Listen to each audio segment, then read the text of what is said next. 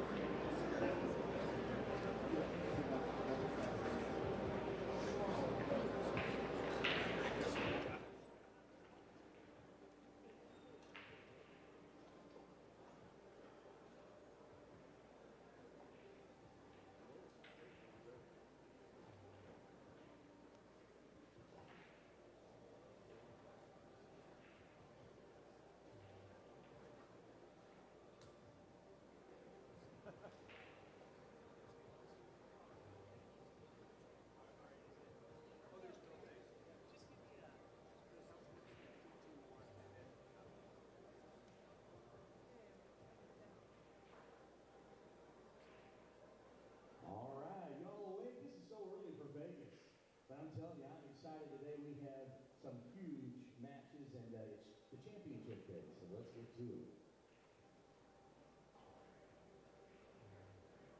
Hello, pool fans, and welcome to the 10th and final day here in Las Vegas. Ladies and gentlemen, it's been an incredible event so far, and it's been the series kickoff to the 2026 Predator Pro Billiard Series. We're just waking up here in Vegas, but let me give you a quick rundown of what is going to happen today. We have a jam-packed day of championship pool. Here in just a moment, we are going to have our Predator Las Vegas Juniors Open semifinals. Then we'll have the finals later on this afternoon at 11 o'clock Pacific and then 2 o'clock Eastern. Ladies and gentlemen, it will be the Predator WPA Teams World Championship semifinal. It's going to be Team Philippines taking on Team USA, and then we'll have Poland against Austria. Only two will have a chance and a shot to move on to the finals and a chance to at that $120,000 cash prize and the gold medal for their country. So a lot to get to, and let's start with our juniors semifinals. You're going to hear that all four of these players have really dominated the entire tournament, but only two will have what it takes to move on to the finals and a chance at the championship. So let's get to it. First, starting in Arena 2. He is just 18 years old, 8-1 so far in the tournament. From Sioux Tina Nation in Alberta, Canada. Make some noise for Dustin Pipestem. And his opponent is 8-0 so far in the tournament as far as sets goes. From Tampa, Florida, make some noise for Sophia Mast. Back here in Arena 1, he's just 14 years old. He's got 11 wins, 11 set wins, and just 3 losses in the tournament so far. From Louisville, Kentucky, put your hands together for Hayden Ernst. And his opponent is 17 years old, 8-0 so far in the tournament. From Batam, Indonesia, make some noise for Mr. Albert Januata. We're lagging for the break. It's a race to 4, best of 3 sets, and sending it to the Predator press box. Yes, thank you, Derek Cox, for the kind introduction, and welcome to the Las Vegas Junior Open and this daunting matchup between Albert Januata and Hayden Ernst. Referee for this semi-final, Perry Anderson. And my name is Gethin Davis, and joining me in the commentating box for this semi-final, good friend and colleague Tim de Ruyter. Well, Tim, this should be a thriller. Oh, definitely. The man here on the screen, or the young man in this screen, Albert Januata, the ultimate favorite for the title. But we can see on the other side, Hayden Ernst, definitely a young, upcoming talent, has played a very, very strong Derby City Classic, which is, I believe, 2 weeks or 3 weeks ago, so not too long ago. Here we got Hayden Ernst. So yeah, I definitely expect some fireworks, and both are not shy to swing. So I'm expecting a very offensive battle and maybe not as much safety play as you would see in other matches. No, agreed, Tim. As Hayden Ernst steps up to break in this opening set, race to 4. He's had a bit of a tougher route. He had a tough win against Savannah Easton to get here.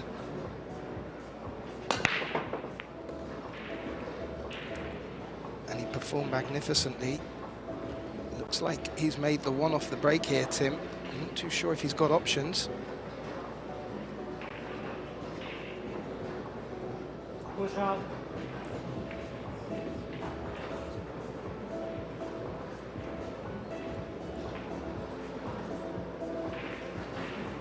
Yeah, Hayden will have a tough match on his hands. His opponent, Albert, has not dropped a set to get to the semi-final. He'll be feeling strong. Perhaps all the pressure on him, though, Tim. Well, there is a lot to the favorite role that you have to handle, and don't forget, Januata is 17 years old. Sure, he has a lot of experience, but maybe not in this particular role. And it's different playing players or actually just kids your same age. You're still a kid, right? So yeah, just it will be interesting to see how he copes with this. I think Hayden will be able to jump this. As I said, instantly pushed to an offensive option. 3-ball is over the corner. Just a 3-ball to the 4 could pose a threat if he makes a jump.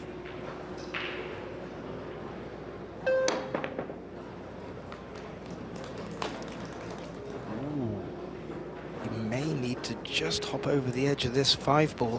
What a jump shot. Didn't have much to work with, Tim. Yeah, as Drake would say, another one. Well, it's needed.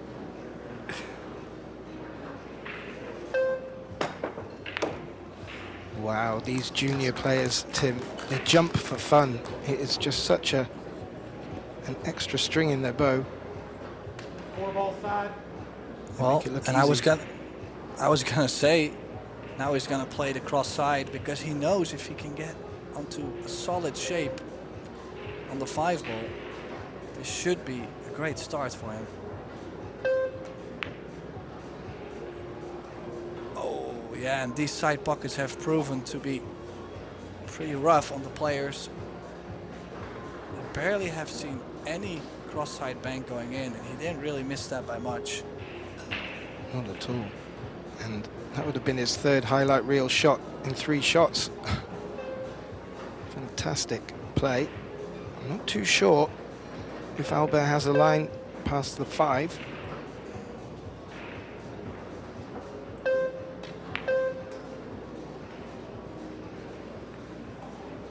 He didn't like that's it. why he went to go behind the 5-ball. He's also missed that target quite a bit. 4-ball corner.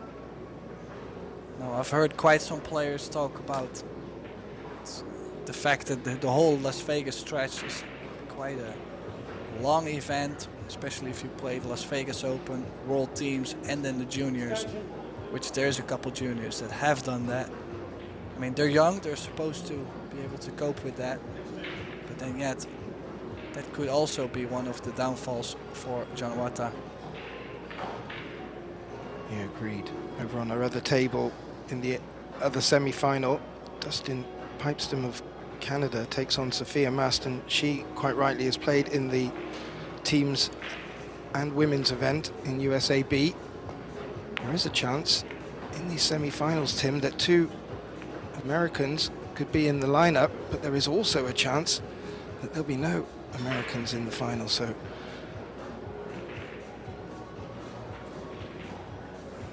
just an interesting thing to note, as that 5 is dressed up quite nicely. Well, I gotta say the 5 is closer to the rail than the 9, so the only way he could make the 9 was to actually bank the 5-ball kinda into the short rail and then hitting the 9 full. Made that look easy, but usually it's not what people like to play as a combination.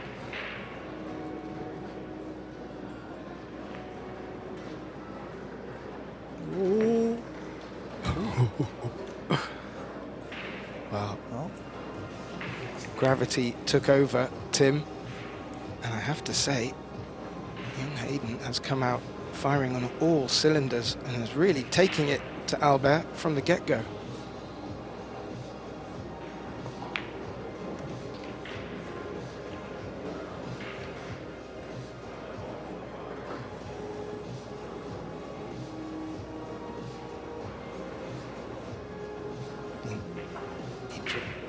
Up there like he was looking to put the 8 in the center pocket.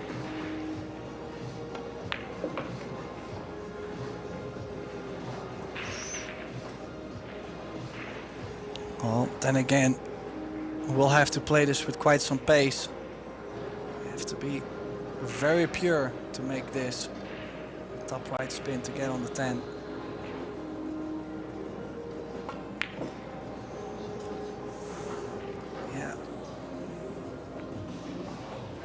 I would not mention the fact that the side pockets have been playing tough if they weren't playing tough. Bit of a roll though for Hayden.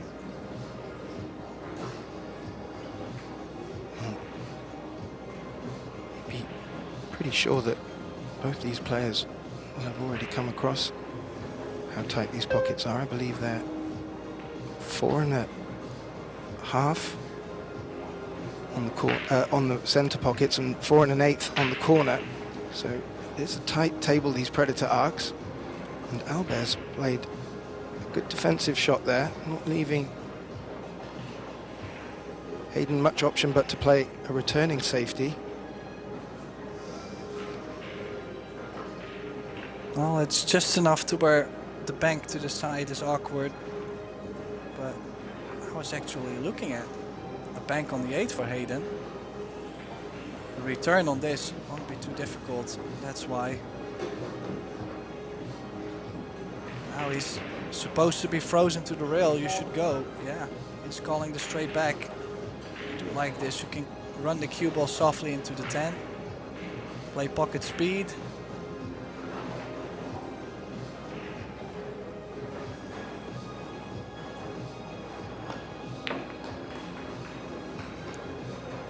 Oh, doesn't want to make it in the opposite. Oh. Well, these short races to 4, best of 3 sets, it can be imperative to get off first. And it looked like Hayden Ernst was doing all the hard work there and came out with the guns a-blazing, but Albert has just pinched it at the end from a failed bank shot. Takes a 1-0 lead and will get the break in this winner breaks format. And wow, that was a bit of a turnaround there, Tim. Yeah, of course we've only had 1 rack, but if you look at the balls pocketed, Hayden taking a lead, but in the end it's all about the 10 ball.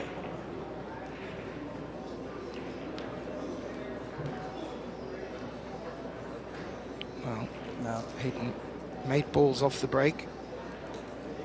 Albert will be looking to do the same.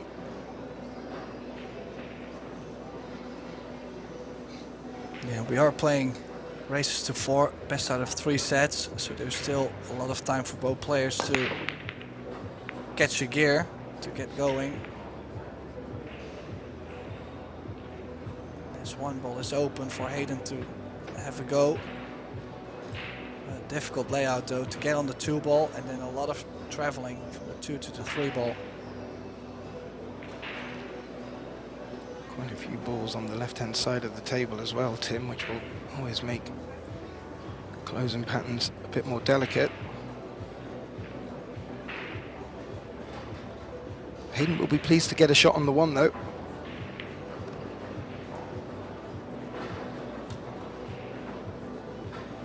And there is one difference though, I've seen already a bit. He's been eyeing the shot clock down a bit while he's trying to prepare for his next shot, and he might not have as much experience with the shot clock. I mean, how can he? He's 14 years old. But if he feels a bit uncomfortable with the shot clock, beautiful cross corner though, by the way, on the 2 ball. Can he play the 3 ball off the 5? Just saying, maybe there's some experience to be won playing with the shot clock. Let's see, if he makes this, there is a good chance of still getting on the 4. Nicely done. Got a great offense. Is not afraid to move the balls.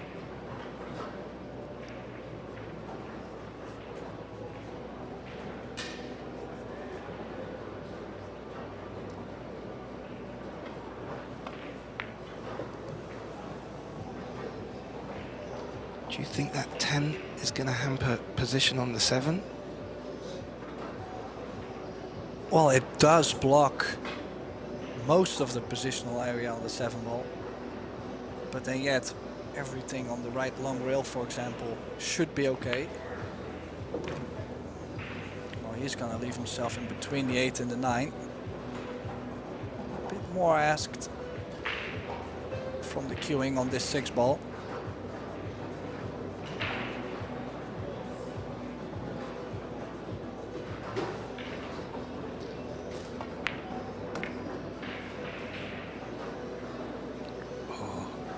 He's got the angle on that 7. That's a really nice shot.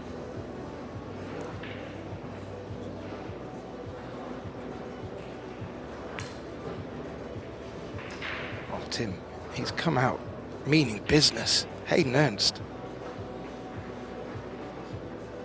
Ball side. Well, I kind of feel like this is also what he will have to do in order to beat Januata.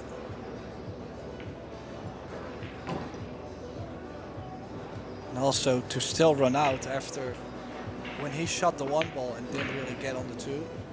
To still get out from that position, that means a lot to him too. That's going to give him quite some confidence.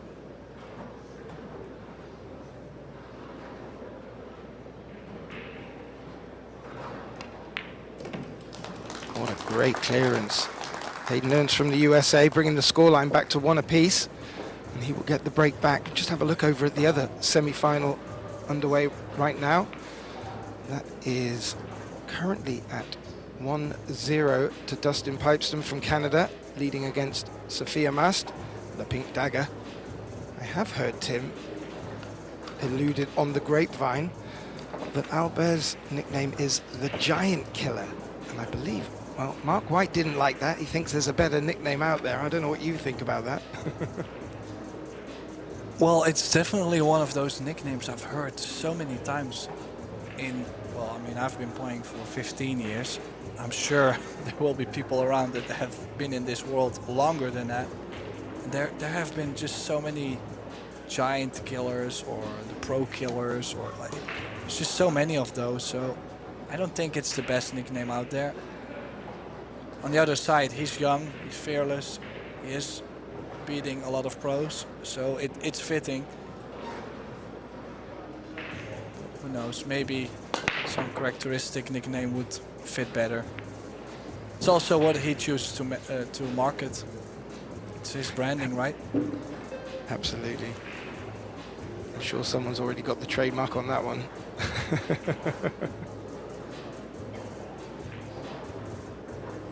Now. Well, I already bought the domain, so he will have to take it over from me.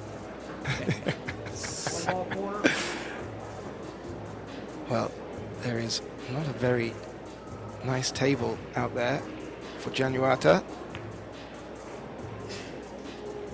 And, well, he may have left enough of this 1 ball, but where are you going to go from there, Tim? Well, I'm actually considering a safety behind the 3 ball. If you bank the 1 ball 3 rails over near the 2, 5, 8, that's where he's gonna have to play it safe on this 2 ball, but what will he have? I just didn't think pocketing the 1 had a lot of value. 2 ball corner. He's called. Oh, he's gonna kick at this 2 ball. Maybe with a lot of topspin, trying to sneak under the 5. No, he's drawing. He's played it really well. Well-deserved tap on the table from his opponent, as well as he steps up to what is an absolute awful position for him. But that, real nice touch. These sort of shots can be the difference in these matches, Tim. He has to go around the 6 ball. No, he says, I'm gonna tie something up. He won't be able to run this out. The 5 ball doesn't go by the 8, so this run out is still difficult. I have to say that the kick shot safety Hayden just played, for someone at his age, he's definitely playing a lot mature, more mature than most of the kids at his age. I don't think I've ever thought about that safety when I was his age. 2 ball side. Didn't even know what a cue was. He's going to try and pull a second foul out of Albert here. And he's pretty much locked it up against the 8. Yeah, I would have liked to take away that bottom long rail in this view, though. That's the most obvious escape, and he's even looking to go 2 rails. Or is he? No. It looked like he was looking at opening the angle up to the 2nd rail, but he's going directly at it. He's missed it, so who knows, a 3-foul is possible. I thought this was one that he was supposed to hit. But more so, where the 5 and the 8 was, as you pointed out, there wasn't much merit in going for it. Got a great cue ball, Hayden, for the second time. It's paid dividends. This could draw the third foul and would give him another point on the board, Tim.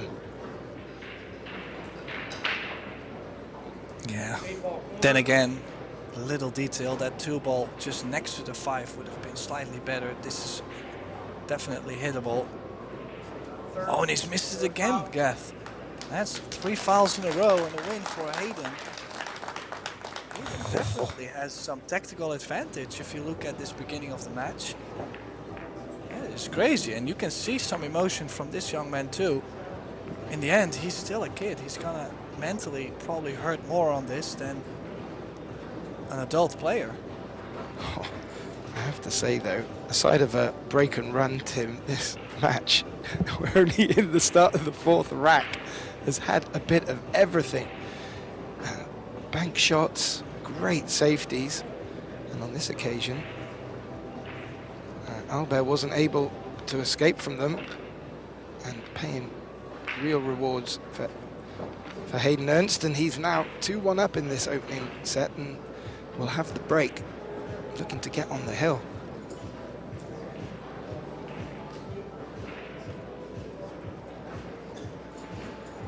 He's very calm, composed. He's very comfy in his chair, and he's got to get up now.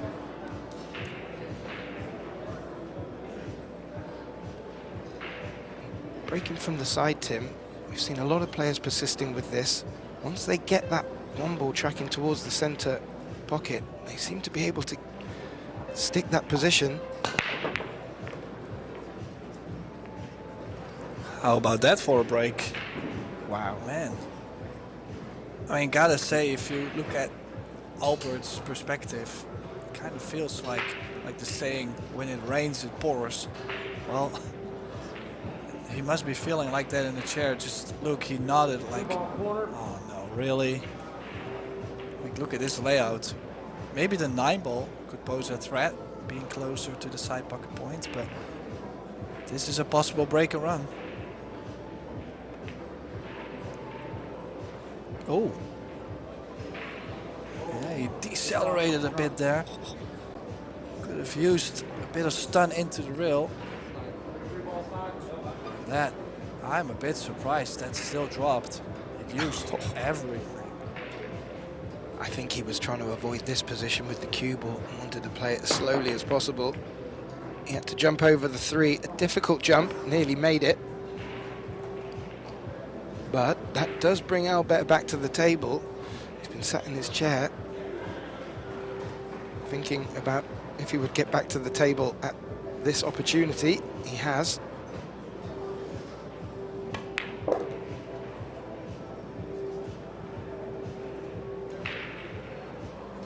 Yeah, only the rack did get trickier, Gath. That 8-ball got moved to the opposite. Well, near the side pocket point. I'm wondering, is he gonna play, you know? I was thinking maybe he can go 1 rail, run into the 9, and the cue ball would flick out where it is now, just to develop something. He's gonna try and play it clean, but that 8 and the 9 is so tough to get nicely on it.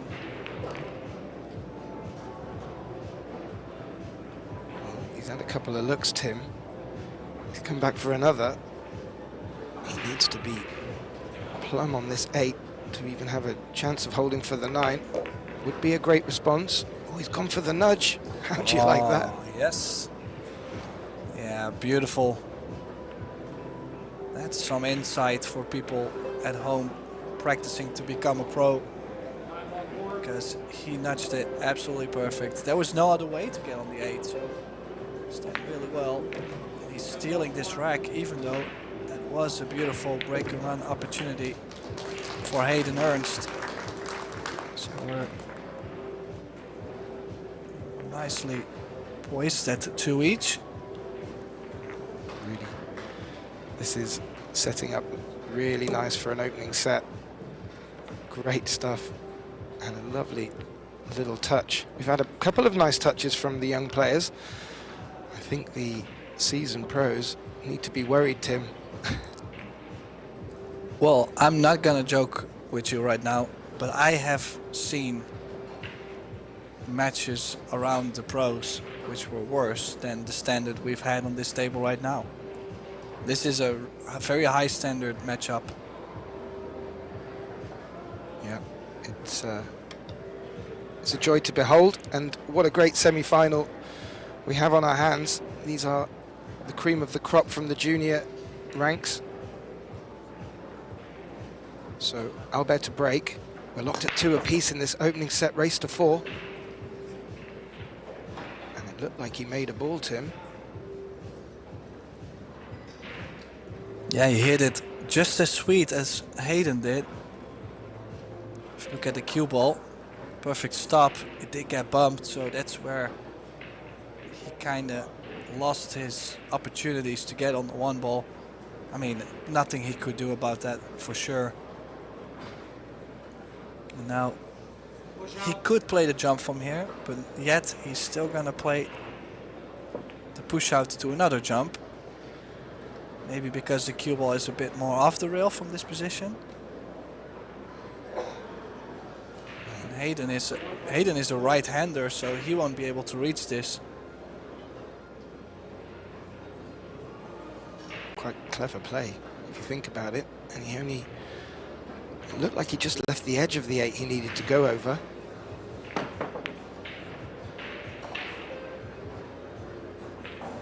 I think that's what he was playing for. And has got a good safe on this cue ball. Well, I'm very sure that Hayden was definitely wanting to play this shot. I think it was quite obvious. But, well, one can reach and the other one won't be able to reach. Wow, he hit that, Tim. That's a legal shot. That was so difficult.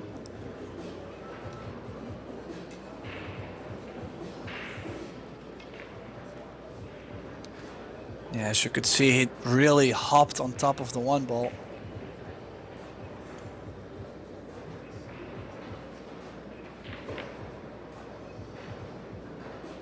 So, again, these gentlemen serving us up some delicious safety play. Some great escapes. These guys really are the full ticket.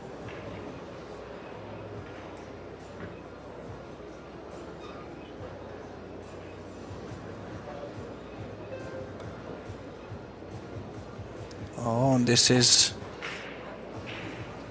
actually now open for the taking, unless he feels not too sure about the 5 ball. I know he's quite aggressive. I've seen him play against Team Spain, where he started to make almost anything he was swinging at. So he's definitely not the guy that opts for the 3 fouls unless needed. Is that 3 a bit tricky with the 9 and the 5 in the way? Is he just wondering if that would be a good reason to move the 9, which he did, Tim, but he's left the 9 hampering his queuing. It's good vision again, though. Realised the 3 didn't have a natural pocket.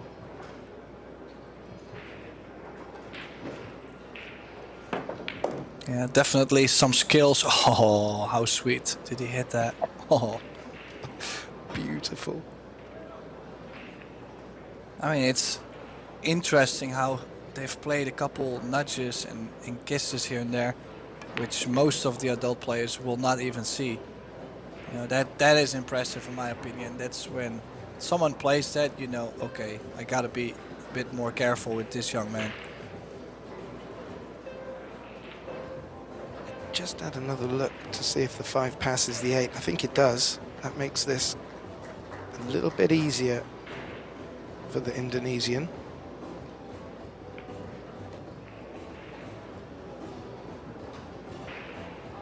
Both players looking really informed, Tim. This has got all the hallmarks of being one of the classics in the junior division.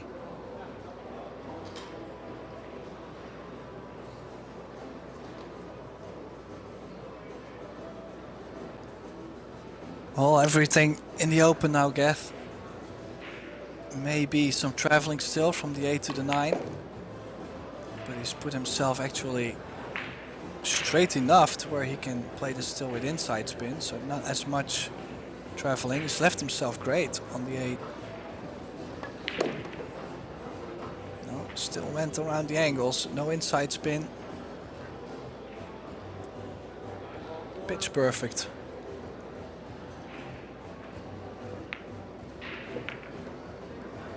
Wow, just to sneak out into the lead at a key point in this opening set. Albert Januata takes a 3-2 lead, and the hill in this race to 4, just looking over at the other table, we have the Canadian Dustin Pipeston is taking a 3-0 lead over Sophia Mast in their opening set. And following on from these semi-finals, we'll move straight into the WPA Teams World Championship semi-finals. USA A taking on the Philippines, and on another table, Austria taking on Poland. And there's some big names in them teams, Tim. And I think we're going to be in for one hell of a final day today.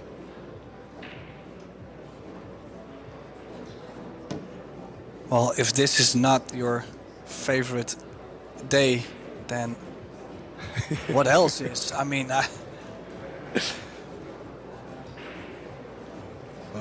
we've had 2 big final days, or rather, we're in the second right now. And I have to say, this is one of the best openers to a final day I've seen. The young gentleman making balls again off the break.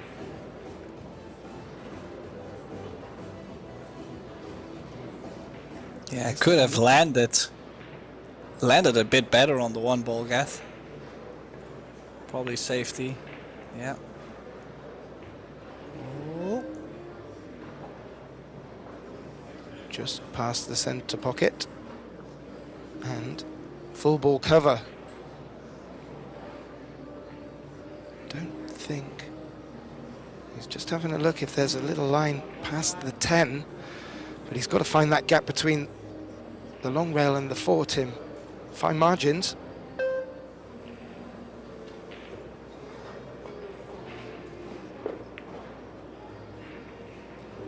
Oh, that might go in. It didn't. Great hit, Tim. But that has left Albert with a good opener. And as we said, he's on the hill. He only needs this one to take the opening set. Yeah, but what to do with the 4 and the 5? What's he gonna do on the blue? I think, oh no, it's not straight, but very difficult to develop the 5-4, I'm sure. No, I think this is the more mature play. Instead of trying something wild, he could have actually done this with more stroke and run into the 5, but he's just gonna play solid safety. He can bank the 4 ball next to the 7 up table and the cue ball under the 10. He's gonna keep it a bit shorter, closer to the 5 ball. And as long as you freeze it up, which I don't think it's enough, so a hit from Aiden will be coming. 4 ball corner. Called the 4 in the corner, Tim. Good hit on this 4, and if he hits it full, there's always a chance of rolling up behind the 9. Oh, he's giving it a bit more oomph.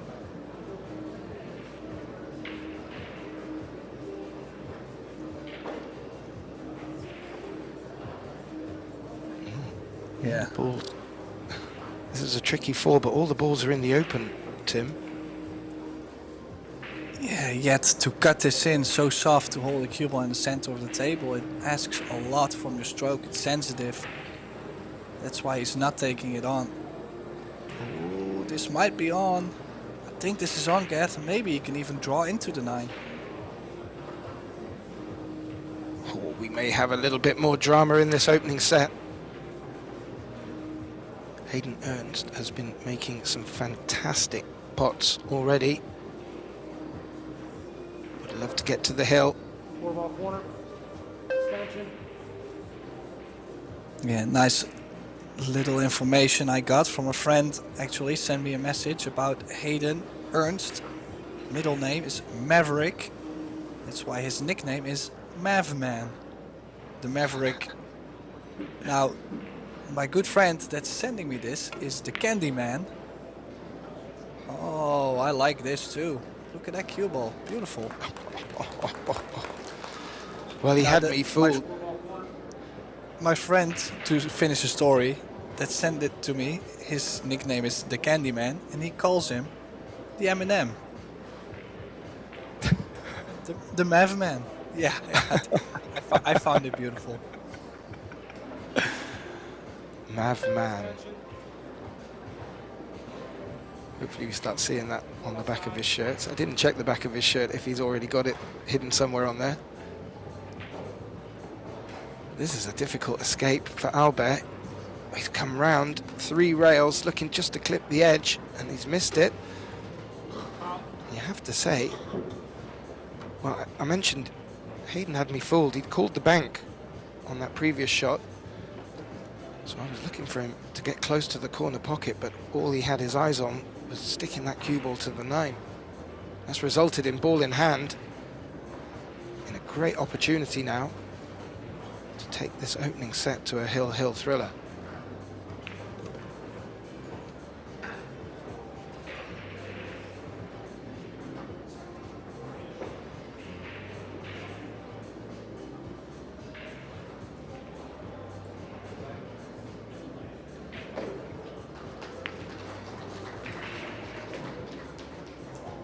Ooh, needed that to hold up. Was looking to play that in the top right pocket. A little shake of the head. Another twist. Yeah, I mean, cannot imagine him going for the slice and running the cue ball around the table. He's playing the safe. Oh, the 6 ball is slow. Well, you would say, well, he's given away the whole set. How are you actually going to leave yourself something on the 7? As you can see, he's already planning to bump the 7 ball. Might be the only play to really get somewhat of a run out. You have to think if he misses it, Tim, he could be in no man's land with that cue ball. Oh, I love the risk he took. Now, he does actually still get a chance for the set. A set that Hayden could have won, in my opinion. It's a bit of both worlds. Both have played great, but Hayden could have had a break and run more. Whatever the result of this opening set, Tim, the stat man will be going crazy because there have been so many great shots already. Coming round the table for the 10. And this to take the opening set, Tim, and could have gone either way.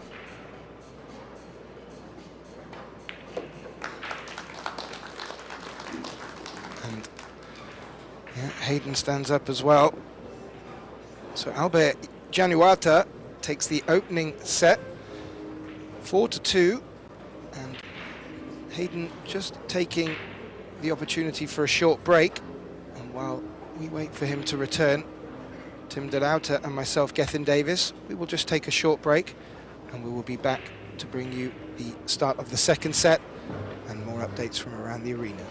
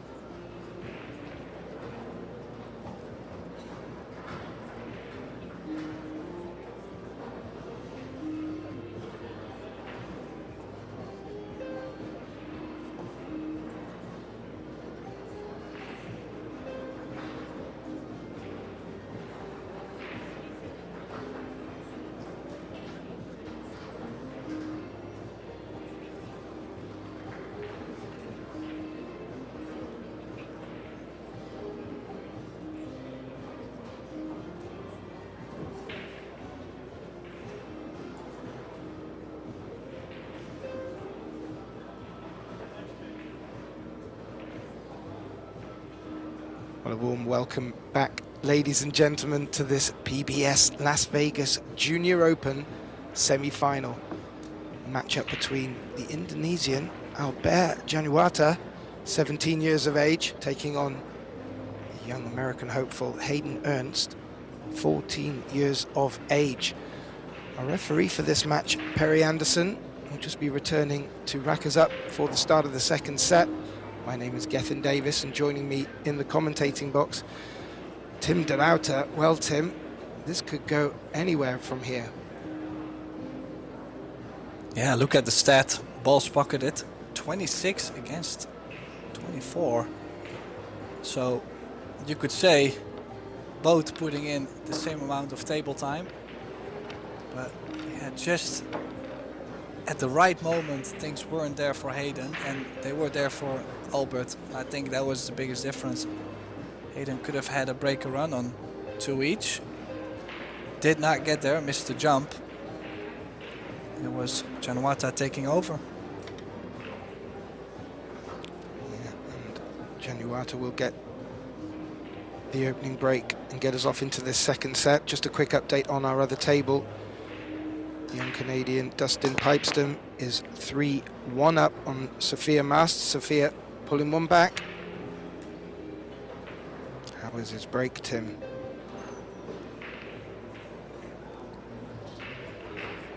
Well, if you would ask Albert, he probably would tell you it was really bad. Nothing going in. I thought he hit him quite well, but that's the thing with the hand rack. You still have to put the right energy into it, hit it square enough. Okay, it worked out nicely. For a second I was afraid the one ball would drop over the 10.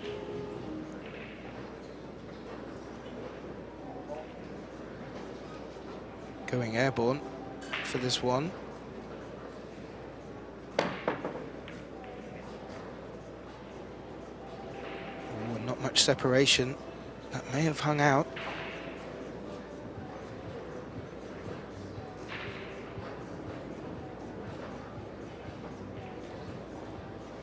Does he have an angle to open up the 2, or does he want to suck up onto the 5? Oh, he's played that very well.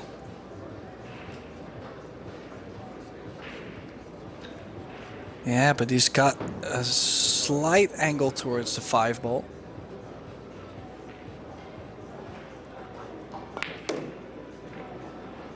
Well, he did cheat the pocket a lot there and really tried to stun the cue ball over to get straight on the 3 ball. And as you can see, he was not too happy with how the cue ball landed on the rail. He knows not just the cueing gets worse off the rail. These options are limited. To get on the 4, he has to go forward now.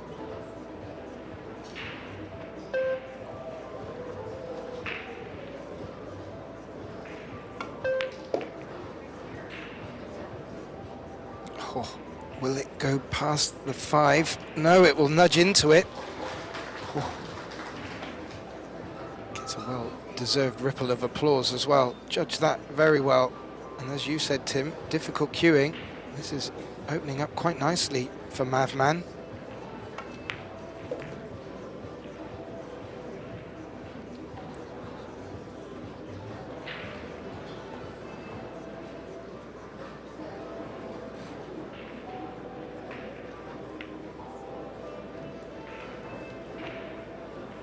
He's picking them off nicely, Tim. He's not hanging about either. Yeah, still, this is a bit of a shot. You know, it's so easy to say connecting the dots, but then yet, if you land with too much angle or a bit straight, connecting the dots really is not that simple as you would say. Because usually connecting the dots, you leave yourself a bit closer to your next subject ball with the correct angle, and then you can nick him away. I feel he's been landing a bit straight here and there on the ball.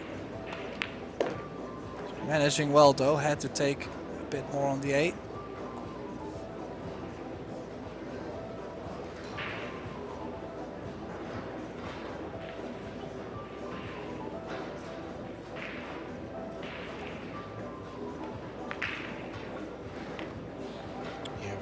Yes, and slowly but surely, Tim, he's brought control of that cue ball back to him. 2 balls away from taking this opening rack.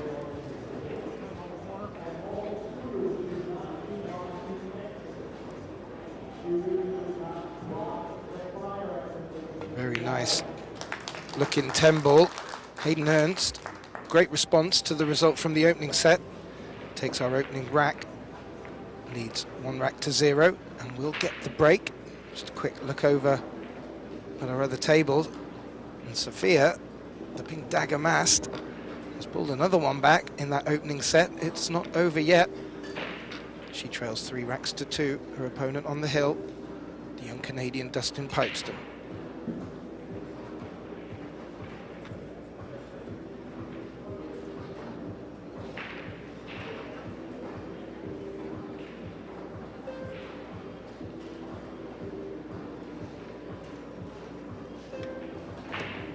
Steps up to break, Tim. You have to say, he came up with a game plan, and aside of, like you said, missed jump shot, he's really been executing it well.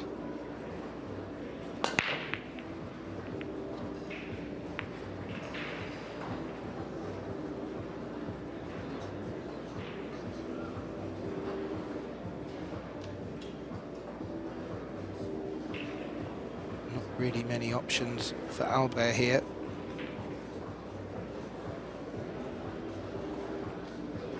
And a little awkward cluster with the 5-7-4. That's very nice. Yes, how to get to this 1 ball. I mean, he can go over the top short rail, but you're coming into the 1 ball so straight. Really is gonna help you out on this. You don't want to leave your opponent like an easy tap behind the 7-5. And that side pocket point. Yeah, that was a very tough target to aim for. There was an option on the opposite short rail, but there was a better chance, I think, from going this way of leaving a safe, but could be in trouble here.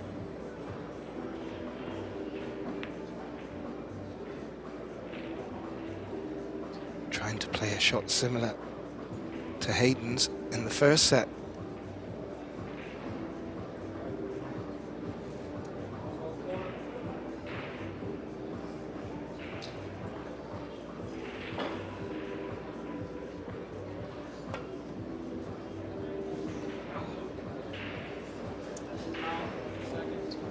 That's foul number 2. We might see him play the cue ball into the 5-7.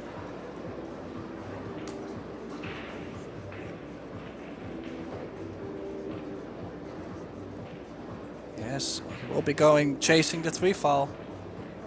Well, he succumbed to the 3 foul in our first set. It didn't affect the result for him, but maybe there's just a little salt in the wounds.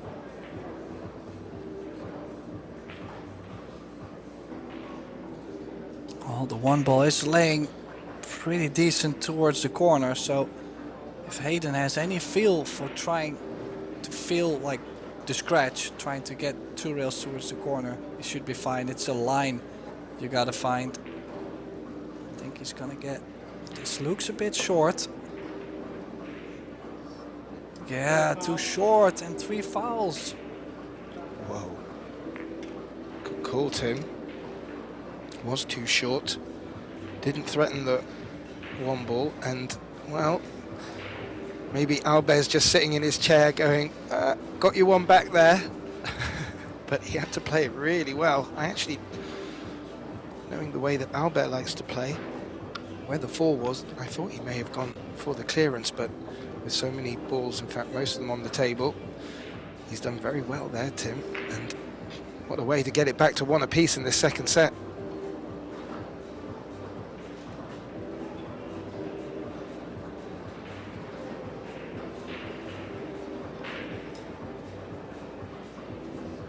Yeah, also mentally always hurts the players a bit more. I feel like they didn't really get to play as much.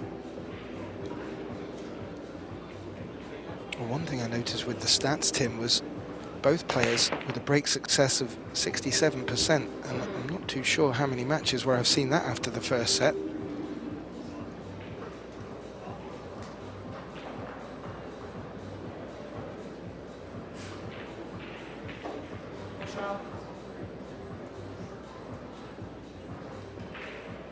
Maybe I spoke a little too soon. Hayden out of his chair. Nothing gone down, and a look on the one, but no pocket for the one ball. Playing the push.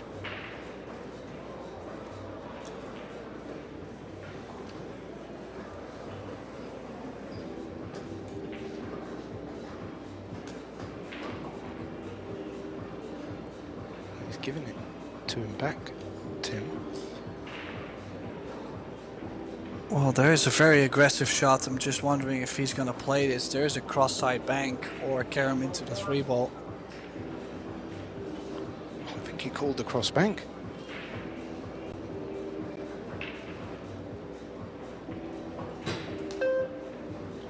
You got it, Tim. He started aggressive. He's continuing with aggression.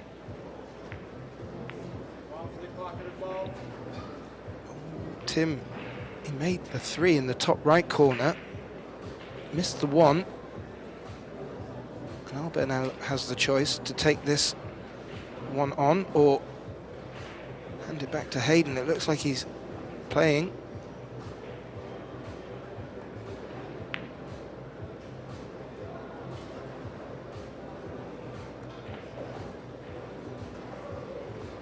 And that has not gone far enough. There's a window for Hayden here.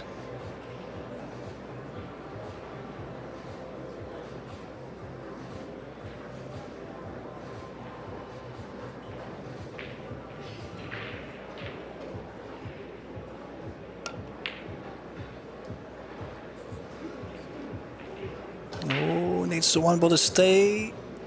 Well, it's just enough, but I think Albert can still hit this thin and bring the cue ball behind the 5 and the 6.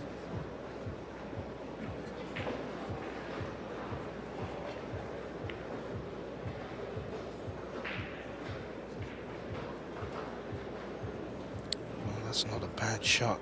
Very difficult to judge. Don't think he's got cover. So Hayden looking to put Albert in trouble here. He's played it delicate. He's trying to bring the 4-7 into play.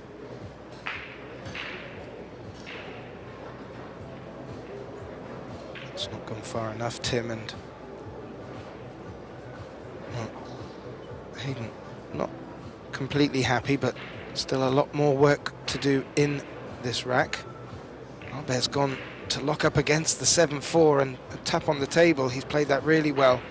Still expect Hayden to escape from this, but nicely judged.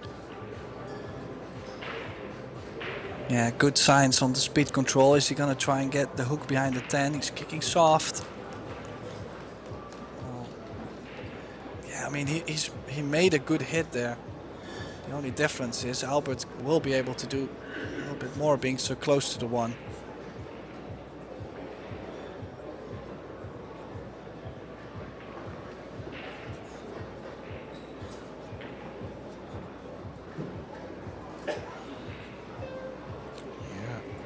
Dialed in on the pace. Floated the cue ball down towards the short rail, bringing the 5 in to cover. Hayden not hesitating to go over this 5 ball.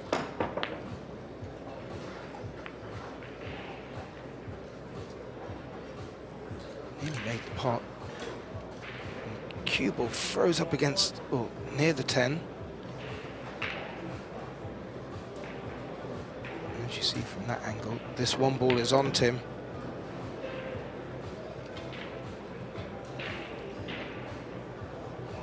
And everything wide in the open, and you kind of can feel the momentum going towards Albert's direction.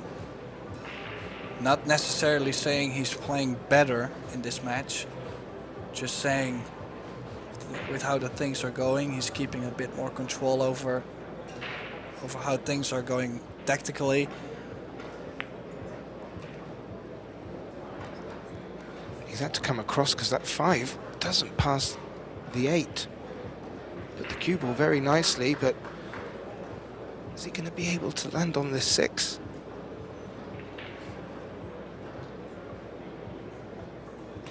I think he can float this in. I think he should be fine. Oh, he's played that with inside spin. And he's missed that 5, and that's a bit of a turnaround.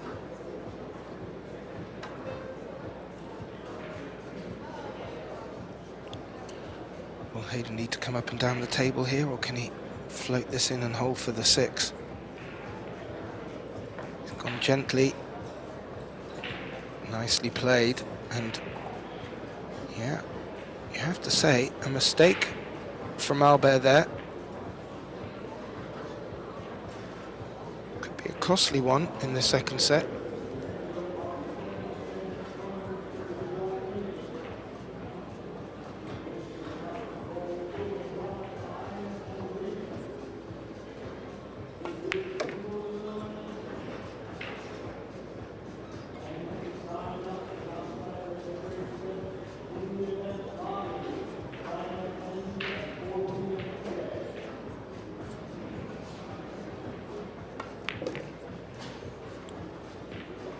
Drawing back of every shot with good precision.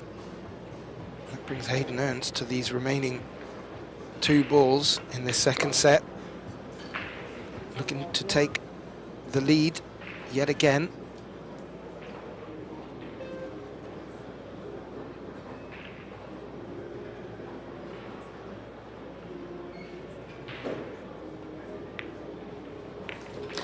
And Maverick tucks it away, regains the lead. It's 2-1 in this second set. He does trail 1 set to 0. Let's just check on our other table to see if the first set has completed yet, and let me tell you, it has not. Dustin is locked at 3 apiece now with Sophia Mast. And that one looks like it's as on fire as this one, and well, I expect nothing less. These players playing world-class junior pool.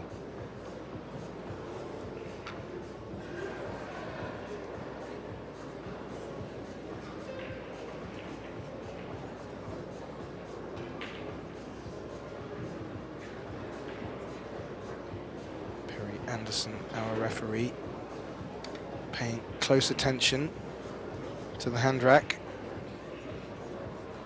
And Hayden Ernst with a good opportunity here to get to the hill and secure a 3rd set.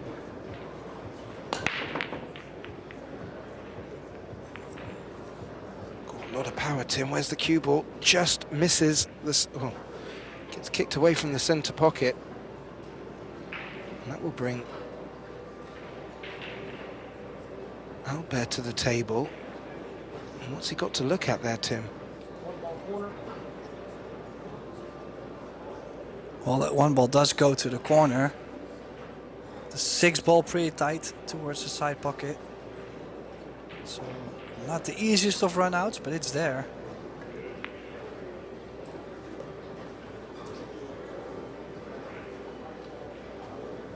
Played it well. Held for the 2.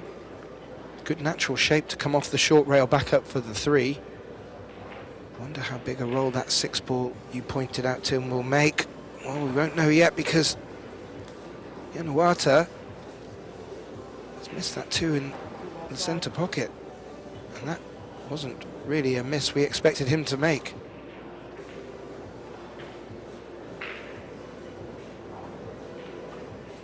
Yeah, it could be massive into a lead for Hayden if he can close this out. This 2 ball does go in between the 5 and the 6.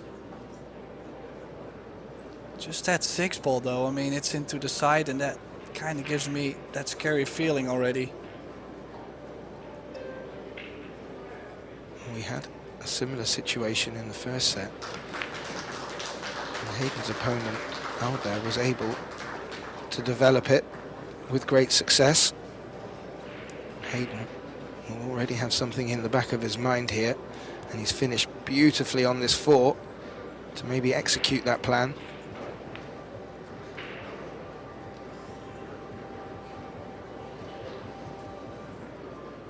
Is that 6 ball going to move, Tim, or is he going to try and avoid it, float into the 9?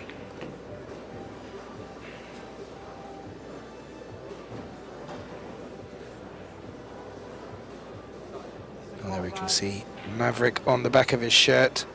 Should have clocked that earlier.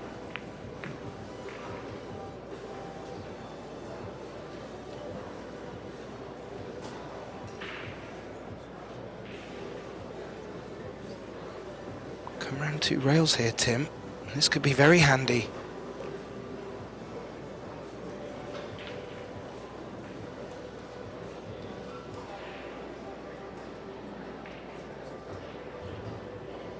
Yeah, a bit more angle maybe on this 8 ball. We'll have to run maybe into the 9.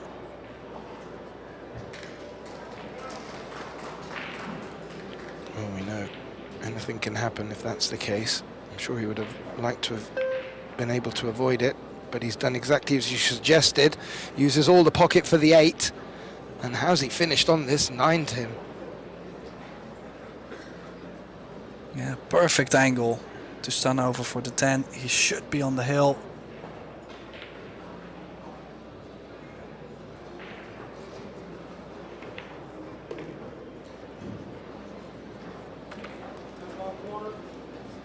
Stayed down on the shot. Gave the 1 ball side eye as it tracked over lovely for this 10 ball, and he has done exactly what he wanted to do and get to the hill in great form in this second set. His opponent still back on only 1 rack. He will take all the confidence into this 5th rack as he will get the break. Just having a look to see if we've had a result from the opening set over on our other semi-final, and Sophia Mast, Tim, has come back from 3-0 to take that opening set. I wonder how that will fare in that match.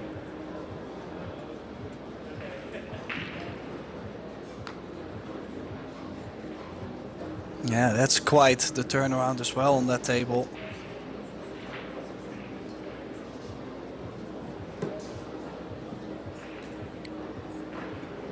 Great performances happening everywhere in the arena. We are on day 10, final day. We've had some great matches, and this one is shaping up to get to at least the top 3. Hayden Ernst to break on the hill in the second set. Where's the cue ball? Ooh. Well, does have a shot into the corner. If he doesn't like it, he could roll up on the 3 ball. You can imagine the nerves must be staggering into his body. Great power in his break. Gave himself every chance of making balls. Everything bar the 10, seeming to track over to the top right.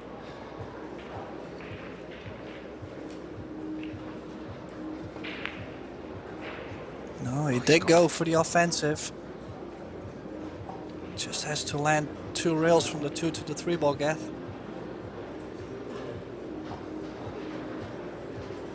Yeah, again, connecting against safety in that situation, and he fancies this is on. This could be the key shot.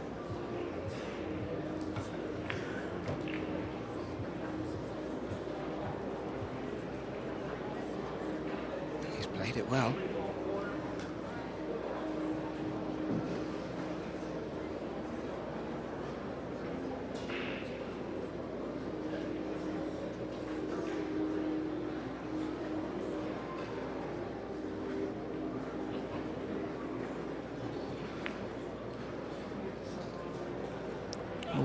Yeah, he had to baby that into the corner to hold it for the 4, and that's where usually you get the ball just that slightly thicker than you want to. He's missed that chance to close it out. Now it's all up to Januata. Still a long way, especially with this shape. I have to slice this in. I was gonna say still a long way to win this set though.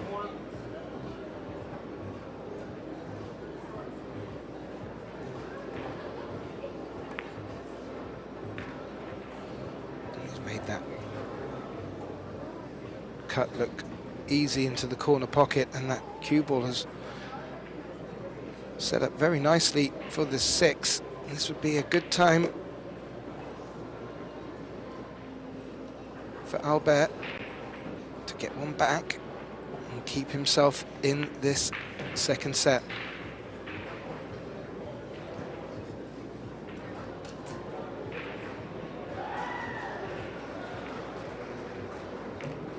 You have to say, Tim, Hayden had done most of the hard work at the opening of that rack.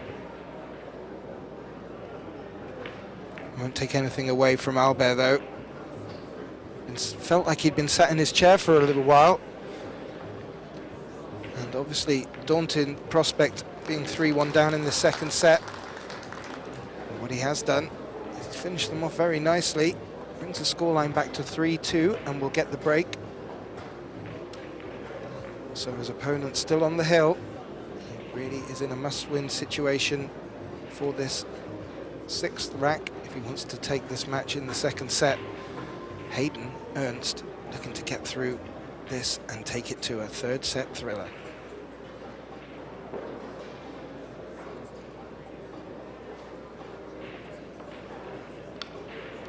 While we have a little moment, just want to let you know what's coming up next on the schedule today. Following the semi-finals of this Las Vegas Junior Open, we'll move on to the WPA Teams World Championship, where we have USA lining up against the Philippines. Austria takes on Poland in their semi-finals. And then following that, we will move back to the junior event for the final. And then following up from that, the WPA Teams World Championship final, and all the fireworks and presentations that will come with that. These two players looking to get through to that final. Albert to break. He trails 3-2 in this second rack. He does lead 1-0.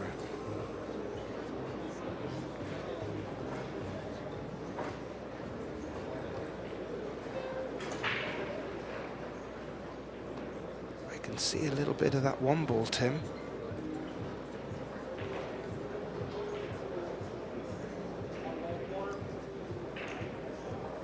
Yeah, I might be able to.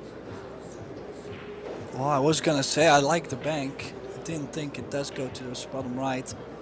And I heard his favorite discipline actually is bank pull from the Candyman. I mean, he's from Kentucky. What else is he supposed to play? He's missed that bank though.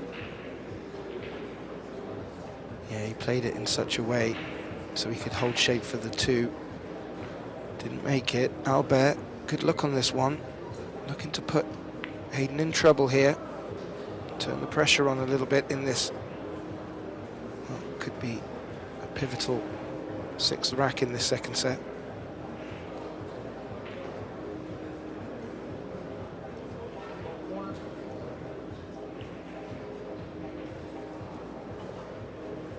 Looking at the 2 rails, Tim.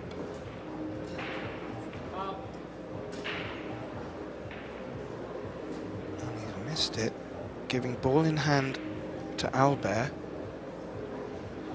I'm just wondering, looking at the table, is there too much trouble out there? Well, if only the 4-ball would have been a bit more available.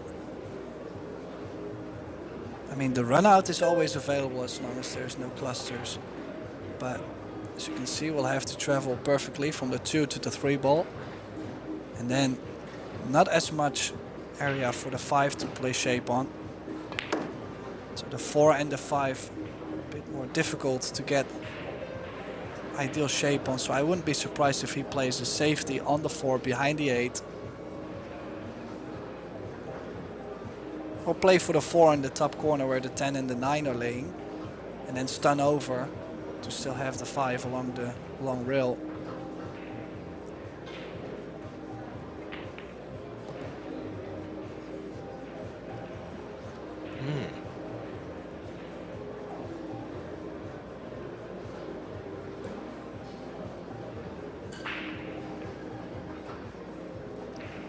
Played safe off the 4. And I don't think there's an edge for Hayden. If there is, that makes this a little bit easier, and he could find... Albert could find himself back in trouble here.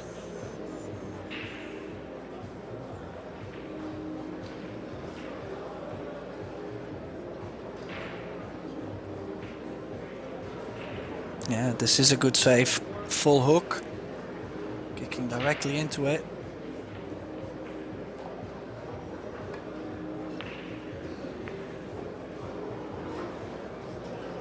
Oh, this is gonna be in the open. No cut left though for Hayden.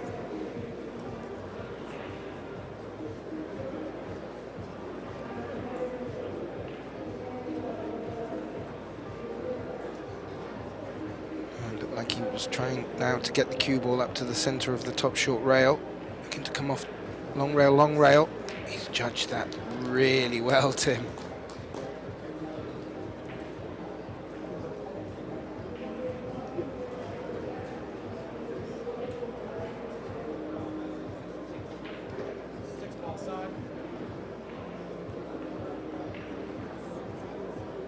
Well, he's gone for the one rail escape. And there's a bit of insurance. I think he called the 9 or the 6 in the side. I think he was calling the 6 in the side. Just something to keep your eye on. But where's that 4 finished up? Well, it looked like it wasn't going to be available, Tim, but Hayden's called it. Yeah, I was going to say, I think it does. And if he plays a little left spin, he can catch this slightly thicker, hold for the 5 ball. He's even going low left. Yeah, this is a chance to take the second set. This is a must for him. Absolutely. And it will be the first set that Albert has dropped in this Junior Open. Pretty impressive stuff for the Indonesian. But more importantly, this will give Hayden a chance of getting into the final. And as you said, Tim, must-win set.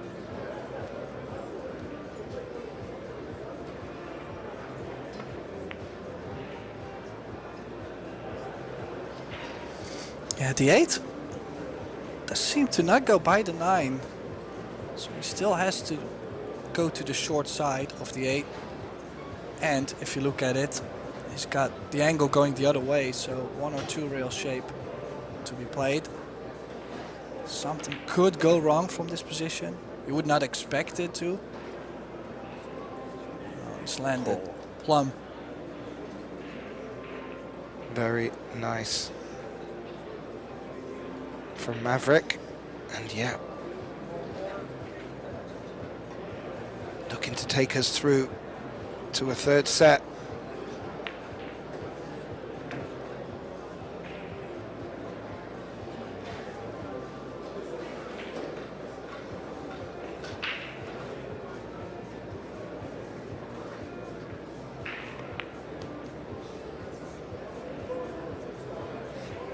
A little look away.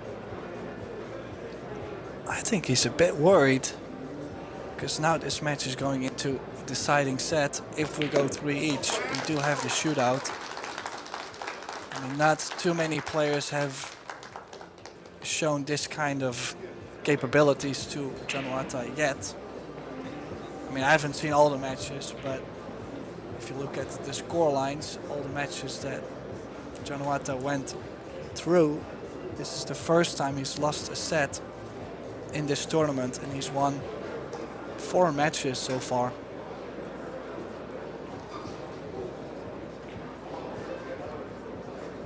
So, as you can see, both players are leaving the arena trying to recharge for this final deciding set.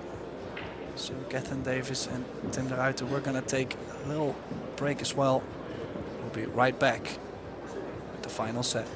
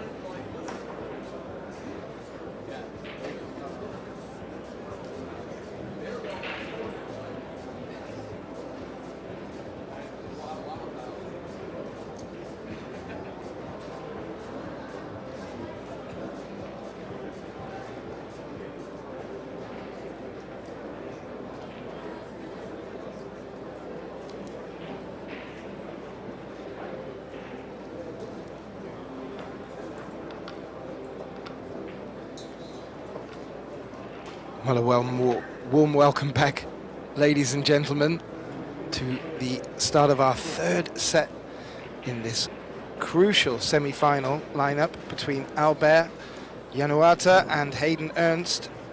Our referee for this third set, Perry Anderson. My name's Gethin Davis, and joining me back in the box for this exciting finale, Tim DeRouter. Well, Tim, looking at the stats, this young man from Kentucky is getting stronger and stronger.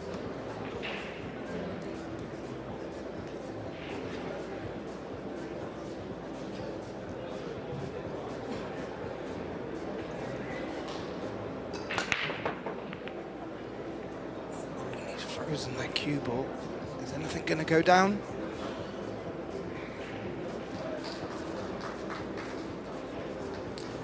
Well, going into this match, Albert had pocketed more than 30 balls every set.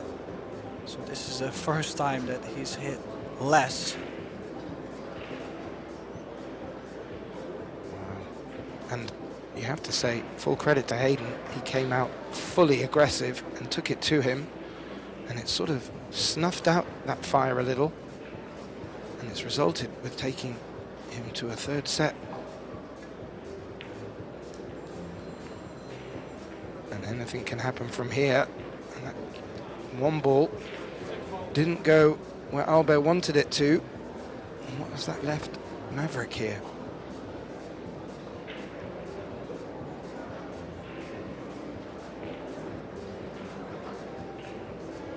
Well, it has to take on the combination. One ball stays over the corner if he makes it. If he makes it, he does. Oh, nice. What else is there? Probably to get on the angle, but not just to get on the angle on the 7 ball. Not just to get that, but to also be able to move over to the 8. There is quite... Oh. Too much angle on the 2 ball already. Hit that just a bit too much. Can he drop it in and avoid the center pocket and leave a longer 3? Looks.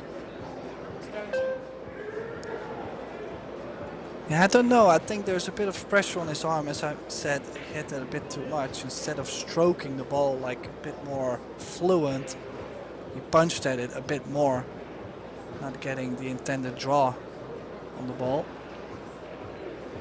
He will have to go something wild.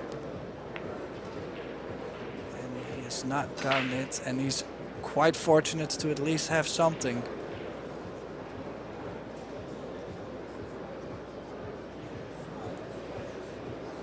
Well, that 5 does look kind of big and a good target to get the cue ball behind, so good chance that he could put Albert in trouble.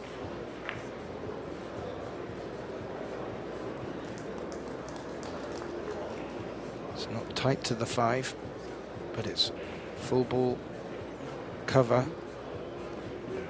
Januata he's got his jump stick out, Tim.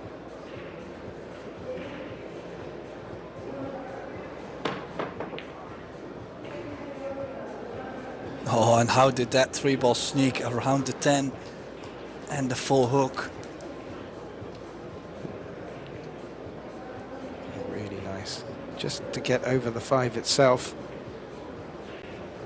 And that 4 is covering the 3 as well. Great response. We wouldn't expect anything less from the quality of this match, to be fair, Tim.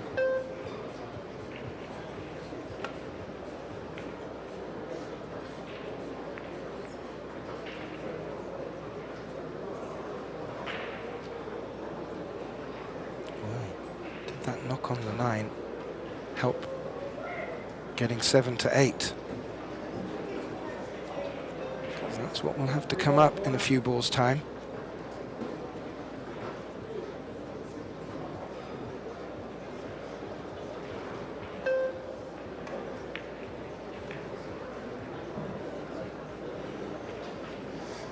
Yeah, I can feel the tension a bit more on the players now, which is very obvious. It's now all come down to 1 race to 4. which could go either way. I feel like so far as the match has been going, it really can go either way. Hayden is giving Januata quite the match.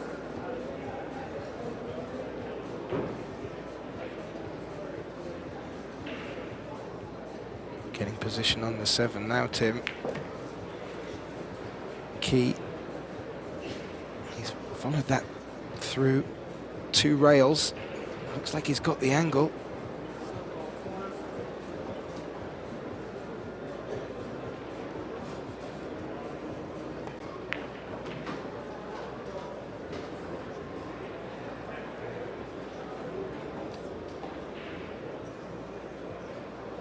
And it's a thin one, Tim. Down the rail. Back across for the 9. Just wondering if the cue ball's going to come back at a bit of pace.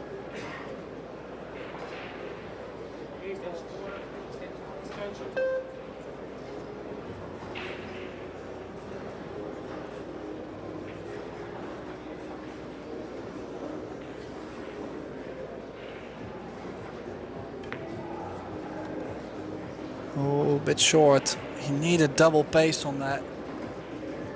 He's got nothing. This is what I mean. Like, I felt like he was so comfortable while playing maybe the favorite role. And now he feels like it's a bit closer to each other. He's not playing as strong on his running game anymore, but still he's got the experience playing a lot of pros.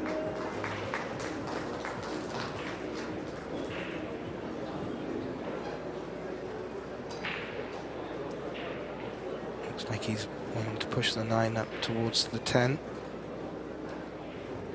Ooh, it didn't hold behind the 10, and that has leaked out. I have to say, advantage Albert in this opening rack.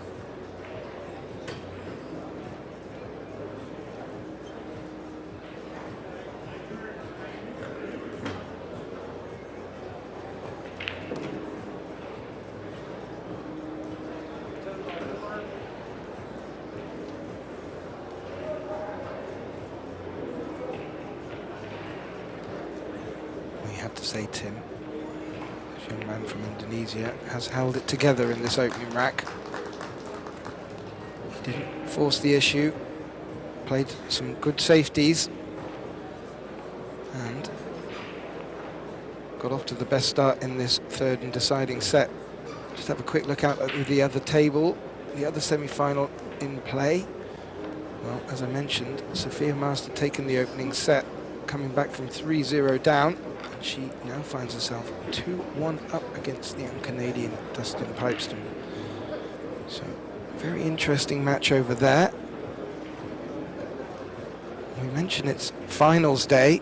Well, we did have one other finals day halfway through this 10-day event.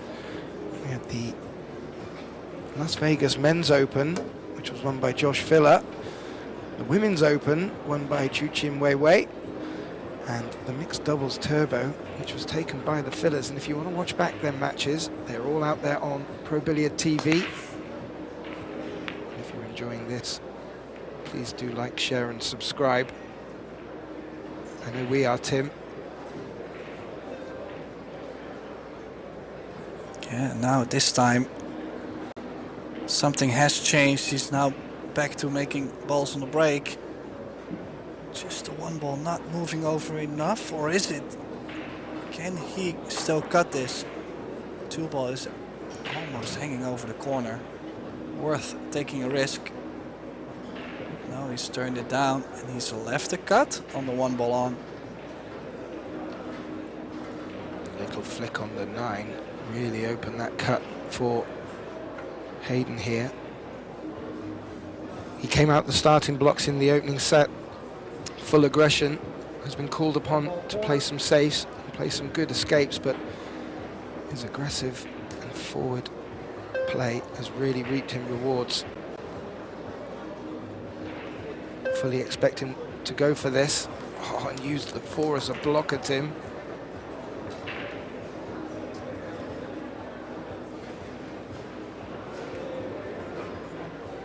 Although Tim, that 4 has run into a bit of Yeah. trouble by the 5.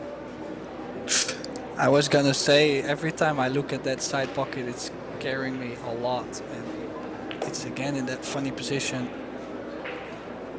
Maybe he can, with the angle he has, maybe he can get close to it. Like I'm saying, in between the 4 and the 5, to where he doesn't have to play anything firm or a big cut.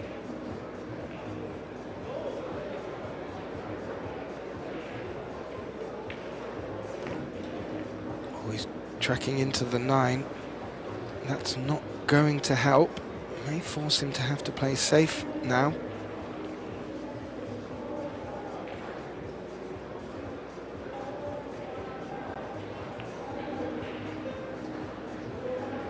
Certainly playing for that gap, Tim, but just didn't get the right angle, and he's not played the best of safeties here against Albert.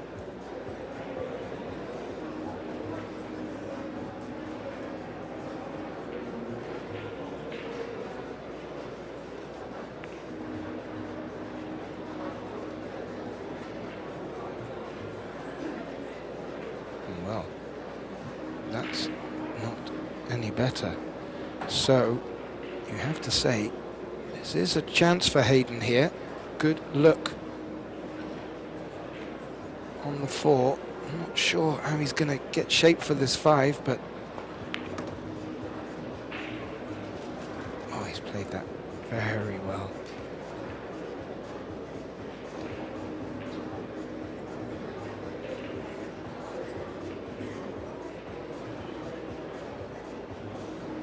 Yeah, has to choose either to move the cue ball straight over from 5 to the 6 or to hold it. And he chose to cross over. The 5 ball did almost wobble there though.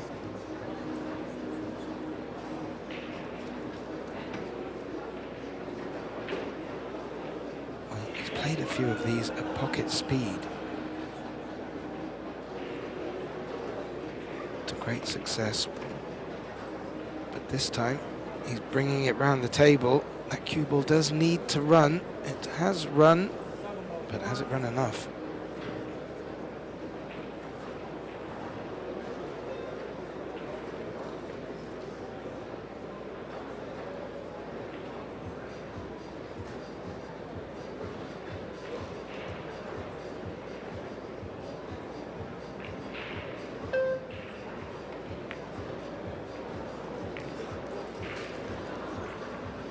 Played that really well considering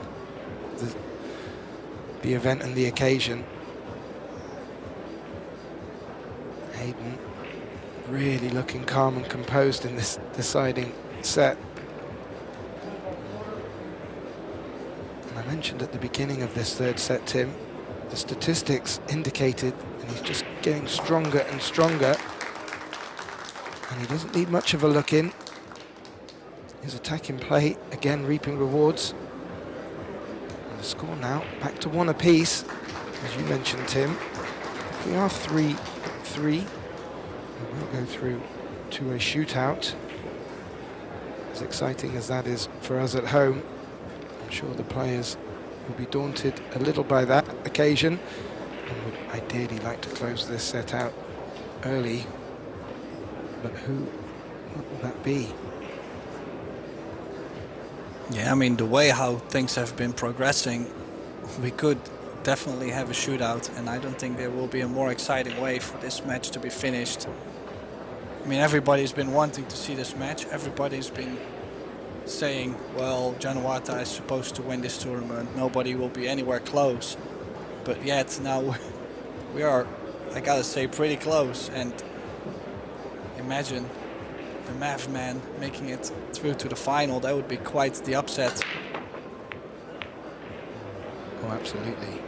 We won't hide from the fact that the Indonesian was likely favourite for this tournament, and the way that he got to the semi-final today, not dropping a set, he did look quite invincible. Hayden Ernst has proved that that's not the case. He's taken a set, and needs to take this third set. He will find himself in the final. 10 ball corner.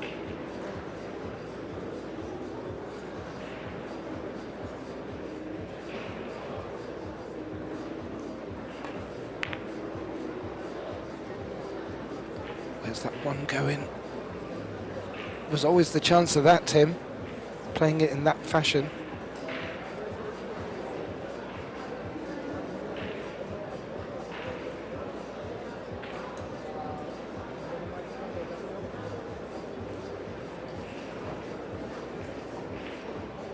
Yeah, no future on this 4 ball, I believe. This is going to tie up the 4.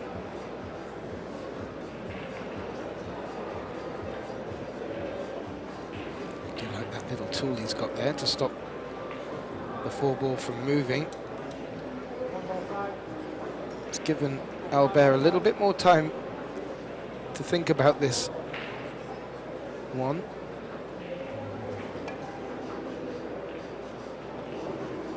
Oh, right around the back of it. Now, are we considering another 3 foul? Because the 4 and the 10 is locked. Each player's 1 for 1.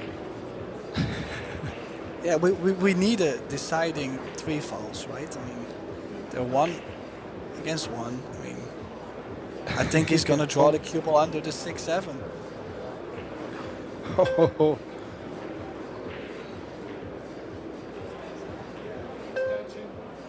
He looks like he's putting topspin. Is he looking to push up onto the 5? I prefer it round the back of the 6 and the 7, but he's gone for the 5, wants to lock it up tight. How can you argue with a guy that freezes the cue ball up to the ball? I mean, I like what he's played. At least Januata will have to go 2 rails, and even going 2 rails, he's already queuing a bit over the 5, so not easy. And look, if he doesn't hit the 1, there's another stopper behind the 8. Well, not anymore. Look, maybe a cluster, that's 2 fouls. Maybe a cluster with the 8 for 10. Oh.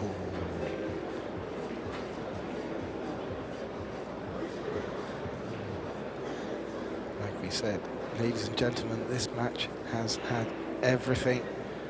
I wouldn't put anything past these young players. This has been world-class stuff right from the opening break. Really exciting. Full house here at the Westgate Resort and Casino. And well, he didn't get the lock against the 8. Is there a gap between the 8 and the 10? That might make this escape on. Yeah, looks like it.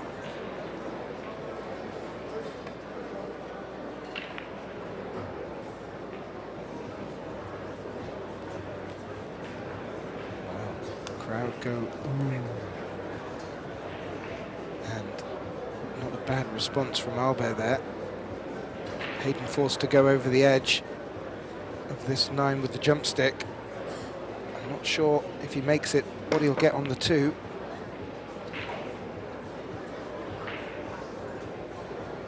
Yeah, but that's also like, you know, you're like almost straight, and if you make the ball, you're not going to have anything on the 2 ball. So somewhere in your mind, you're going to try and do that little bit more to make something happen. Well, this is a big shot. Is he going to play this 2, run into the 4-10, and possibly be on the 3 to the center?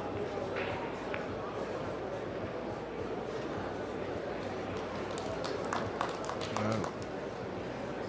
He's turned around to his opponent and said, it's your turn to be in a spot of bother.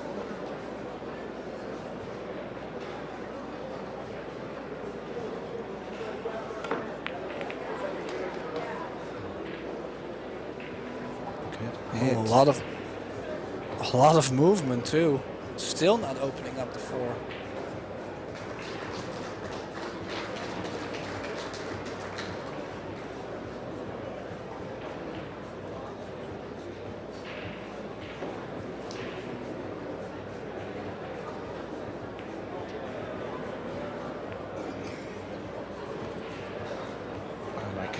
that shot.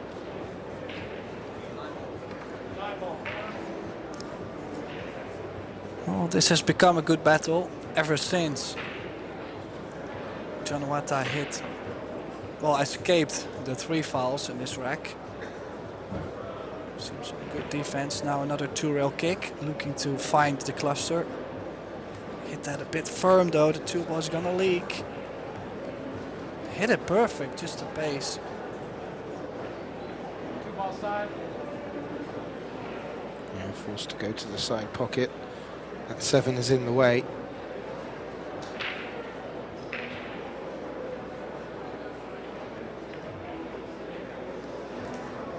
Ooh, and there's another twist, Tim.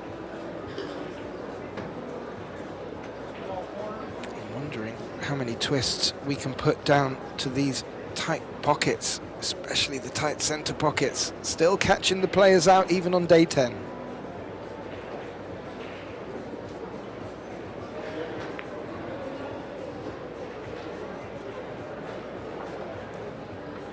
Judge that one lovely. I don't think he's got the angle though to disrupt this 4. Does the 4 bank? Oof. Well, also then again, you would bank the 4 ball in, and the 5 doesn't go by the 6-7. That's why he has to make a nudge. And now I fear for another safety this rack. He still has a cut, but he's just not going to get on something with the 5. Great shot to open up the 4. Didn't get the rewards.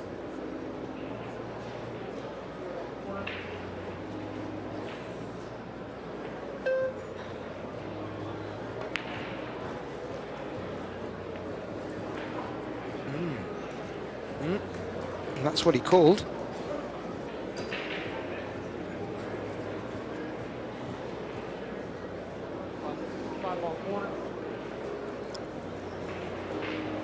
I think that was his insurance policy called in. Oh, interesting choice, and this is a long cut on the 5. No future on the 6 ball. That was super tough, and now the cue ball staying up on the table. That's huge too.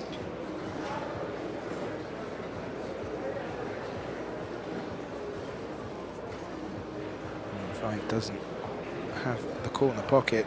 There is a combination on the 6, but a lot of distance. Might provide a good opportunity for Albert to aim the cue ball behind it. Looks like that's what he's tried to do, but he's come up short.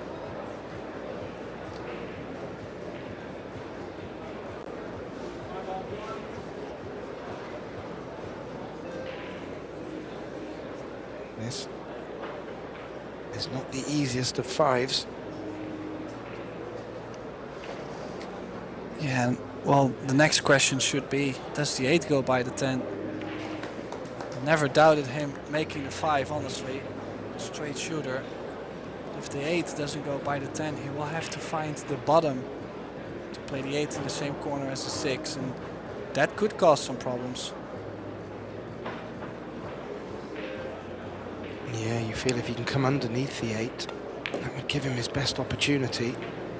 What's his angle looking like? Ooh.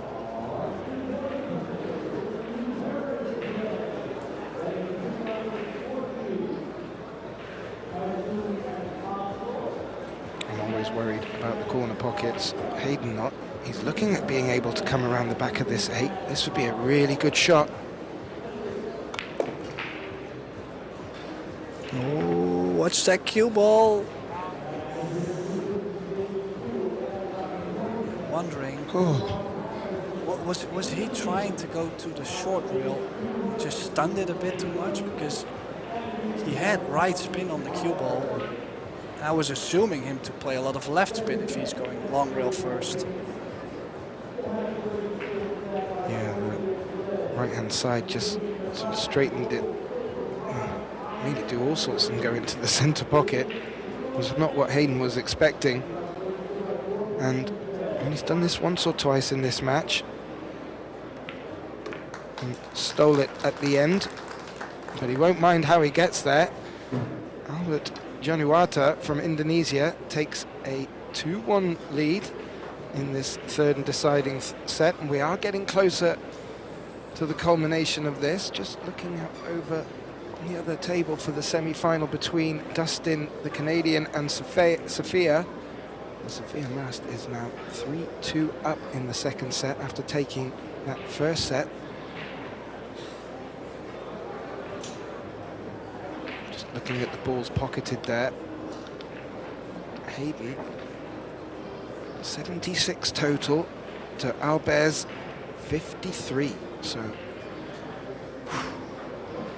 and look at what the scoreline is, Tim.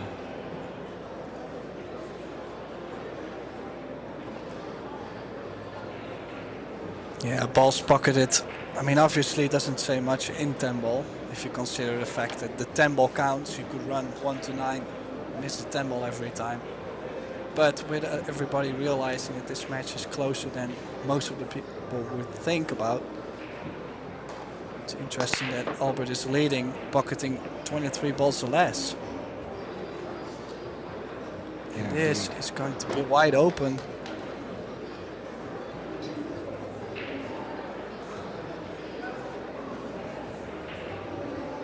A little smirk from the Indonesian. He realizes what he's left Hayden here, and the 3 leaks past the 7 as well, so everything just opened up, showing a natural pocket. And we know what this young man from Kentucky is capable of, as you said, straight shooter.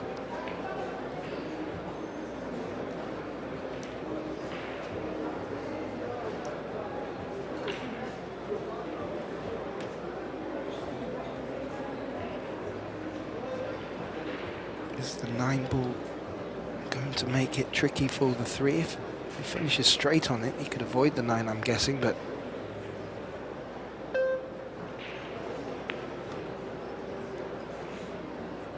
think he is going to take a bit of the 9 now.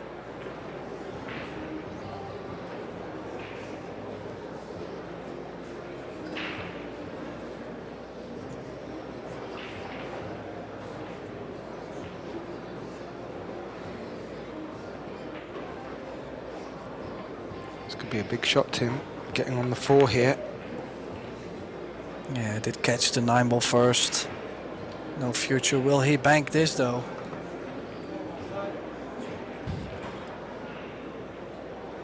Well, his opening rack in this match had 2 highlight reel shots. This wouldn't be a bad time to put another one on the board. Oh, clean as a whistle, Tim.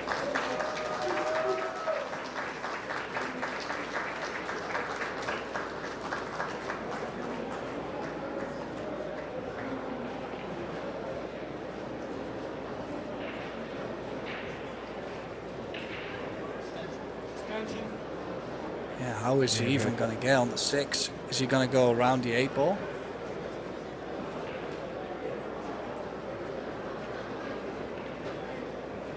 Well, if he's running into it, he's going to need something special to get back up for the 6. You may have heard a big round of applause in the background, timed with Hayden's jump shot to perfection. Oh, that flick of the 8 might have helped him. Is he going to reach? Took away just enough speed for that cue ball to hold up. But he almost got a bit of luck off the 8 ball there. Now, try to get behind the 8. Try to get behind the 8. Don't scratch. Ooh, the 8 ball saved him twice. Oh, what drama.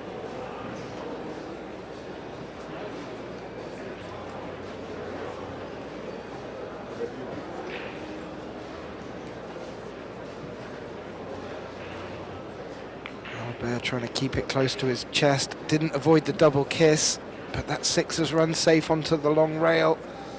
Oh, it's still continuing out there, Tim.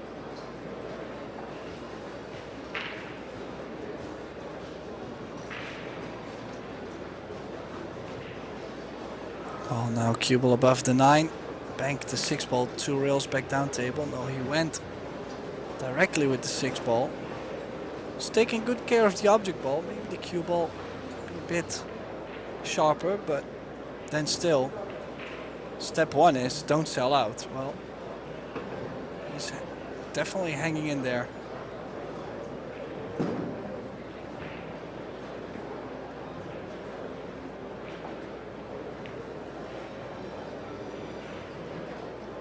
Yeah, played that well.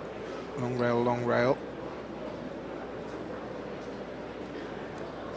A little gap with the 6 and the long rail. And Hayden has called the bank. Made 1 already in this rack, Tim.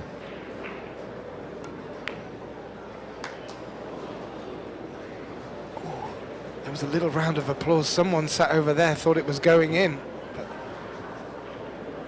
it didn't. And we saw this young man just sneak 1 at the death in the last rack. Is he going to do it again here?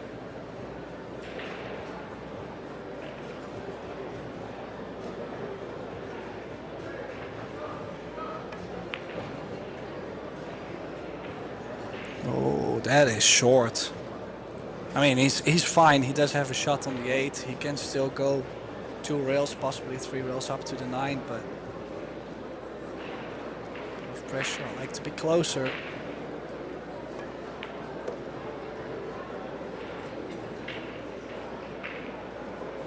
And a bounce off the long rail would help.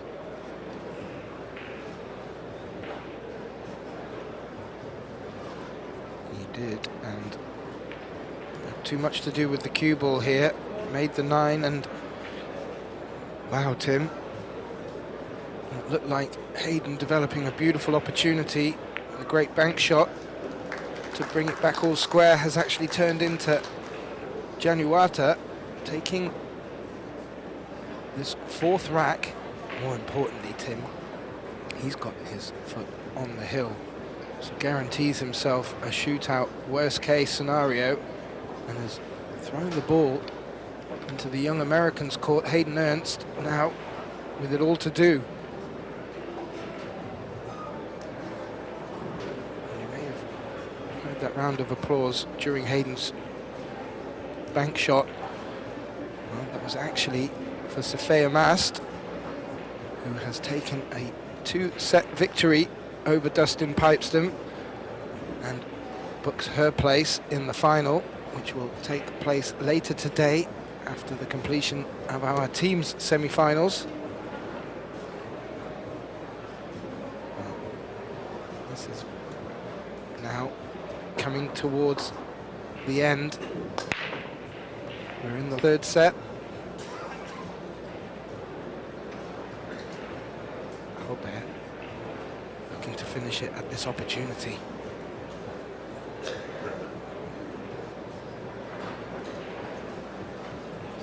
Yeah, then again, not much after the break. That break is so typical for this format because they're breaking from the side rail most of the time. It just doesn't really give much. Oh, this is aggressive, and he's gonna get away with it, or I mean, get away with it. He's played a fantastic cut on the 2, but wow, running into the 3 ball was always gonna be a bit of a gamble. But look at this. He could be closing it out after the break. I might be wrong after all. I think between you and I, Tim, this is the only thing this match has missed. A break and run. I'm sure our stat man Michael Salmon will correct me if I am wrong. What a time to do it. Yeah, had to hit a gear at one point. Hayden really pulling the strings on him. Kind of made him stutter. But in the end, now still needs to get from the 8 to the short side of the 9. If he gets to the center of the table on these 2 rails, in that case you would say he does have the natural angle to drop in there. But a bit straighter on this 8 than he would have liked. Bit careless on the shape on the 8, so might have to punch it over a bit more.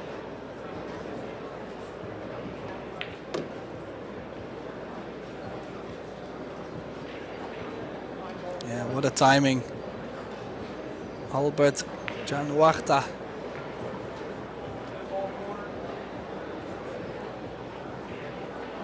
This young man from Indonesia, with the cue behind the back.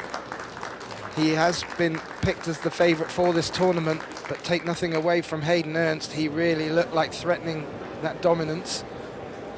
But Albert Januata has taken this third and deciding set 4-1 and progresses through to the final, where he will meet up with the not-so-giant Sophia Mast, but judging by her performance in her semi-final, that is going to be one hell of a lineup. But first, before we get through to that final, coming up next, the WPA Teams World Championships events. On this table, I believe USAA will be taking on the Philippines. And our other table, Austria, taking on Poland. Well, again, a big congratulations to Hayden Ernst.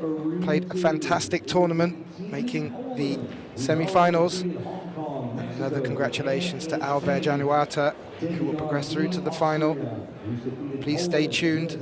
Big thank you to my colleague, Tim de Ruyter. My name's Gethin Davis. We will be back with the semi-finals for the teams event. Stay tuned. Team Philippines taking on Team USA, who had a big win last evening over Germany to make it to the semi-finals. And the winner of that match will face the winner of the Arena 2 match.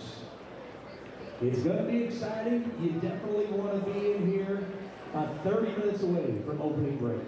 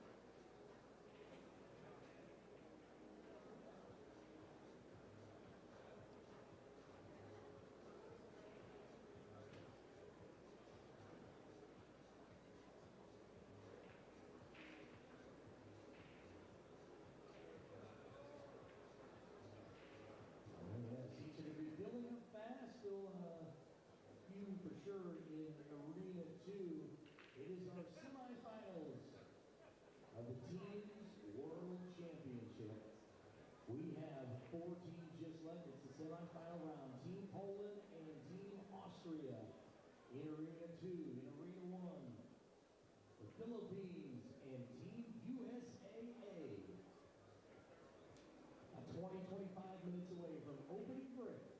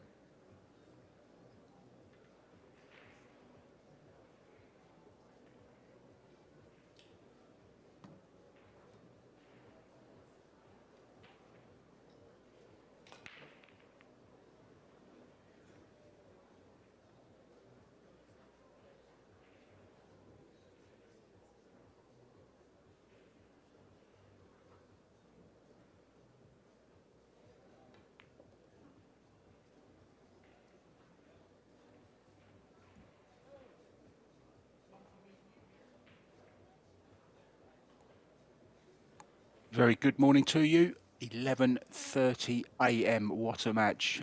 USA up against Team Philippines. Tim Delita and myself, Mark White, will be in the booth for that one. We'll see you very, very soon.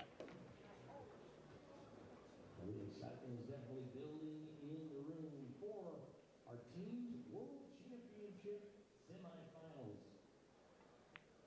In Arena 2, it's Team Poland and Team Austria.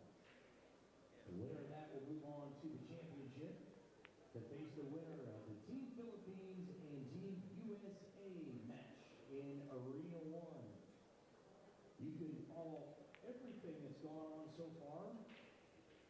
We've been here 9 days. This is our 10th and final day. The biggest moments yet to come here as we kick off the 2026 Predator Pro Billiard Series.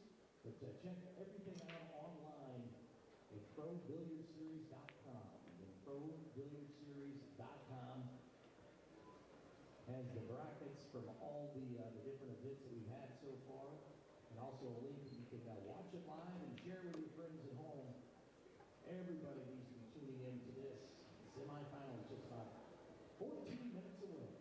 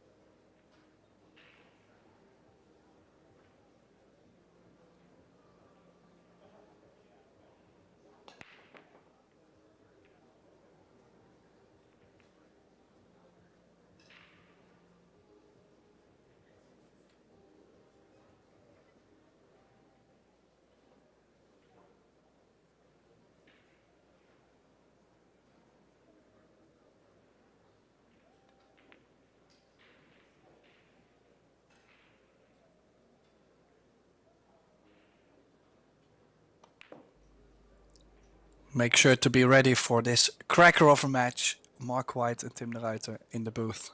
Looking forward to this one.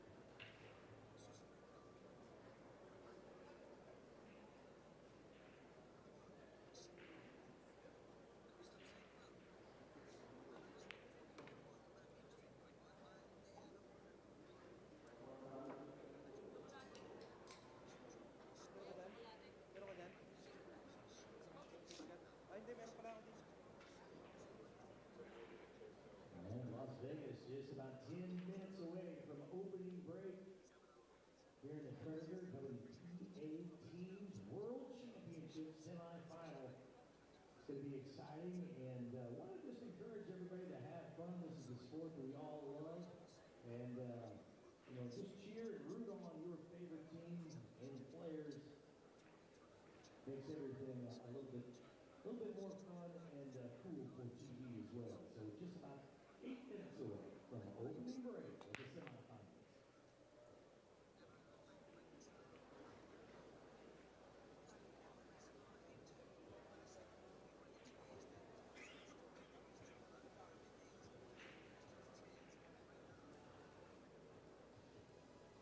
And again, share with your friends, family, everybody back home that wish they could be here. You can check it out live. Pro Billiards TV on YouTube. It's free. Pro Billiards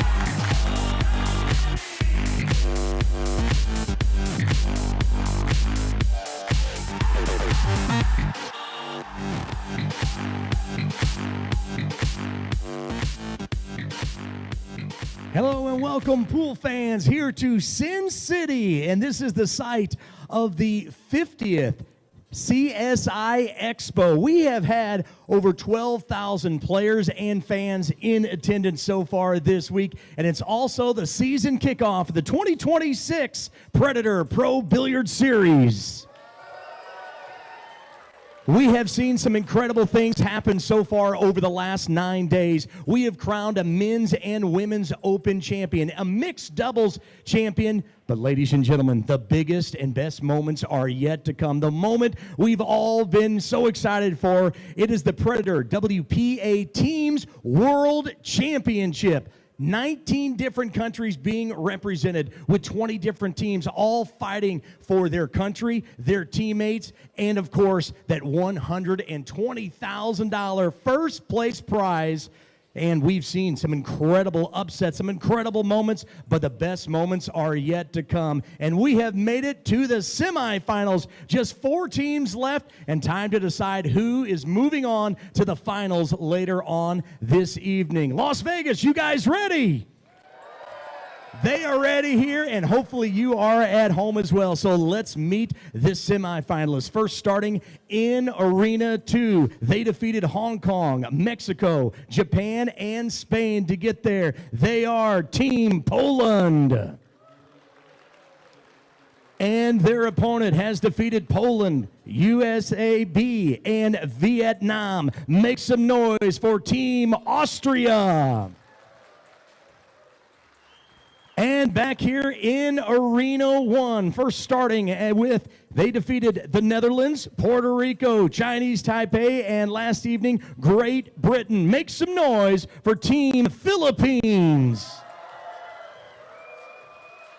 And their opponent defeated Norway, USAB, and the defending champions last evening, Germany. Make some noise for Team USA.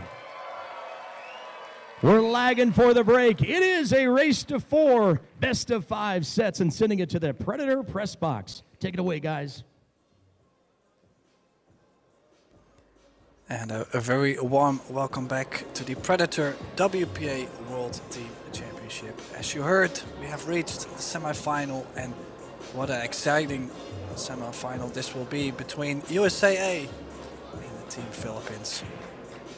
As you heard, it's a race to 4, best out of 5 sets. We will go over the format very soon. And in the commentary booth, Mark White and myself, Tim de Ruiter. Welcome, Mark. Thank you, Tim. Good morning everyone around the world, wherever you are. Yep, semi-final stages, Tim, and the last day of what has been an amazing time in Vegas. We've crowned a lot of champions. We've still got 2 to crown today. And I'm sitting here thinking, is it going to be USA? Is it going to be Philippines, Poland, Austria? It's really still, Tim, I think, a lottery. One thing that has surprised me a little bit is no Cesca Centino.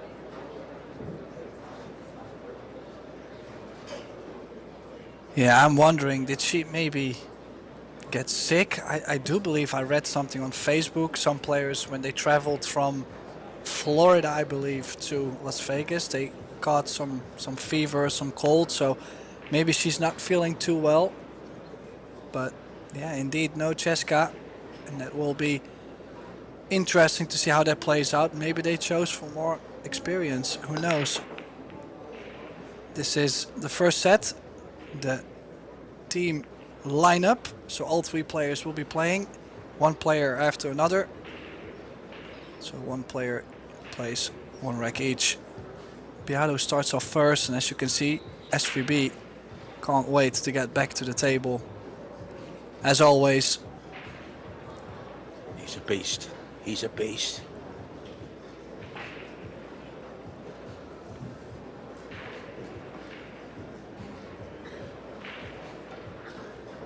Yeah, don't forget, Team Philippines in 2022 won the World Team Championship in Austria, Klagenfurt, beating Great Britain in the final, which they beat yesterday in the quarterfinals. Come on, Tim, let it go, mate, let it go. Let it go. Yeah, I know. Well, they beat the Team Netherlands too this week. I mean, obviously I'm upset. been a very, very strong team, I think. USA, they looked strong on paper from the start. The two teams they had, of course, this was by far the stronger of the two teams.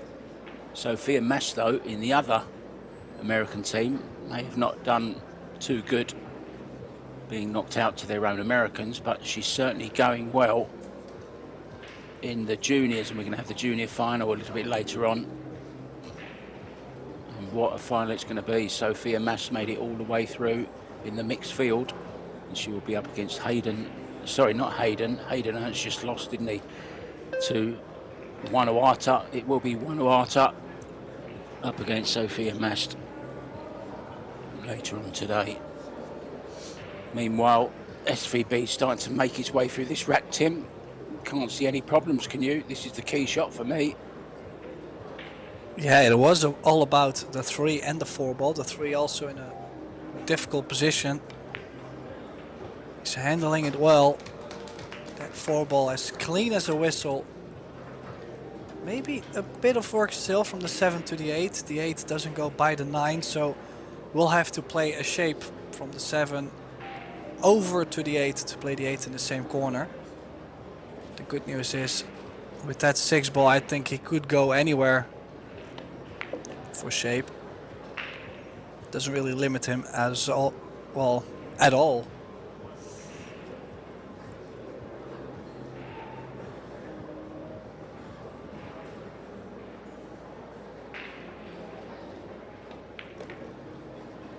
Shane really this is the a man for the big most occasion, natural Tim, angle. isn't he?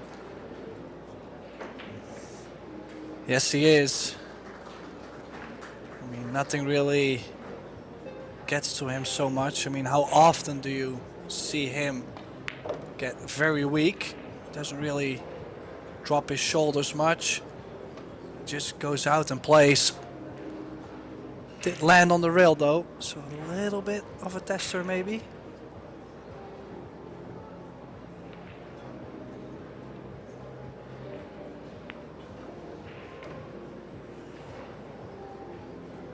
Touch. Perfect on this 9 ball, just stun over for the 10. There's our referee Coco in charge for this final. Yuxing Xiao.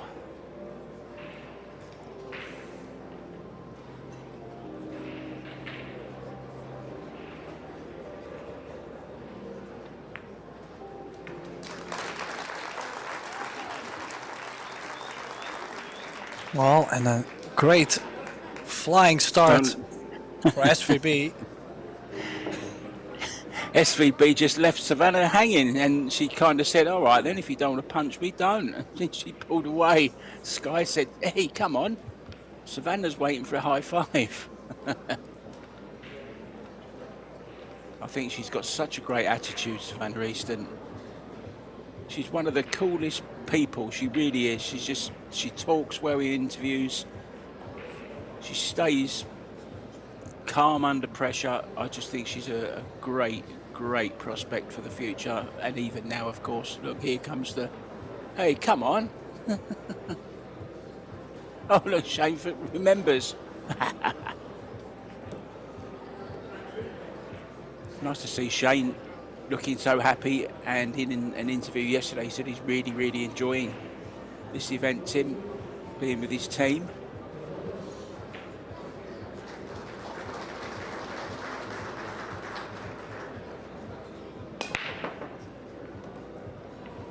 Oh, 1 ball. 2 ball going to be over the pocket, is it? Well, there's a chance, Tim, for Karam. What do you think? What do I think? Well, 2 ball is pretty close to the rail. How are you gonna land on something on the 2? I'm sure he's gonna take a gamble at it. You gotta take a risk. But nothing is guaranteed shape-wise on the 2 ball afterwards. I'd love to send it up and down between the 5 and the 9. The 2 ball, that is.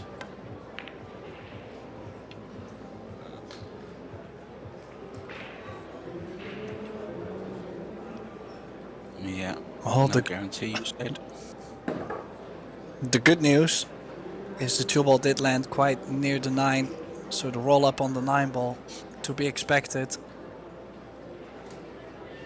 To just pocket the 2 ball in the bottom right is tough, let alone to check the cue ball off the left long rail with right spin. I might as well play a center ball roll up. Over that distance, Tim, you would play that, the roll up? It's tough, isn't it? Yeah, but you could even play, you can play the speed to where you can bump the 9 ball just that little bit, you know, like you don't really have to roll up dead weight on it. You could play a little bit of a bump and still be good.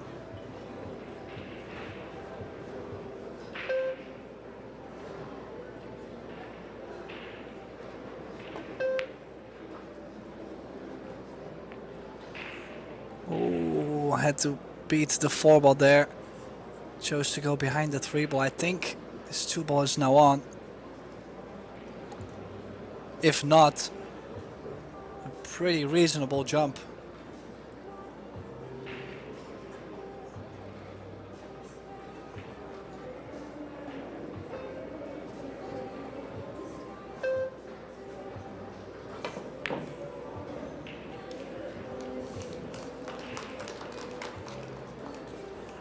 Well, starting off with a bit of an exhibition shot there, Mark.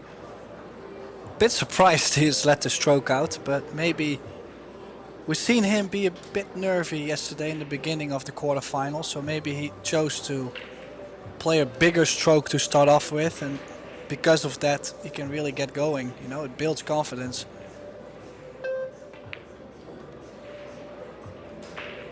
Here, another one. This time he's tried too much though. Bit surprised he's done it twice.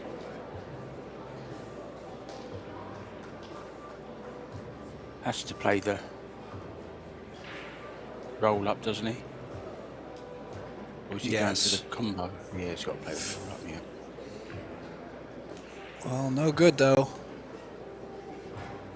So even though Sky has left that 2 ball over the corner, he yet still gets another chance to battle it out. Could bank the 4 ball to the bottom short rail. Cue ball near the 6, maybe even the cue ball above the 8. 2 straight on the bank to take it on. You would make the bank and then have not so much on the 5 ball. Yeah, then again, I like the option where he chose the distance. You cannot really go wrong with the distance, but you need the full hook. Might find himself hooked here. If he can just clip this 4 ball into the 8, bring the cue ball back down. It's looking good, Tim, if he gets a big bounce. No, hasn't got it.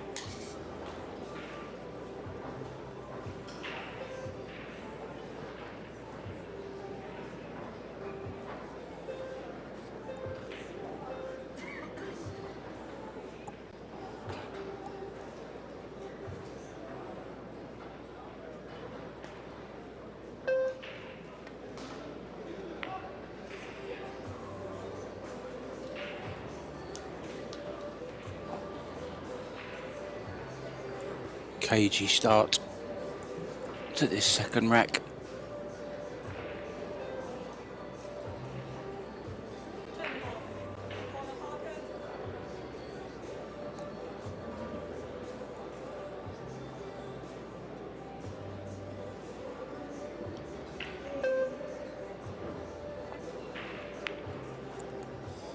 Oh, what has he played there?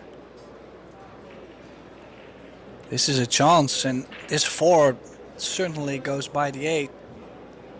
This is quite a mistake. Now, you might see Skyler play for the 5 in the top left in this view.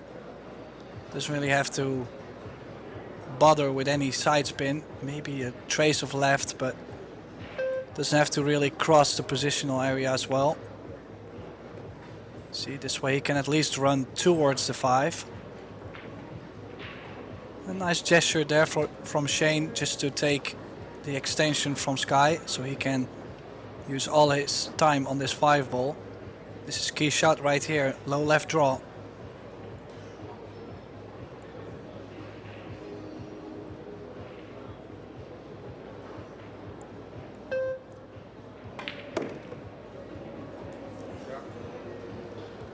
Wow, what an arc on the cue ball.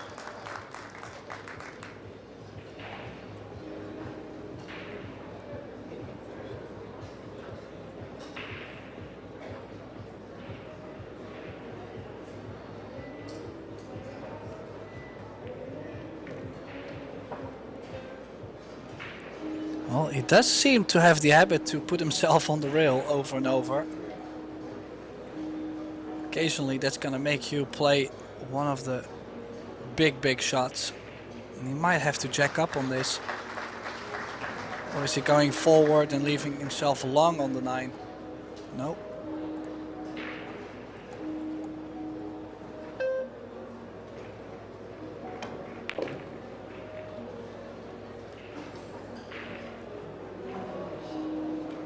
Good start for Team USA. 2 balls away from a 2-0 lead in the opening set.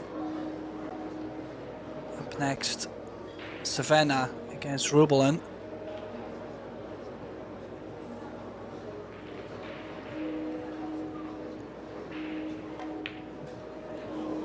Oh! Well, might have said it too early. Bit surprised he's missed that 9. Now just this long 9 ball to make it 1 each.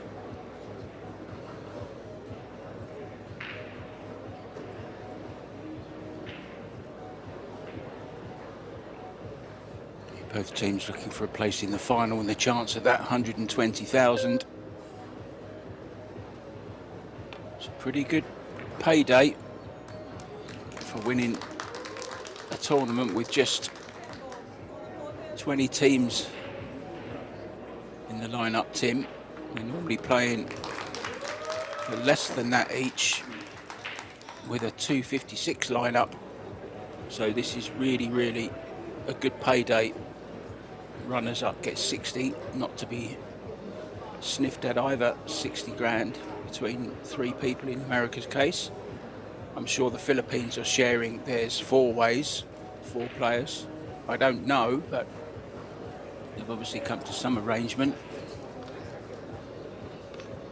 This is the one I'm looking forward to right now. Savannah Easton, how does she go against one of the most experienced players in women's pool, Tim? This is going to be a very interesting rack of pool.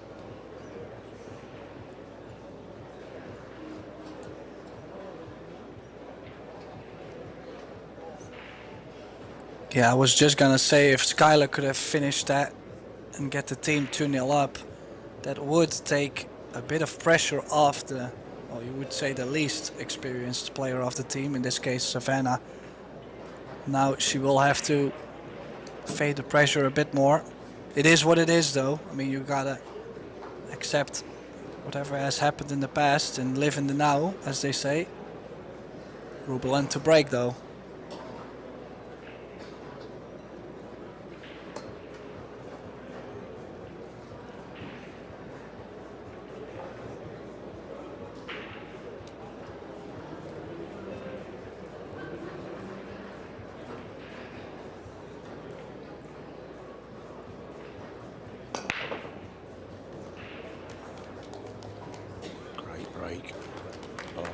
Tim, look at this. 6-7 is okay. 2 and 3 laying up nicely. 4 in the open. This is a good chance, surely.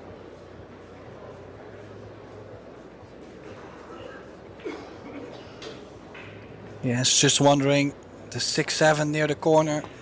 The 6 ball did get more frozen to the rail than the 7. That usually means the combination is off.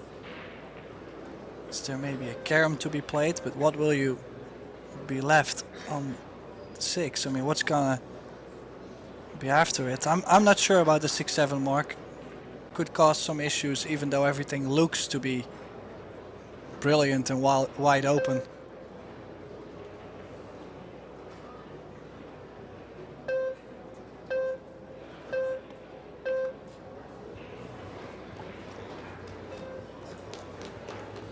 Oh, well, this is the early trouble.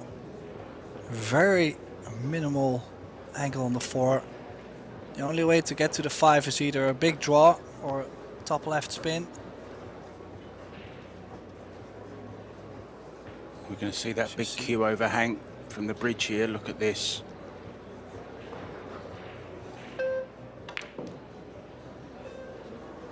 Very good at that shot though. Played it well, Tim.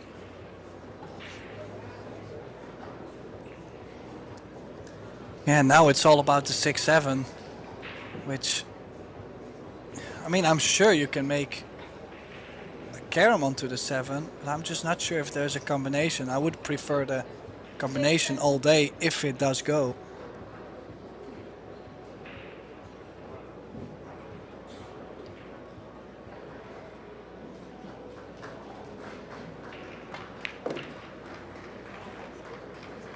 Oh, Rublin's got the... Oh dear. Just going to say, Rublin's got the same finger waggle as Biardo. They're not just good friends, Biardo and Rublin. They're also business partners. They own a shawarma shack in one of the malls in Manila.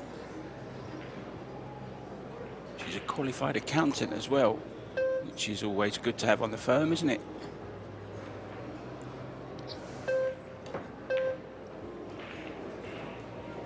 Yeah, as you could see. Why she played so hard, Tim? It was never going to go at that speed anyway. I thought she would have rolled this slower and played it. I think that would have gone if she'd have played it slower, to be honest. What a chance for Savannah then. I think either way it might have been wrong. I think she might have played more speed to be able to leave more distance in case she doesn't make something happen.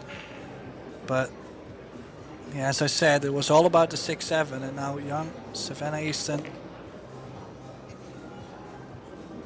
did not play left spin, so this is a tricky 8 into the center from this angle. If she plays safe on this mark, I would say it's a very mature decision, even if she loses the rack. But she would understand for this 8 in the side can cost her a lot if she gets it a bit wide.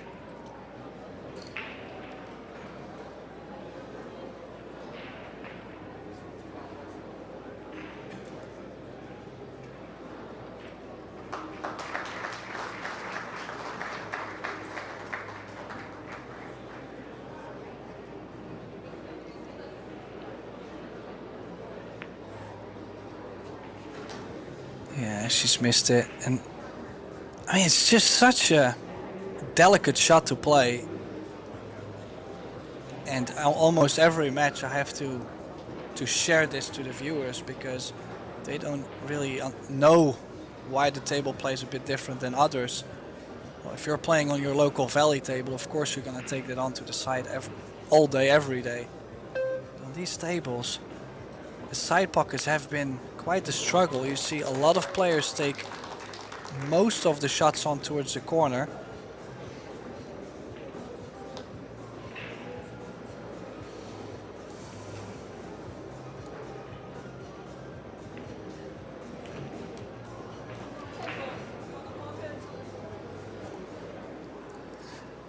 Yeah, and then this tend to gain a 2-1 lead for Team Philippines, even though they could have been trailing 2-0.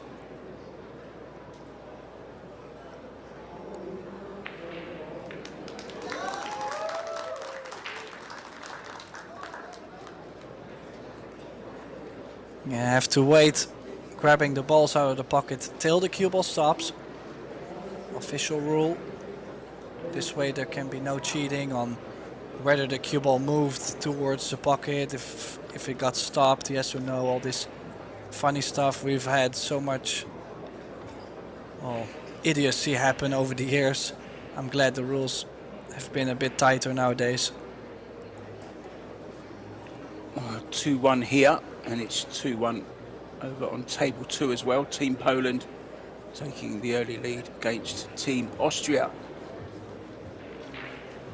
The final of this tournament will be this evening at 7 p.m. Losers of this match guaranteed 30,000. So not a bad payout, Tim. Of course, they really want a shot at the 120 or maybe the 60. Back to Carlo Biavo against Shane.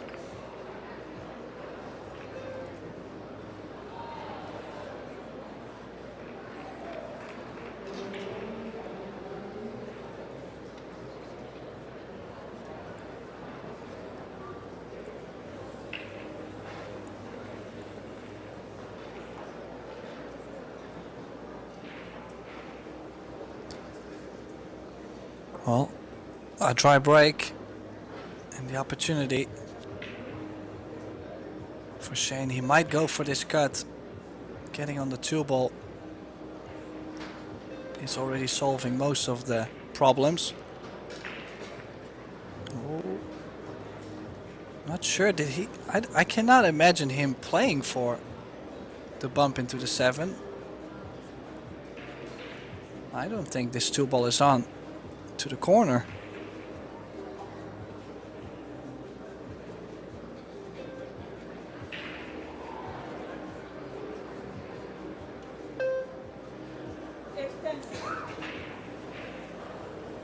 Looks tight, Tim. Looks very tight. He's called it. Oh, is he gonna... Maybe with some left spin, it does throw the ball to the right a bit more.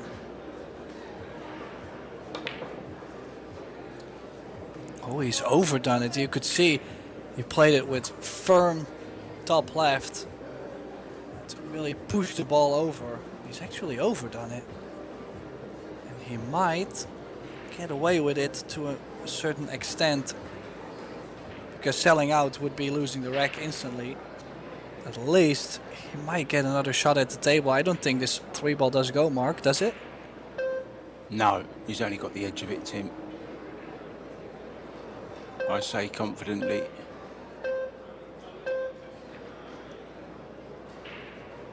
Cue ball behind the 9, that was the target, and also this has come up short.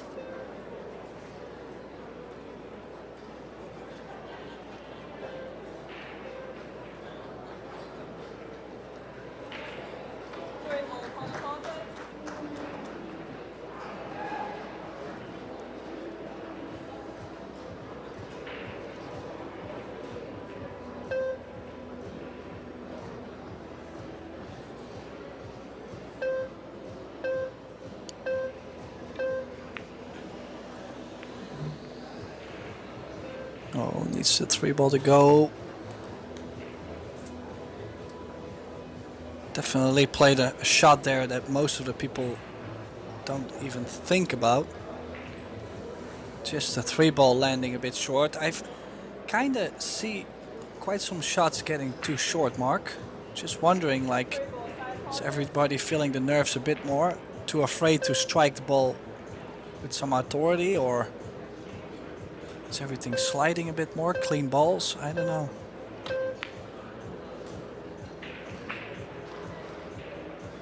Yeah, I mean, Shane struck that 2-ball with confidence, didn't he? When he was trying to use the left-hand spin to try and turn it over.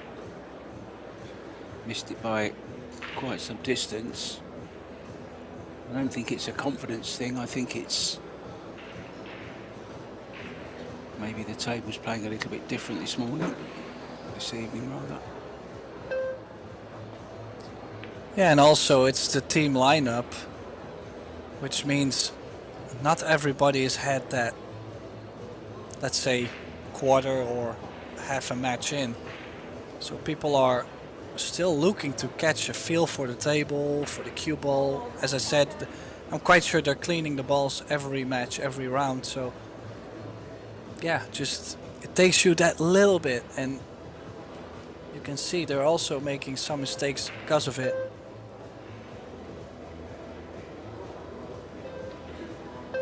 So safety once again. No safety. He's gone aggressive. This is gonna land It's paid plumb off. on the 5 to the center. What Yeah, a if great you want to bank. bank him to the corner.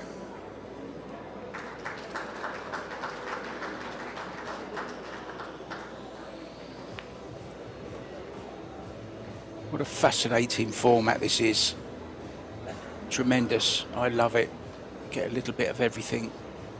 Mixed doubles, same-sex doubles, singles, and then maybe even a shootout, you never know.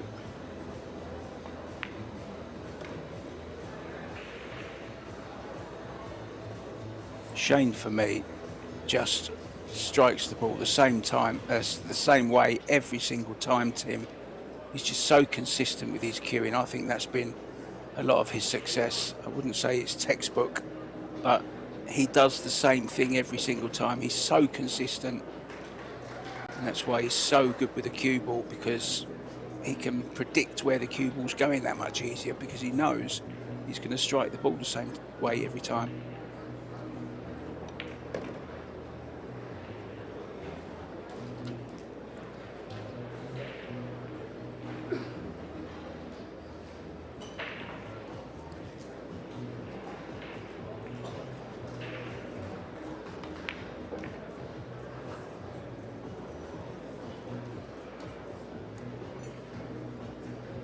Very, very dangerous, Shane Van Bonen. When he's in this mood, he's unstoppable. And it goes 2-2 it is.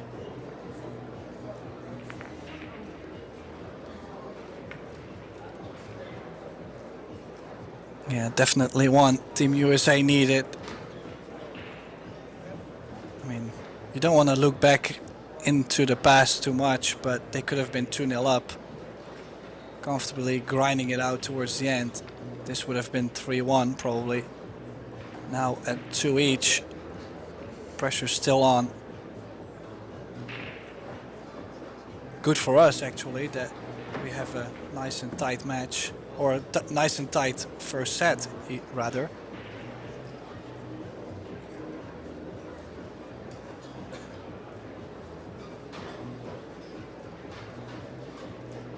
Referee Yushin Xiao has racked the balls. Sky Woodward is going to break them.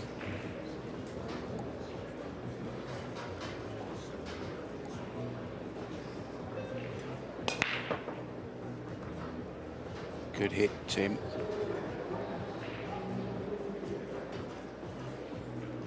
Yeah, just brutal with the 2 and the 6. Not really anything possible.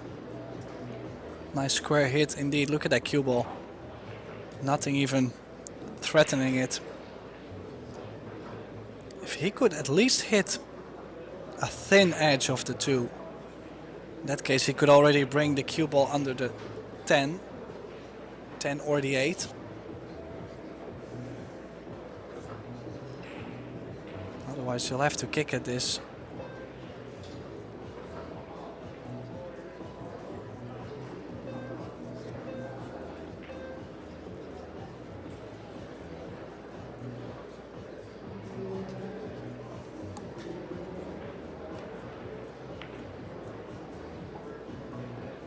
Got it wrong. It's okay, of course. It hasn't left anything in the open, but no attacking possibilities, just a safety again. Wondering, can he play cue ball into the 8, Tim, high behind the 10? Yeah, bang the 2 ball straight over. That's one of the options I was looking at. But then again, this is like very typical, the fact that the 2 ball is like 2 diamonds away from being frozen to the short rail, which is, I mean, usually that would be the target. The cue ball was most likely gonna land into the 8. So in some way they're just landing short, and now possibly the same for Skylar near the 6.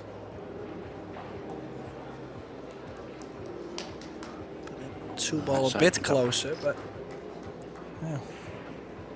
Also opened up that pocket as well, Tim, with the safeties going up and down. You've got to be a little bit more careful now because there's no pocket blocker with the 6. Just a little change there.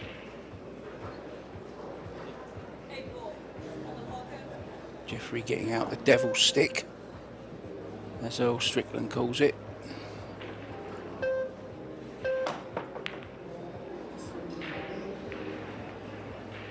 Yeah, that's what I meant. It's gone wrong. So now a real chance for Sky Woodward. I think the 4 does pass to the side.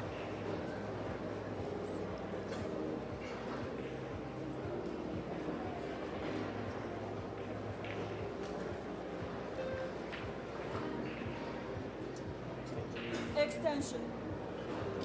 Just a little draw.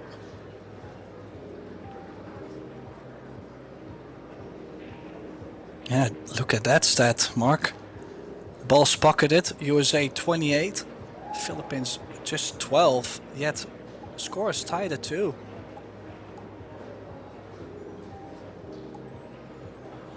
USA so far putting the hard work in.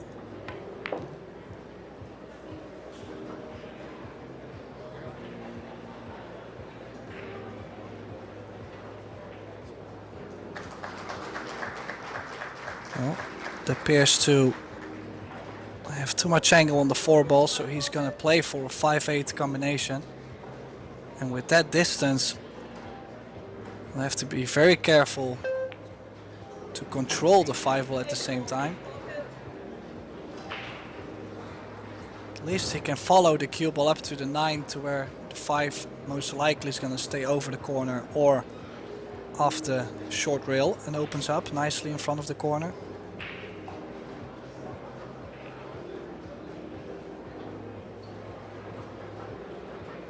Yeah, 9 ball pretty big. Ooh.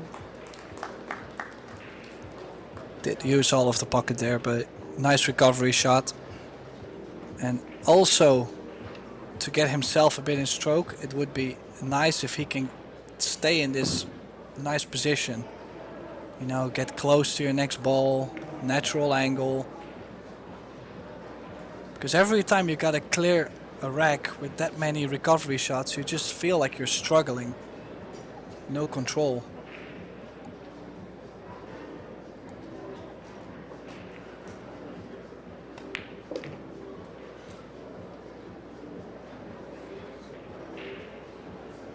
Yeah, he missed the 9, didn't he, in his opening rack?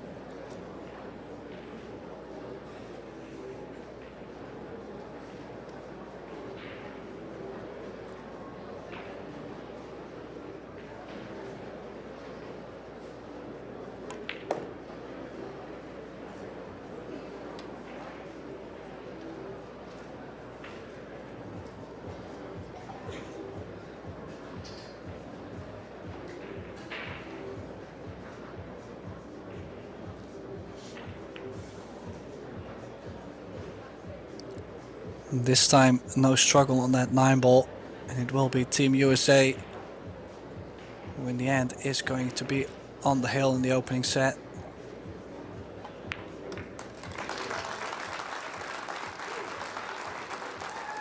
Yeah, some pressure on his shoulders. Yeah, and a little bit on Savannah's shoulders as well this time, because she knows if she wins this rack, they've won the first set, and that's huge.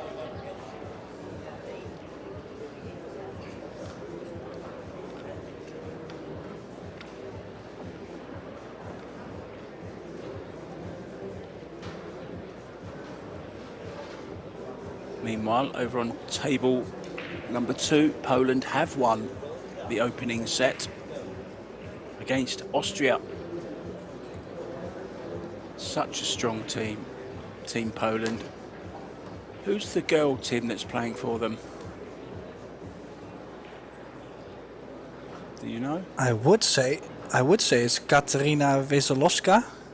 She actually Yeah, I invested think a that's lot right. in playing some more of the hayball events also. She was always one of the better female players in Poland, traveling to the European Championships, and especially with how their structure is in their country. Every time there is a European Championship or a World Championship in teams, you can see Poland going deep, and that's also just the whole team spirit is right. They practice together, they play each other, they see each other almost weekly playing leagues. Like they're so used to each other. They know each other in and out. Oh, that was risky. Could have gotten a bit more. So it's time to lock him up, I guess.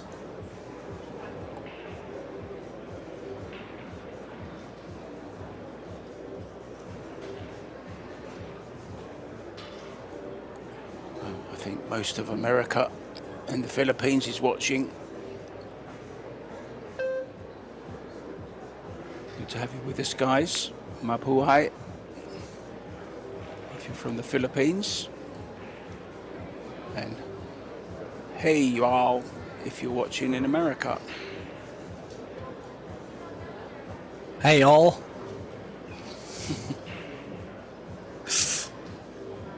Well, for a second I thought she might be able to just make this straight in.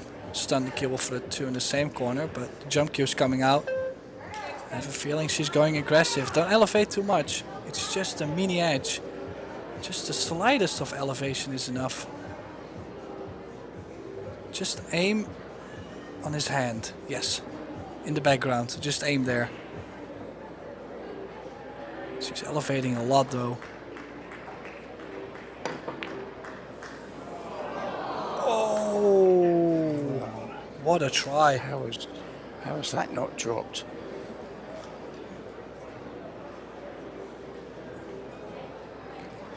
Still thought it was going to, Tim, but can't get much closer without it dropping. Some good effort there from young Savannah Easton. But it's an easy starter for Rubalin Armit. Binky gonna sink either one ball.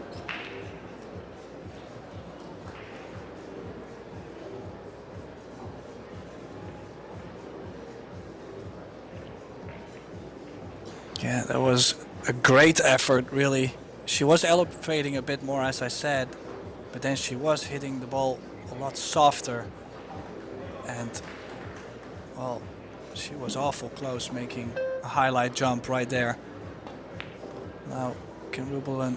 Oh, she did play the short side. I was expecting maybe the gap in between the 10 and the 3 or into the 10. But this is probably better. You can choose to, if you land perfect, you can go to the 4. And if not, she can stick the cue ball with the 10 and be patient.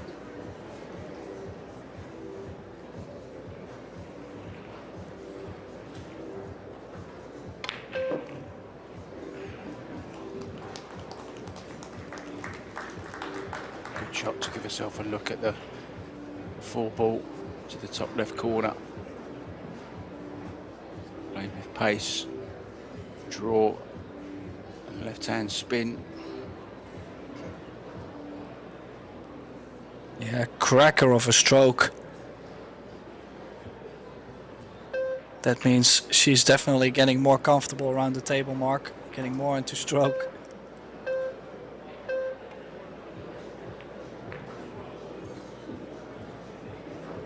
Oh, she's overhit this, and it doesn't go past the 6 ball, Tim, just a safety.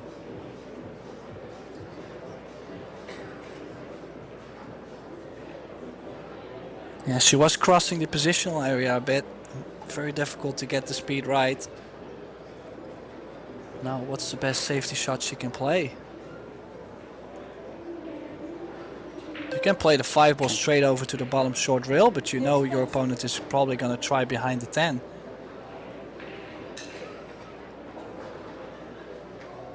Can she get behind the 6 with the cue ball?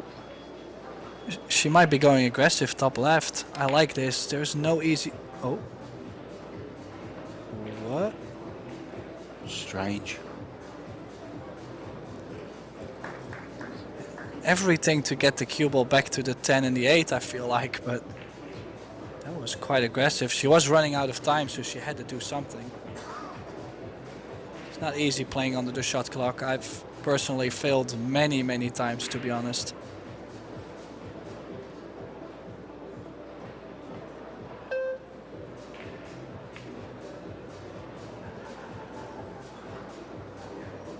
Oh, does it slide enough? No. It's containing enough though, but with these containing safeties in the long run, you're not gonna make it. You need to get the hook.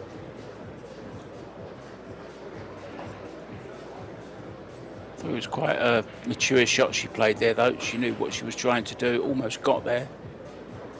It was almost a great shot. Just a bit short of pace. Well, this is too hard. Or has she got up? Thought it was going to slide past the 6 then, Tim. Just caught it. Yeah, if you catch the line right, it doesn't matter if you hit it just slightly too hard, because that bump still gets you there. So sometimes it makes sense to tell yourself, hey, just hit it a little bit firmer, because I have more of a range than playing it perfectly on speed and hitting it too soft.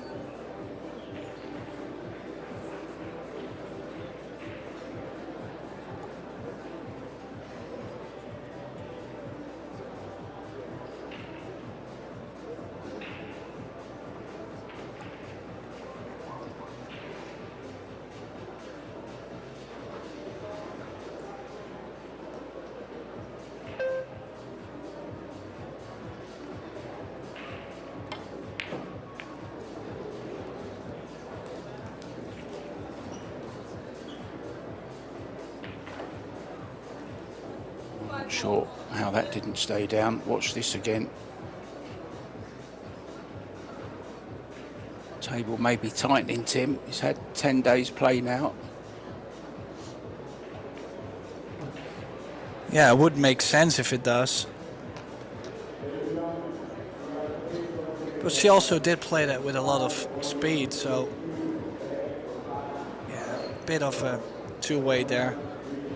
Now Savannah to close it out. Don't do too much on the 6 ball.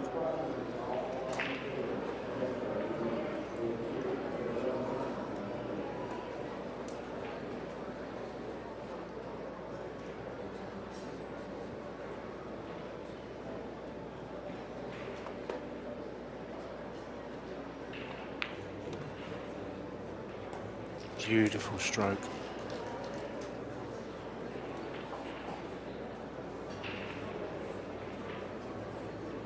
Really beginning to come of age. Savannah Easton just 16 now, but playing well beyond her years. She's just got to take her medicine here, hasn't she, Tim? Just drop this in. Yeah, take a slightly thinner cut on the 10 ball. Yeah, this is way better than traveling all around and maybe not get a shot on the 10. So this for the set. USA gets the job done. The team lineup set goes to Team USA. That's a bit of a bummer for Philippines.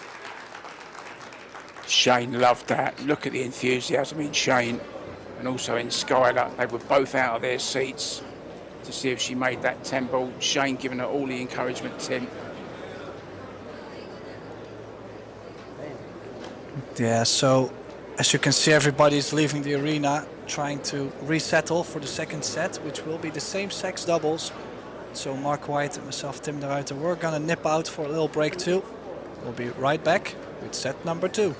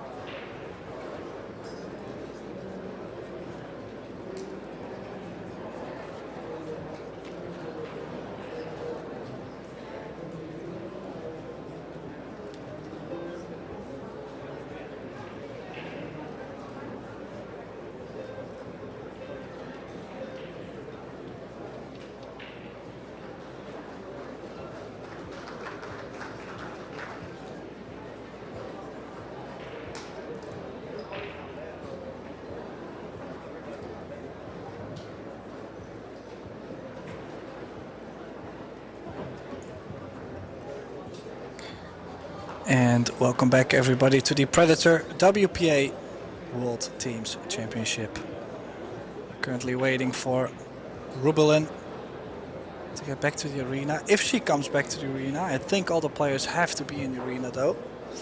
So we're just waiting for her to come back as we will start the second set, which will be the same sex doubles between Shane van Boning together with Skylar Woodward against Carlo Biado and Jeffrey Roda. In the commentary booth, Mark White and myself, Tim de Ruiter. Mark, what do you think we will get for this second set? Well, to be honest with you, I think there's been very, very little in it. I don't think the Philippines have started to spark yet. It's been a few awkward tables, Tim, and not really, the safety's been pretty poor, I would say, considering the teams that are playing. You know, lots of short safeties. It's kind of been mistakes that have happened rather than good safeties that have forced the errors. So I'm looking for a little bit more from the Philippines in this set.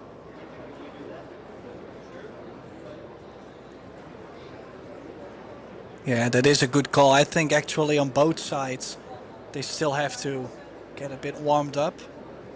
Team lineup really does that to the players. I feel like they cannot really get any rhythm going, playing just one rack each. So there will be more to that. Now, wondering, Sky does have a kick and stick just to send the one ball over to the opposite long rail.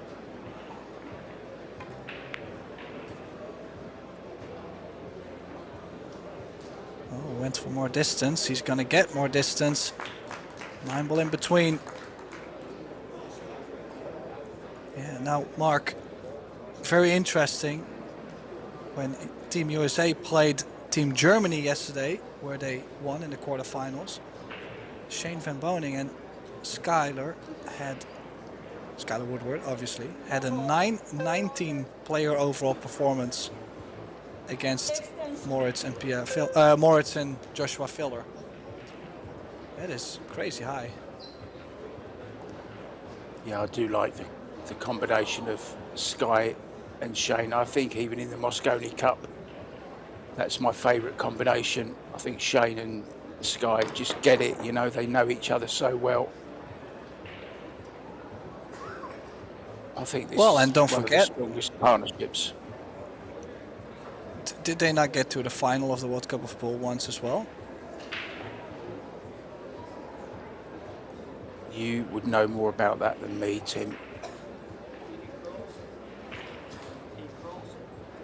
I can't help you there, mate, I'm afraid. I haven't actually watched too much of the World Cup of Pool. I think the format is too short.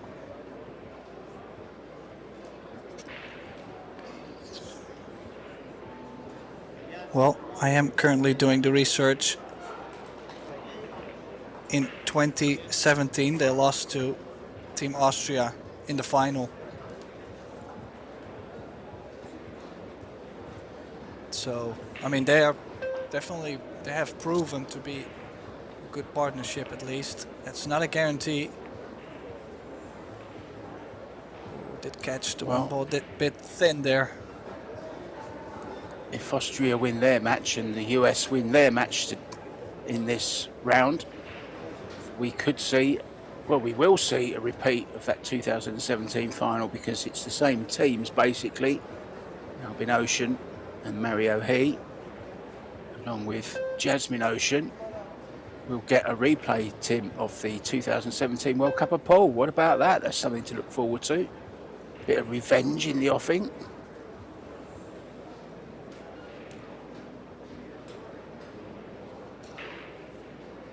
Well, if they take the revenge, we just never know. Let's see if they make it through to the final first. Now, this is a bit of a trap from Jeffrey. I kind of like to go 2 rails or 3 rails. Not a big fan of 1 rail. He's going 1 rail at it. I just don't like the separation, so he's going to hit this hard probably. And possibly trying to get the hook. He might Is there a window? Can Carlo do something? Don't think so, but it's pretty close.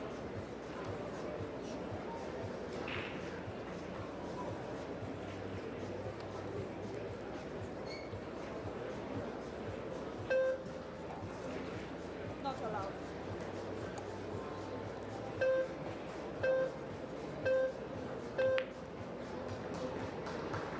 Oh, look at this for a one pocket shot. This is very, very clever.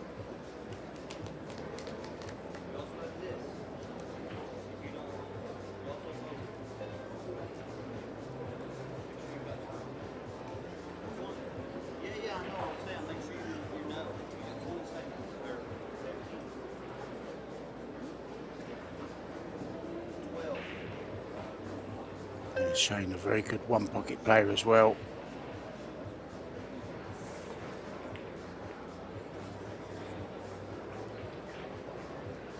Yeah, did win the all-around at the Derby City Classic, so winning the all-around, you're definitely an all-around player. There's Tiffany and Larry Easton in the front row there, watching proudly on as their daughter represents Team USA in this World Cup. It is a WPA sanctioned World Championships in conjunction with Predator. There they are, look. Larry was actually, or still is, I believe, a car rapper.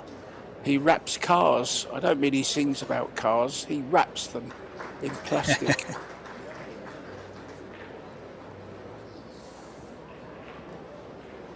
And Tiffany runs all the social media, but she's a very, very talented lady as well. She decorates drinks cups, you know, like these metal coffee cups, Tim, that you get, the cups for life kind of things. She does some amazing designs on those as well, so coming from a very talented family.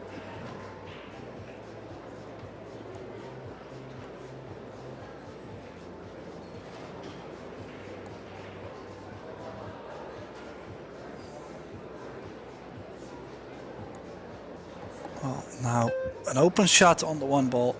Is he gonna travel to the short side of the two, straight over, or is he gonna hold it? This is so scary, Mark. I'm surprised he even took that on. That is super tough to baby the ball length of the table with inside spin. It's gonna throw so much. One ball side pocket.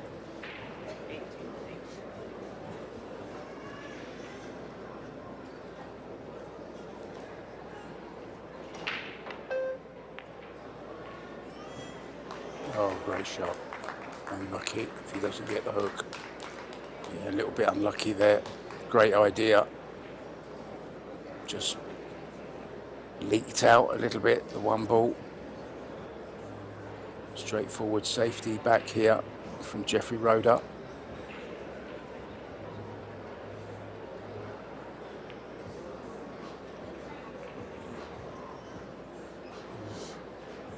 Yeah, perfect hook this time.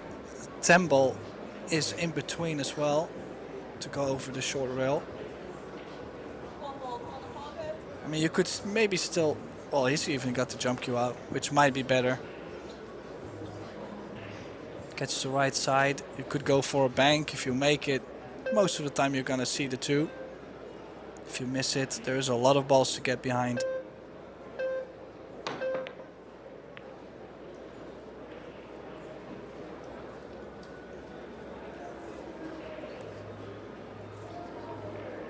Distance, Tim, difficult to get on the two ball if he does take it on.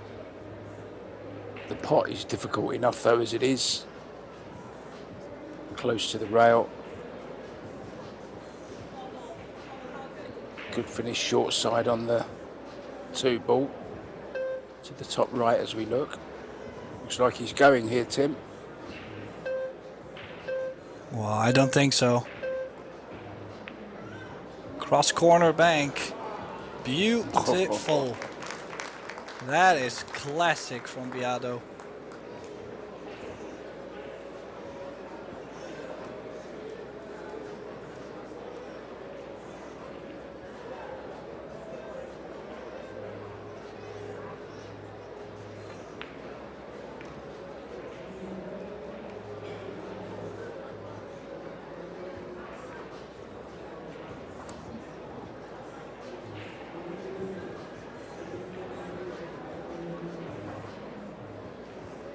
Yeah, what else is there to do? If he can get near the 4.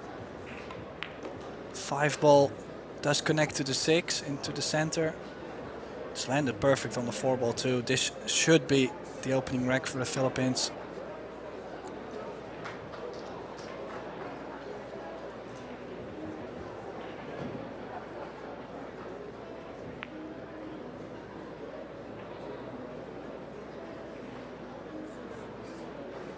Yeah, I can imagine a lot of pressure on Jeffrey's shoulder playing together with Carlo. I mean, it's not easy playing with such a class player, because obviously you know he's probably going to make less mistakes than you are yourself. But you kind of just got to trust the progress. You know, you will get better and better the more you play with this kind of player, but in the beginning it feels super awkward.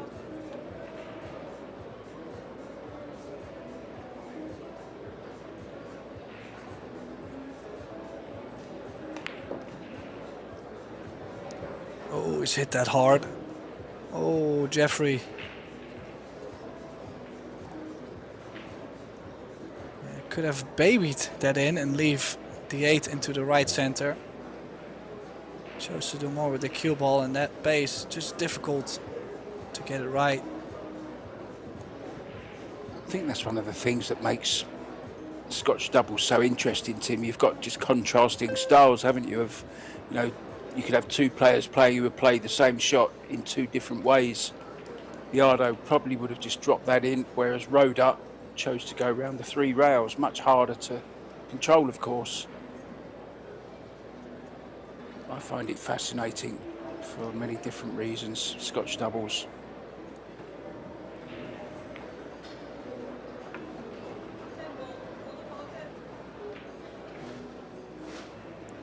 Well, still strong showing. They're on the 10.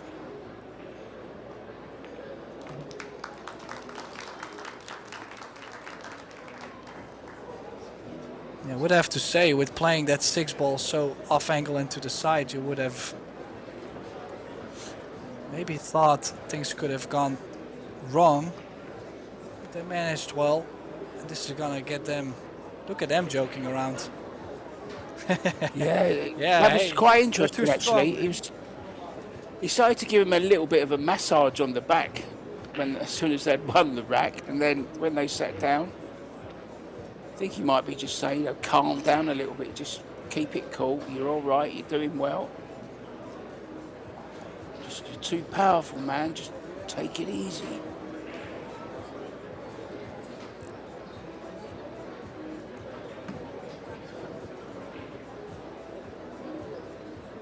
Oh, I don't know what is happening at Team Philippines side, but you know, I like to see the fact that both teams are enjoying themselves, but yet staying very focused. They don't take anything for granted. They're playing with a lot of heart. This is such a great matchup. And look at this, balls flying in straight in on the 1 ball. And off we go.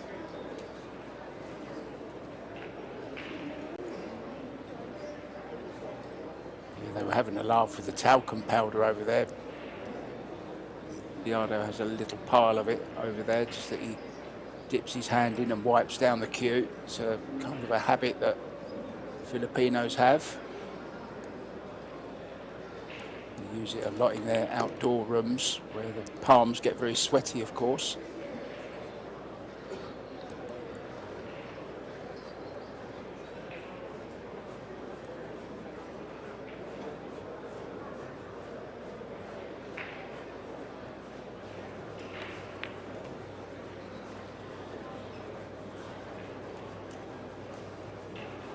Yeah, perfect angle on the 4 to go around the 7.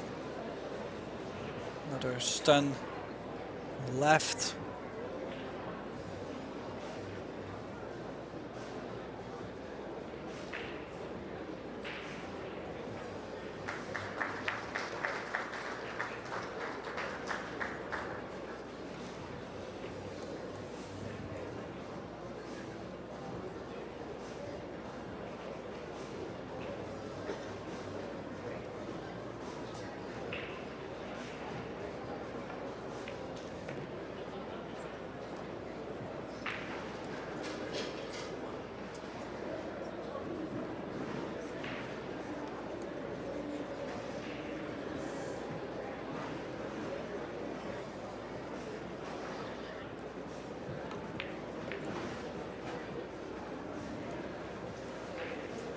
Team Poland won the first set, and it's 2-2 in the second set between Poland and Austria. This one's nicely poised. USA winning the first set. Philippines looking determined to win the second.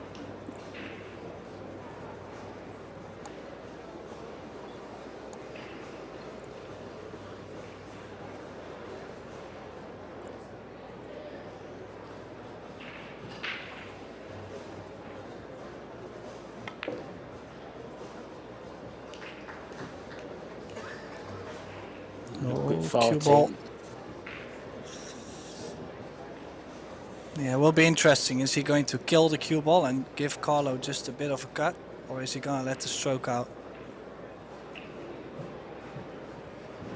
Carlo didn't really. Ox.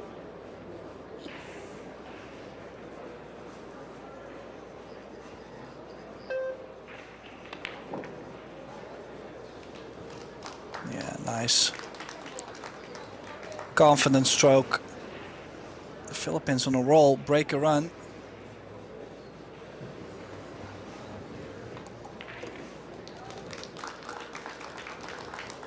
Yeah, a bit of the same way as we seen the score progress yesterday between the Philippines and Great Britain. The team lineup quite a struggle, but then yet when they got to the doubles, they started to get like the feel of the table, the stroke was right, the speed was right. They're just becoming better and better every set. Yeah, I thought the third set yesterday, Tim, was very interesting between the Philippines and Great Britain. When Kelly and Jason played the mixed doubles, 3-0 down, weren't they? Great Britain came back to 3-3 and had the chance to actually win that set, but Kelly scratched off the 5 in the side pocket. Remember it very, very well. I remember it as if it was yesterday, Tim. Oh, hang on a minute, it was. It's been a long 10 days here in Vegas. We are coming down to the final couple of matches. Junior final at 4. The team's final at 7 p.m. And we will be leaving Las Vegas for Turkey for the Euro Tour in Antalya, followed by the Euro Championships. And in between all that, Tim's got to move house, the poor kid.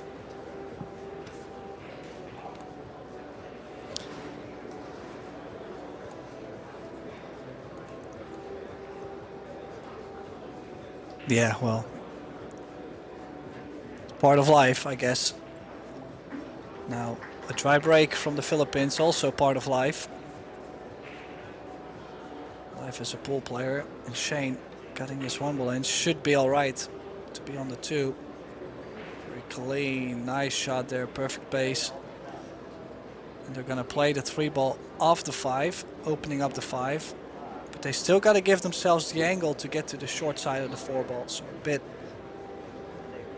of work still.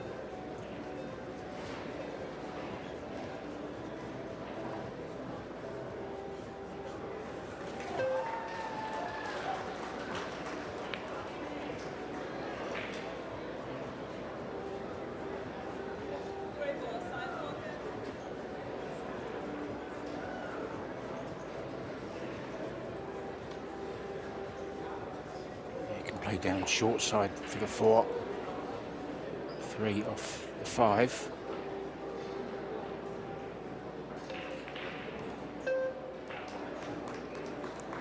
Oh, don't get tied up. Should be okay, Tim. Well, I think it's a slight angle. Yeah, they do have an angle to work with, and possibly there is a 5-8 combination. So if they don't seem to find a way to get to the 5 ball into the top right, they could play the combination. I think low left spin, if they can draw just in front of the side onto the rail, I think it should be okay. Obviously, they have a first row view at this 4-ball.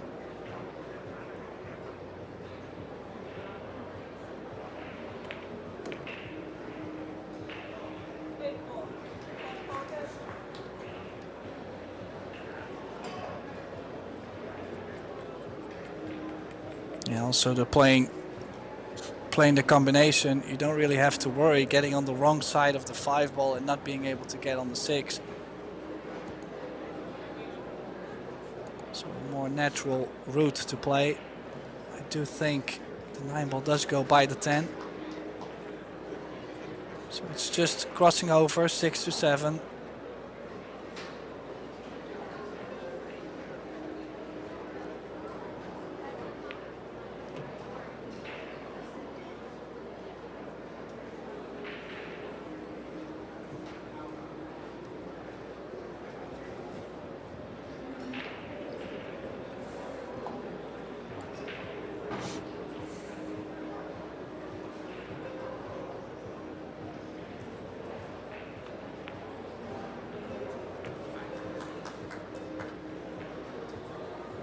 Yeah, nice and close to the 7-ball mark. This way it's easier to judge the pace. And the aiming, of course, is easier being so close to the 7. So you just have to cross over for the 9 into the same corner as the 10. From this angle, looks to be a bit tighter than I thought, but I really can't imagine. Just playing with the extension though.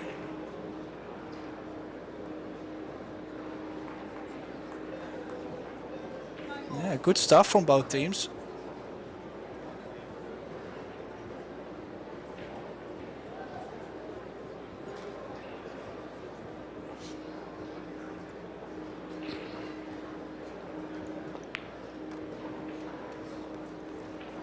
I think it's going to be Skylar and Savannah for the mixed doubles.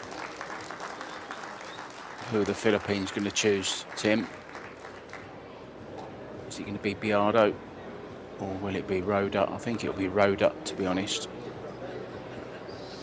The next set.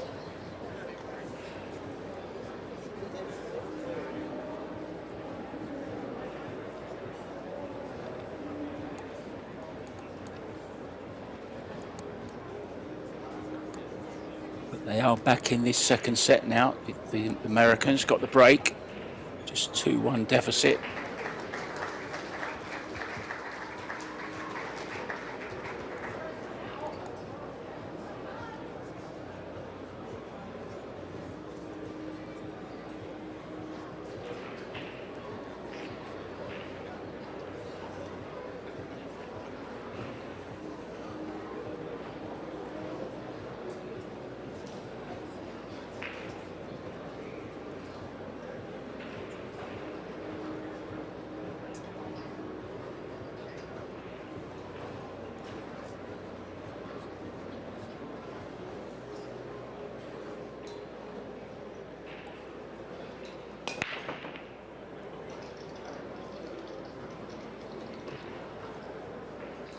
Well, making a ball, you could see the hands going up by Sky.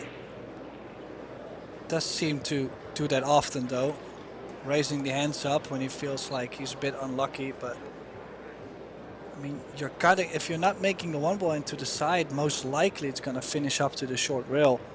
So your cue ball has to be either the center of the table or more up table.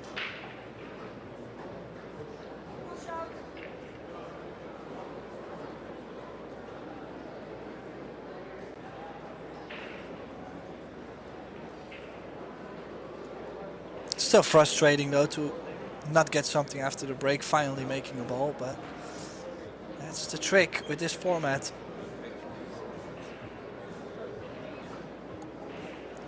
I think there's no way they're gonna get back to the table from this push out mark. This should be a 2-rail freezing up on the ball. Yeah, when they do come back, they're going to be hooked, that's for sure. Sky wanted to push to a kick. Shane wanted to push there. Now it's a more difficult kick.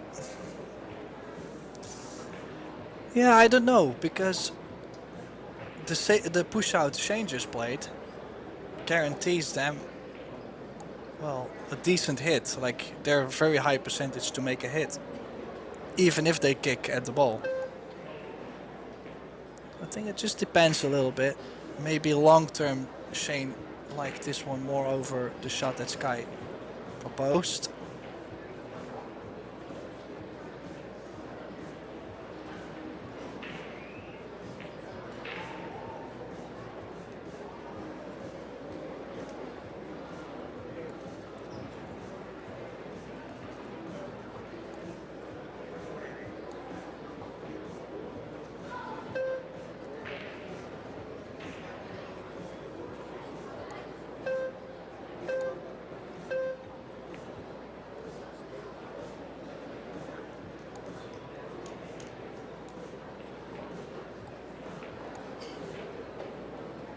Yeah, then again, every time they'll be hooked, they're at least gonna have a reasonable kick. This is not long distance, not too far off the rail. I would give Shane a pretty good chance to either get it to the left side of the 9 or to get the cue ball back to the top short rail.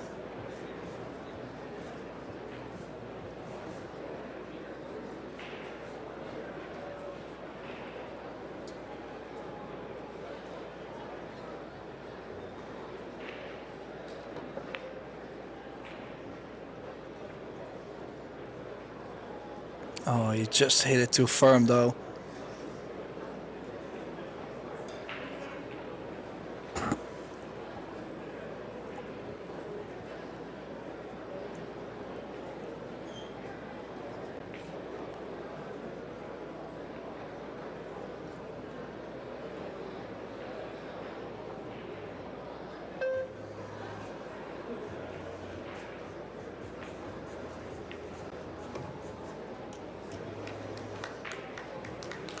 Yeah, so the first chance after, well, no shape on the break is for the Philippines. They got the angle on the 2.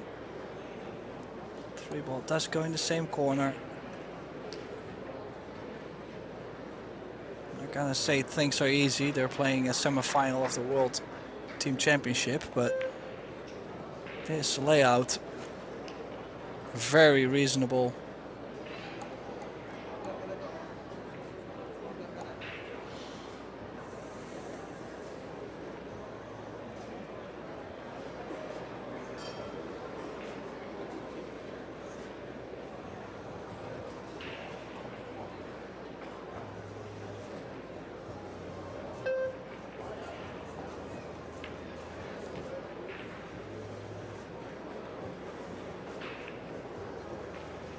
Oh, a little bit in between.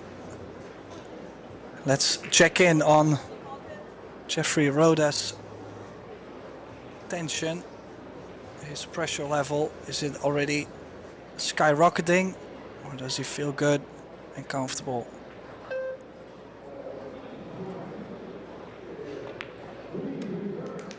Yeah, nice and clean cueing.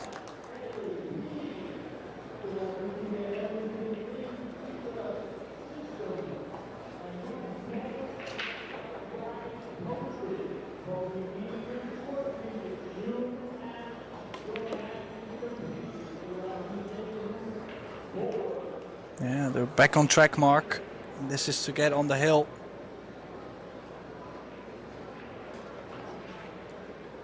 Hill in the second set, also between Poland and Austria. So really important second set that, after Poland won the first.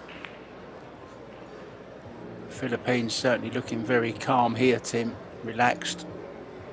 Getting through this rack. We'd expect them to, but that pressure is a funny thing. I think they're starting to feel it.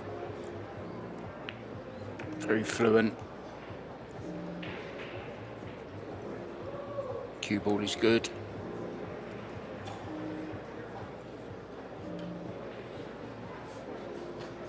And I'm impressed with Jeffrey Roda, to be honest. He's handling the pressure very, very well. Playing some very nice positional shots. Played that great 4-ball earlier on in this rack. And indeed, they are on the hill, Tim.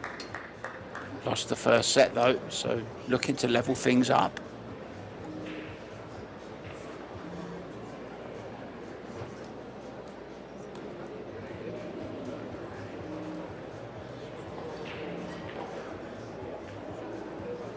Yeah, completely different Jeffrey Roda, I feel like, compared to yesterday. And I'm not saying by any means he played bad yesterday.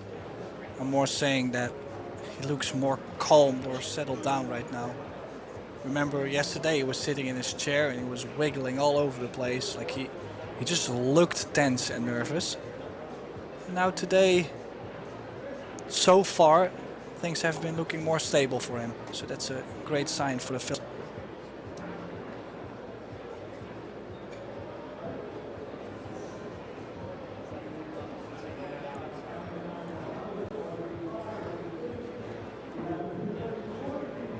Of course, it's still a long way.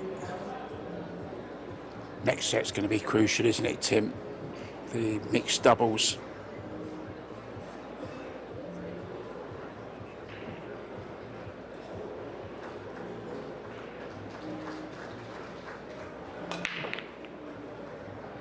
Oh, one got kicked away. It was almost down. And it is on. Look at this.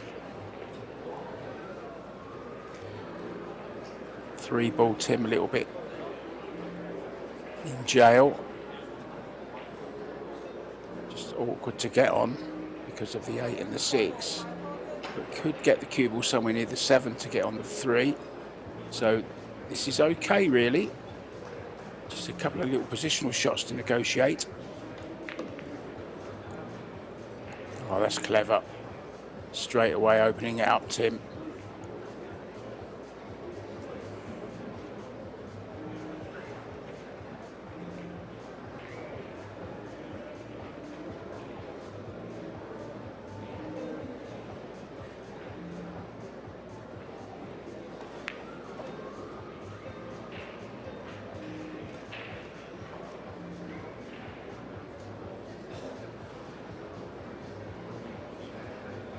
This is go time for Team USA. The straighter the better, you would almost say, on the 4-ball, but I think Shane has too much angle on the 3-ball to do that.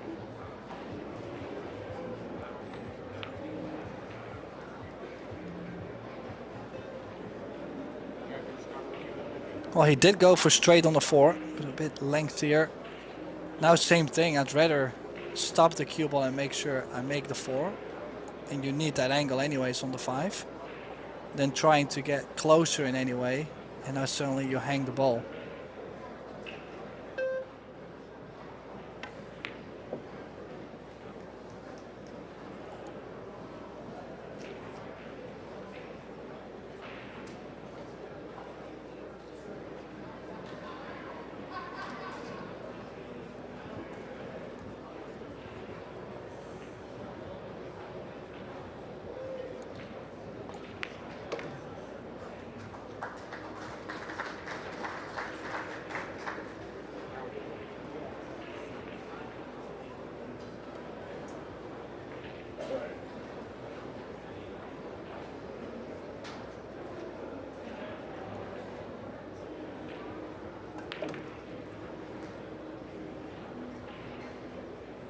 Yeah, I think they're off the rail enough to baby this in. Have to get it closer, but I'm sure the Philippines are on the edge of the seat.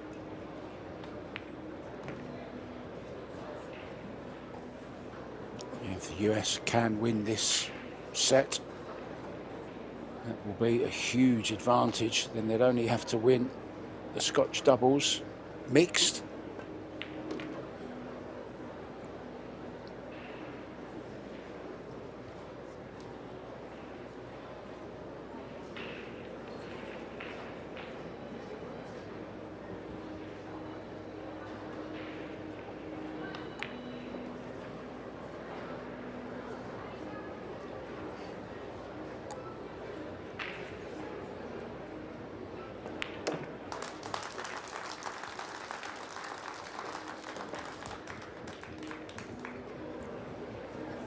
Still in this second set, Tim.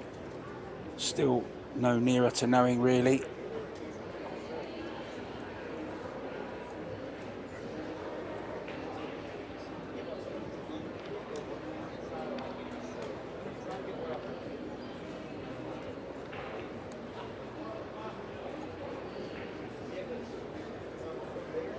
Yeah, a lot will depend on the break, and we've seen this thing though with Team USA, the fact that when the break gets going at some point they really start like hitting a gear, but then at times it feels like they'll make balls or a dry break and just leave it right on the table for their opponent. So it's a bit of both. He's breaking with his playing cue, Mark.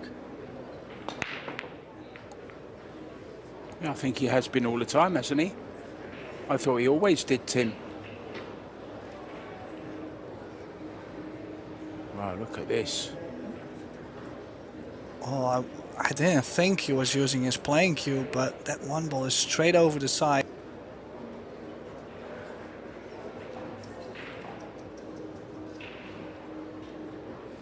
This one ball in front of the side. The two ball, luckily for them, or luckily for USA, a bit of a problem.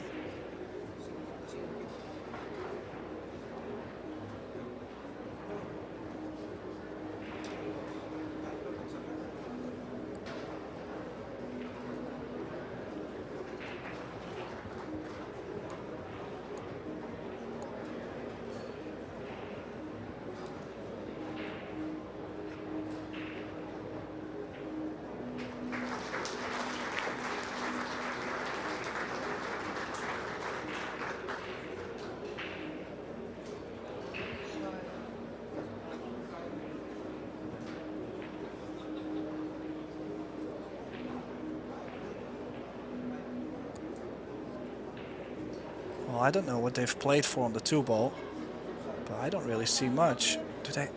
No, I don't think there's any cross-side bank. There must be a save. They've got two balls hanging over the corner mark, and can you imagine they're trying to maybe cut this into the side? I think they are.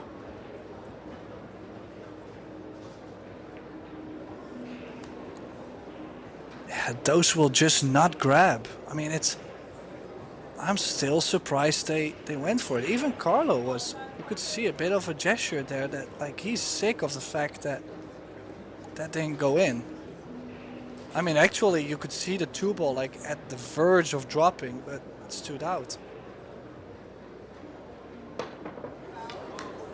Oh, wow.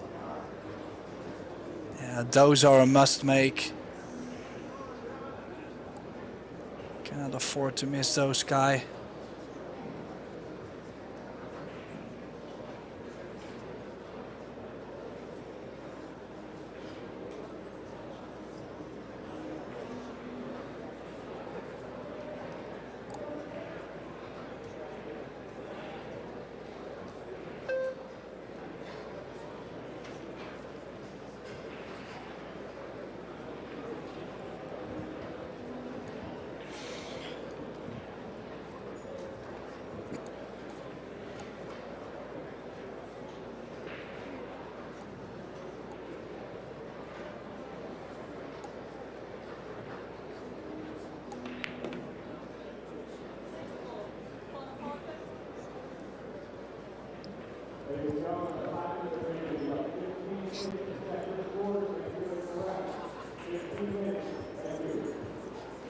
Yeah, now Looking more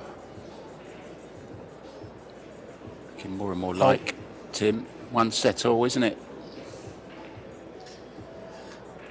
yeah, they're in prime shape. I mean, the only thing you could imagine going wrong is the fact that they have to play a 7-10 combination. Maybe they will lose control, but obviously they're thinking about this too. There is enough knowledge in that brain of Carlos. Cannot imagine him not giving Jeffrey an angle on the 7. He might even coach him on the shot.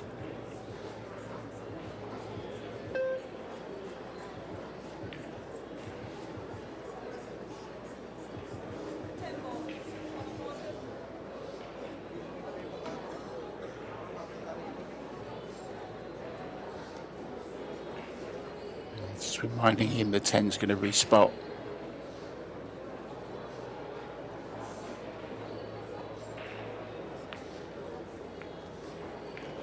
Oh, Yeah, that was the problem.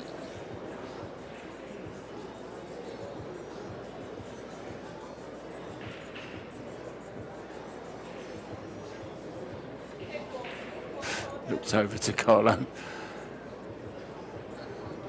Well, does he bank this, Tim? Or does he tighten it up?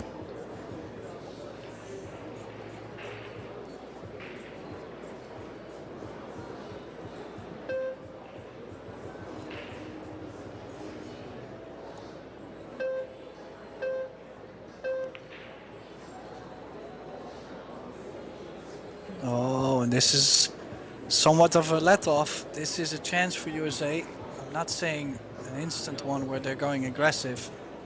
I'm sure they like to straight back this in the top right. I mean, they're Americans after all. Yeah, and it'll be right down Carlo Biardo's throat as well. It'll be... No, I don't think they're going for it. I mean, I don't mind Sky's shot. I just think that the angle is a bit flat. You have to cut the 8 ball quite a bit to move it over. There's a different shot I've seen Shane play before. Is to go for the bank, and he's going to hit this very firm. And he's going to stop the cue ball right where the 8 is. I'm not sure if he's going to play it, but that could leave him all right in the future if he doesn't make it. No, he went for it. And he's ginned it. Straight into the heart of the pocket. I mean, what else? They're American.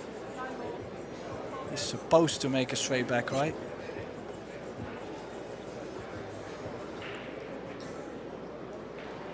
Yeah, I'm not sure about this 9 though.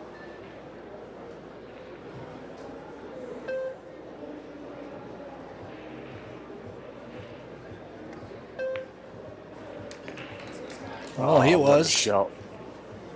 What a shot. Yeah, still work to do though, Tim. There's the shootout shot to play now. Very similar. Big pressure on this shot. This is whether they win the set or lose the set.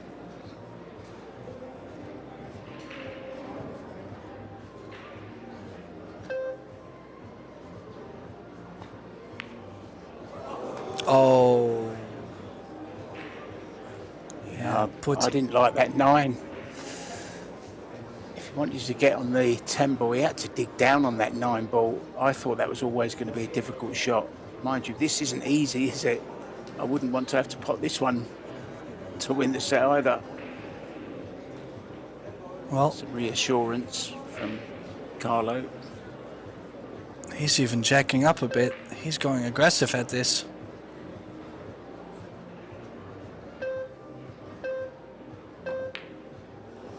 Yeah, missed it. Nowhere near. They're gonna leave USA. Another bank? Nothing. Oh, this is one you gotta slice it up to the top corner because the pocket speed does make the pocket a lot bigger. It slides still. You gotta take this on, Mark. Even though, I mean, I know, then again, make it, you play yourself right back into the set. If you miss it, you lose the set.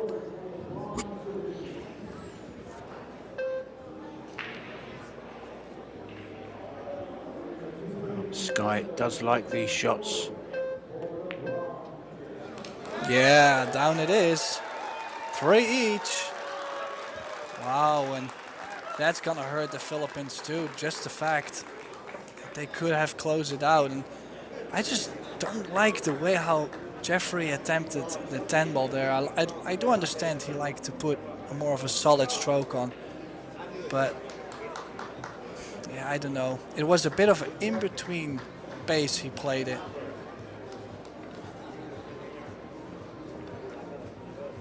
Well, it's the mixed doubles. It's time for Savannah Easton to shine, and also Rubelin Amit. One set all now between Austria and Poland. They have equalised. Austria 1, Poland 1.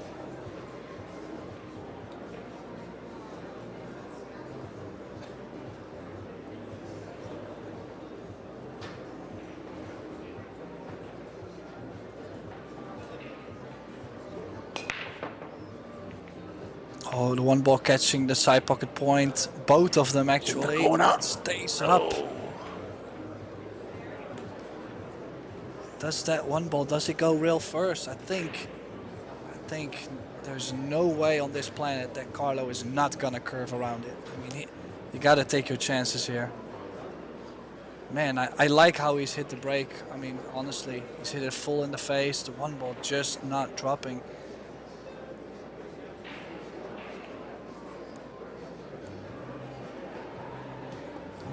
Do you not feel a masse around the 3? Rail first is quite a big ball. You gotta go. Where do you push to? This is it. Make this. You might get on the 2 ball or a good save on the 2.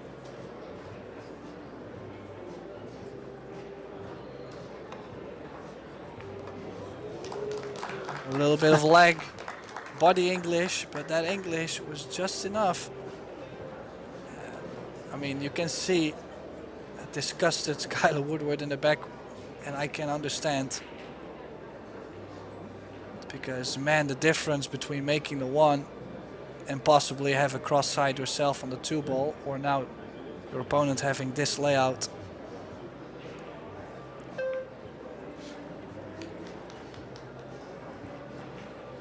Still some work to be done, though.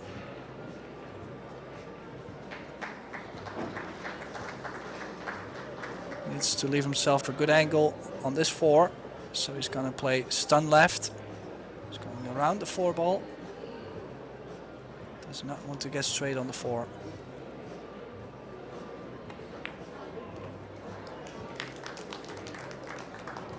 And if Jeffrey can cross over to get on the 5, you would have to say all the percentages are with the Pinoy.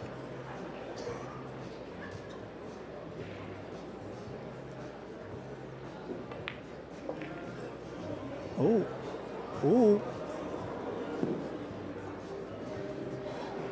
Oh dear. Aye, aye, aye.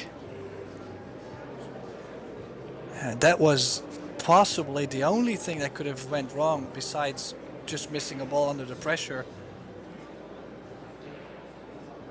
You don't often see a lot of reaction from Carlo Biardo, but he's disgusted with that. There's so much room to get into there. There's no reason for it to be short. You can be as long as you want on that shot. Oh, is he gonna masse around this, or is he doing the masse safety?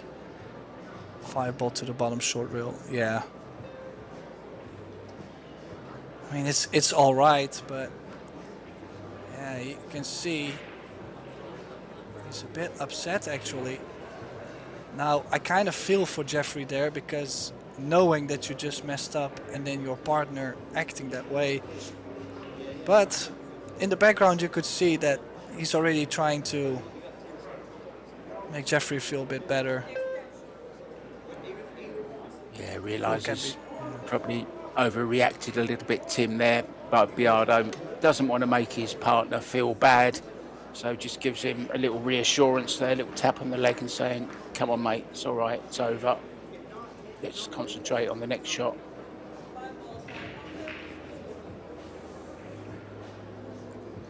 Oh, Shane is gonna try and kick this. Cue ball behind the 6, possibly. 5 ball above the 7, that's the target. Hit a good kick and stick, no cover though. Jeffrey most likely gonna try his chances behind the 8.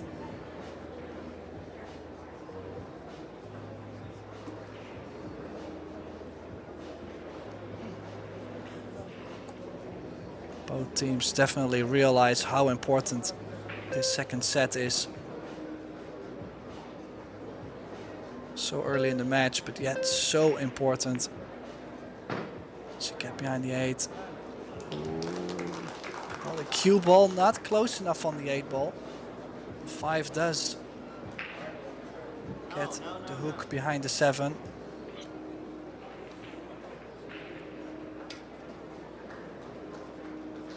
Looking to get behind the 10 ball here. Orange 5 in the centre of the end rail.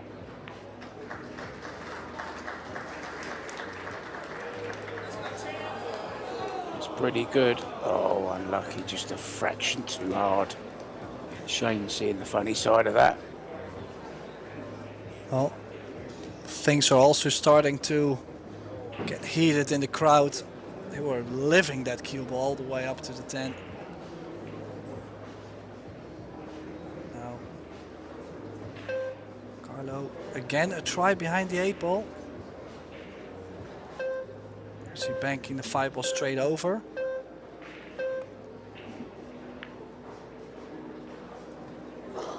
Yeah, the base, this is good base. He's gonna leave a cut though, he's hit it just slightly thinner. The base in general was fine.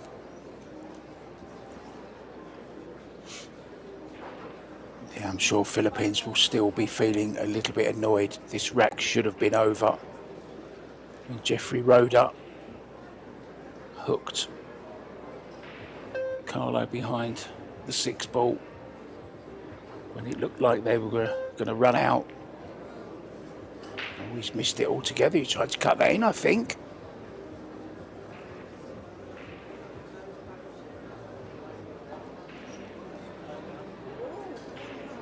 Was he trying to cut that, Tim, or go behind it? No, I'm assuming he was trying to cut it.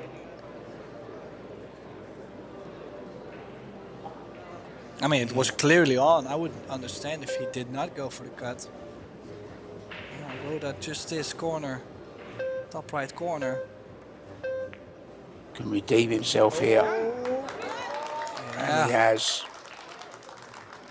Great shot from Jeffrey Roeder. All is forgotten about the 5 ball from earlier on.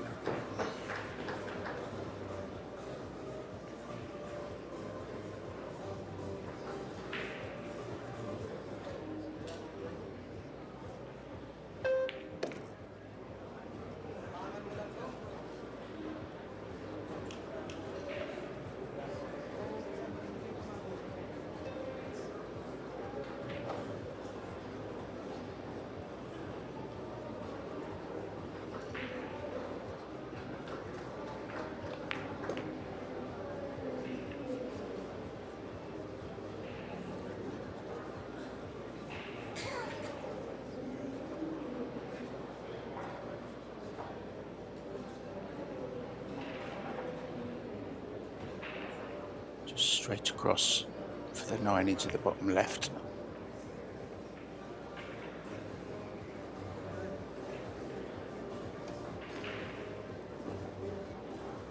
Straightforward 9 and 10, Tim, for a 1-set all match. Makes the next mixed Scotch doubles very, very interesting.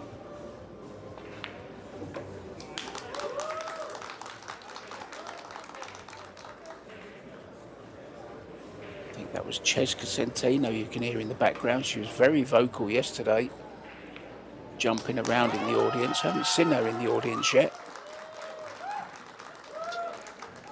Yeah, so second set going to Team Philippines.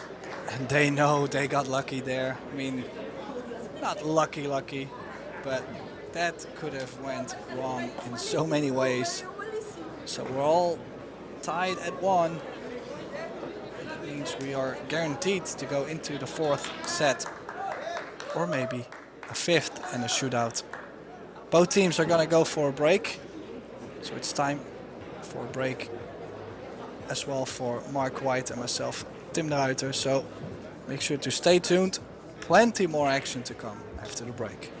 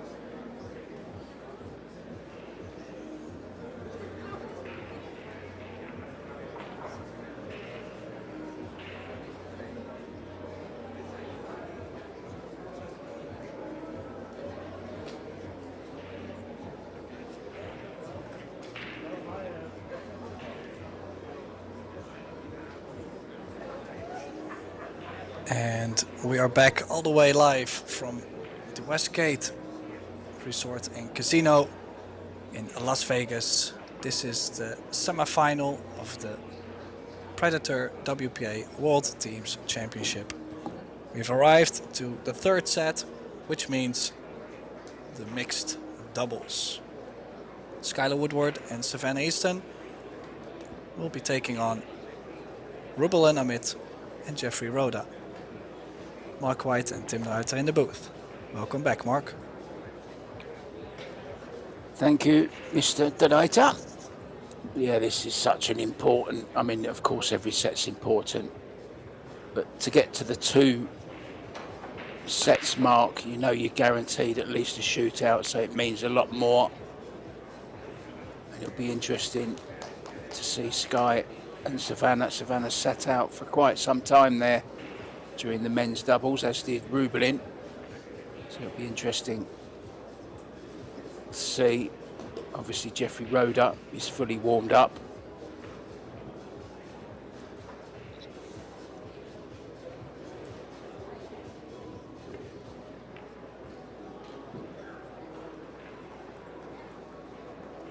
Straight in stroke from Rubelin. Yeah, what else is there to do in this rack? This is a phenomenal layout.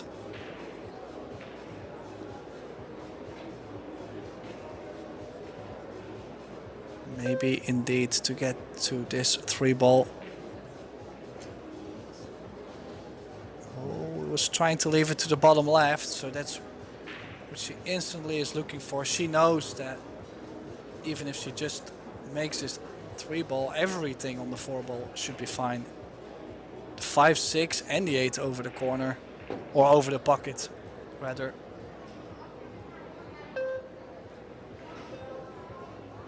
Great temperament from Ruben in there. Didn't complain, didn't show any emotion, just got straight down looking at the angle with the cut to the bottom left. Just a slight misjudgment in the position from Jeffrey. So it's a chance for USA early on in this third set.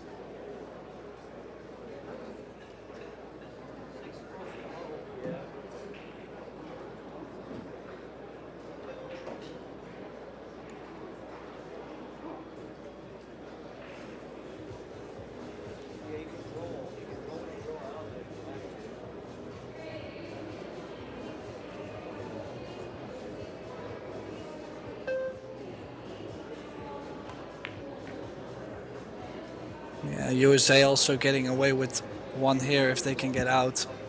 That was a phenomenal chance for the Philippines to get going early. Just that cut.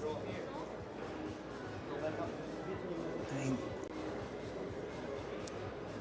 it was definitely missable. I think everybody was expecting her to make the 3-ball. And what a stroke from Savannah. She doesn't look too happy with it, but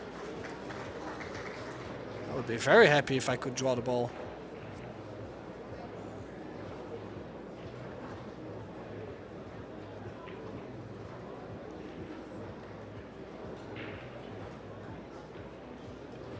Good recovery. A little bit thin, I think that's what Savannah was worried about, but she did play a tremendous draw shot off that 5. Steady arm, no shaking. She's a well-seasoned pro now at such a young age, just 16. Started playing when she was 11, or even before that. She really started coming to the fore when she was age 11. People started to notice her.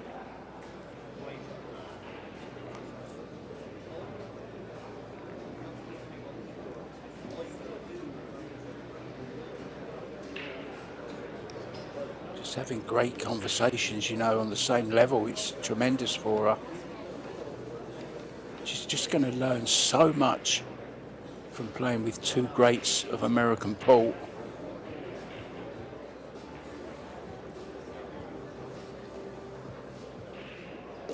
And she's a pretty strong-headed girl as well. She knows what she wants and she won't stand for any nonsense. She'll say exactly what she thinks. She's very matter-of-fact as well when she's talking in interviews. Very good interviewee.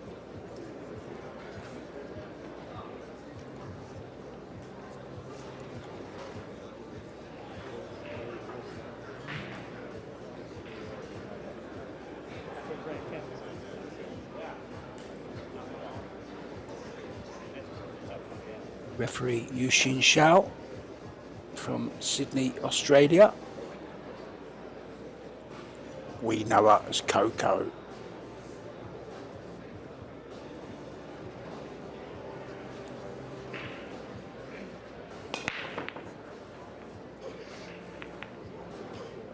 Well, good impact. Cue ball going a bit forward though.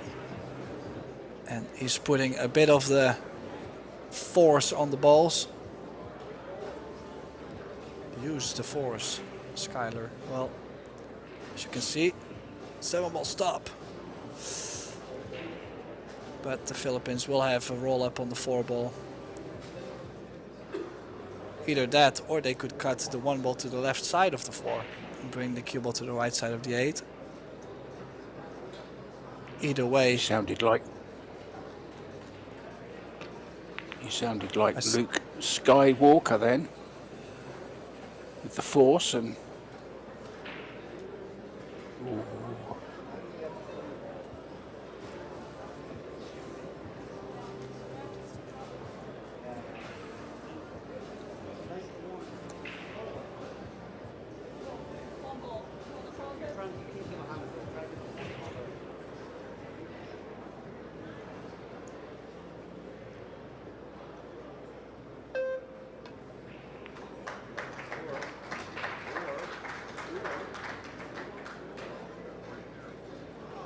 Well, settle for that. A little bit of luck.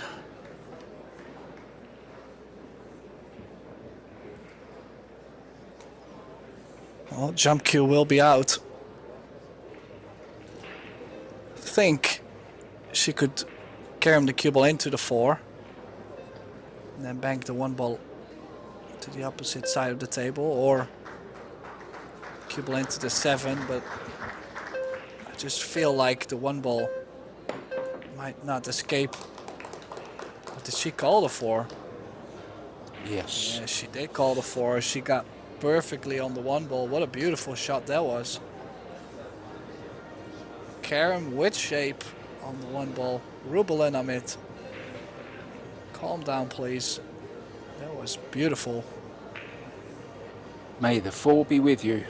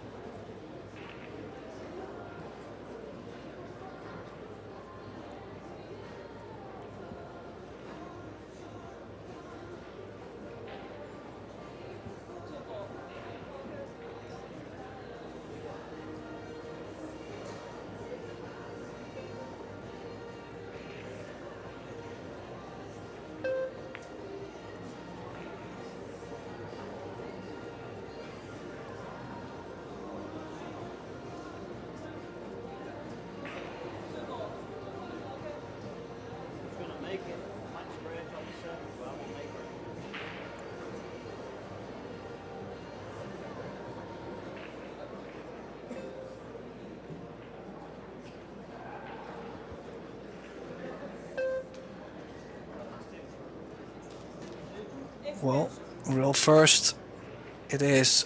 This lays too far for a jump.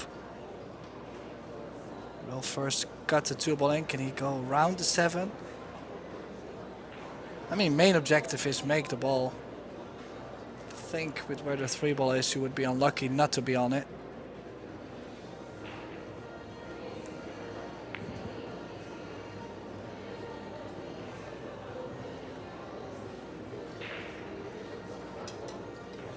Cover. Swerveable.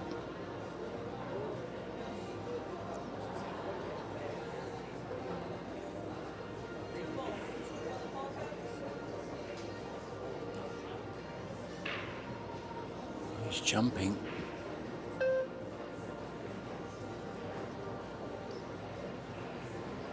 Low left spin. Nice shot, Jeffrey.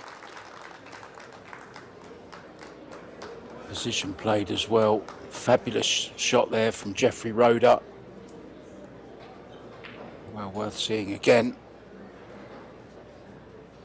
Biardo enjoyed that one. Round of applause and a high five.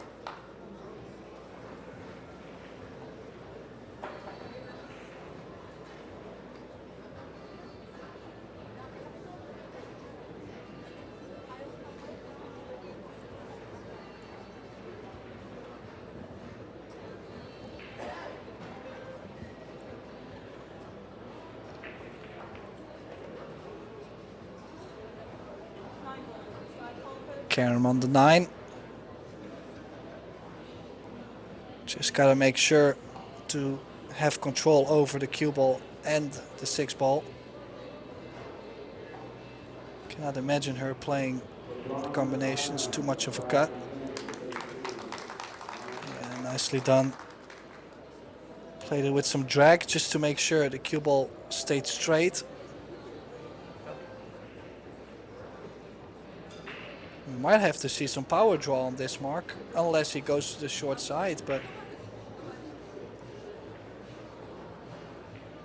gotta once in a while power one in, you know, just to keep the confidence.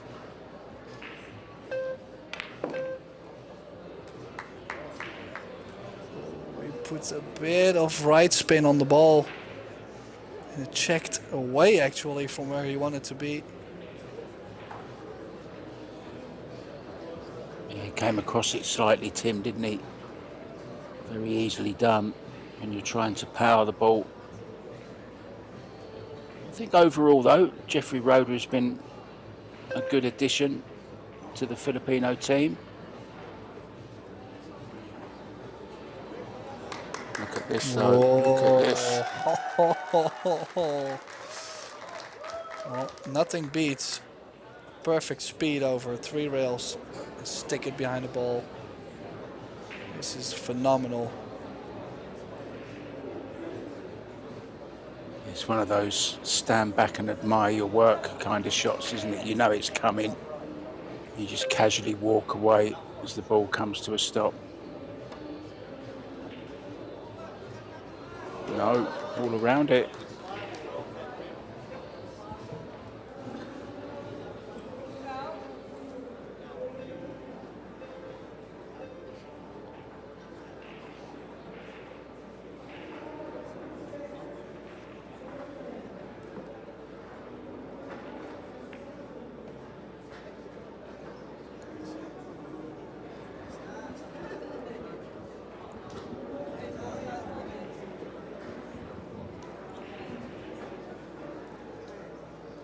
Well, it does seem like we might have another close set on our hands just because both teams now playing well. It's in there in the really fine details, and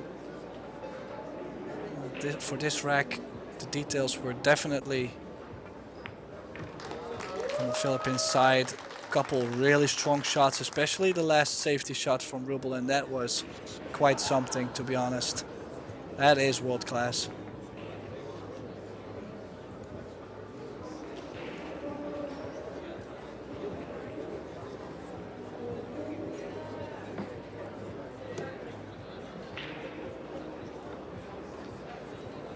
I think I'm going to give you a quick fact, Tim. What do you reckon? I can't wait.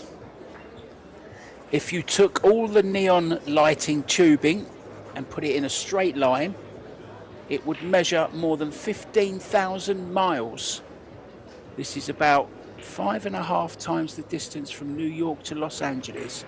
It's quite a lot of neon in Las Vegas.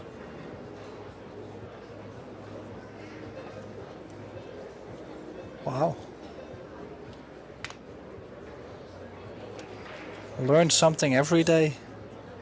I think Cheska enjoyed that one. Though. 15,000 miles, Tim, of neon lighting end to end. It's just ridiculous, that is, isn't it? and it's the brightest place on the planet. I'm not surprised. I wouldn't want their electric bill, that's for sure.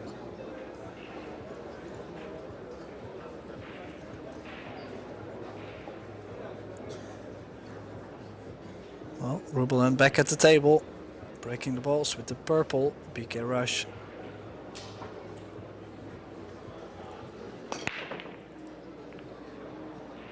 One ball hanging up, we've seen that so often now. Does make the 5. They do have a shot on the 1 ball. We're gonna see another breaker run by the Philippines.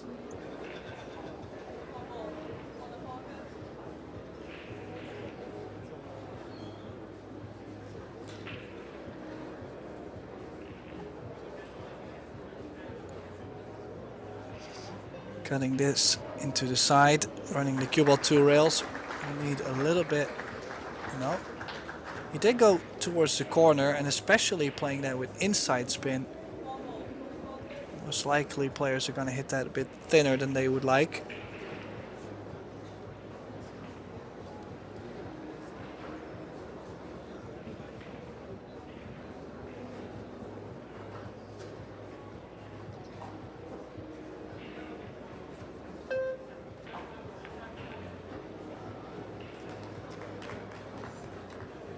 Beautifully played.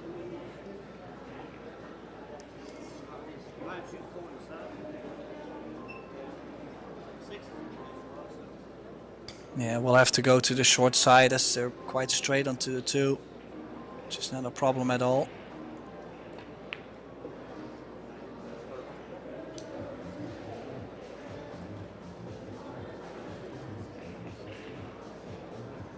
Yeah, just imagine if Jeffrey cuts the 1 ball in and actually gets onto the 2 ball.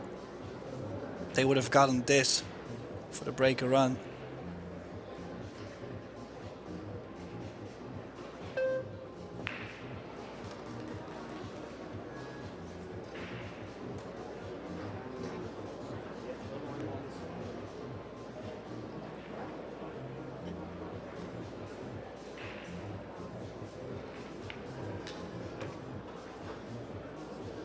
Savannah has missed very little.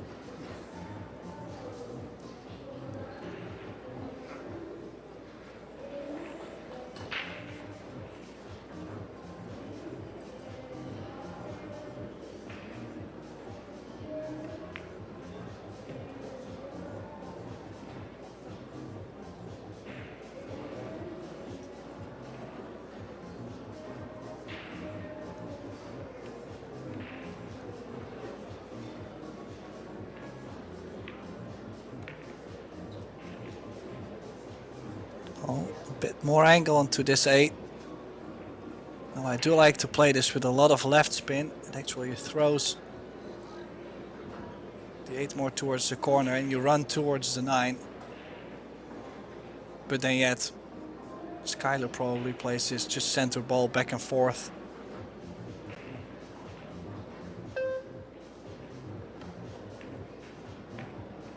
Oh, he did play that left spin. Did have one right. It's just a shot. There's so many preferences on that kind of shot. Everybody plays it a bit different.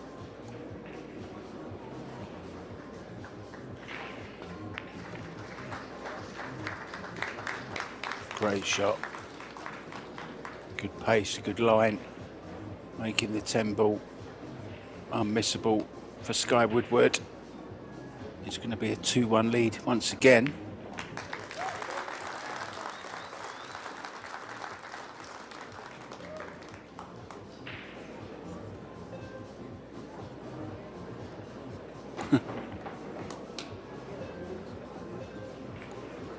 I don't think I've ever seen Shane Van Boning so animated, you know, during a tournament. He's really been enjoying this, I think, this team environment. A lot of people say he's not a team player, but he certainly has been in this World Teams. He's been a good leader. He's been great support for his team. Now then, Savannah. Can Can she make a ball?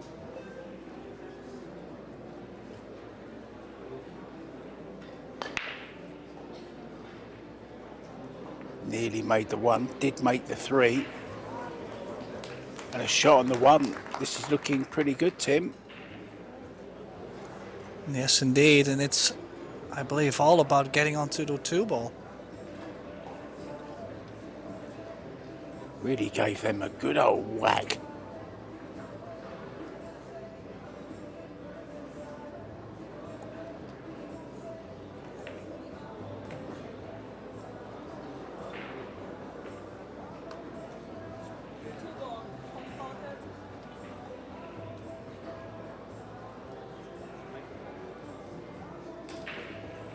Sky just saying let the cue ball go.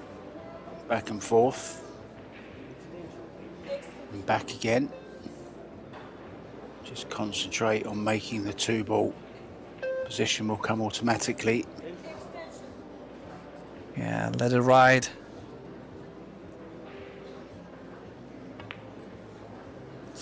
Nowhere near. Ooh, and Snatched it. Bit of a quick stroke there, Tim. Not a nice stroke. well, you kind of have to let it go too. Like, you gotta shoot it to where it's like a I don't care kind of stroke. It sounds weird, but most of the time players are trying to hold and play the perfect speed on that.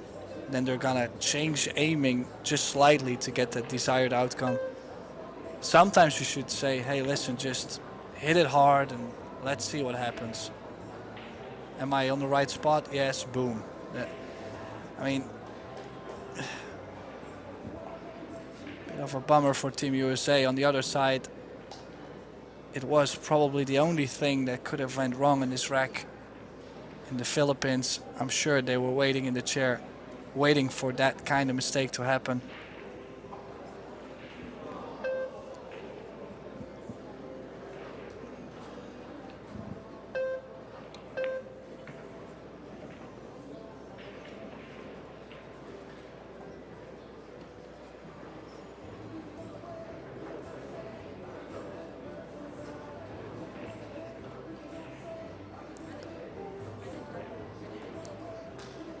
Yeah, could play top right spin.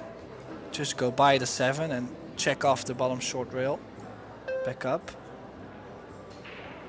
Just depending what kind of angle you want to leave to the other player. I wouldn't really like to stay on the bottom part unless you're going to play a little bump onto the 9. Push the 9 over to the side.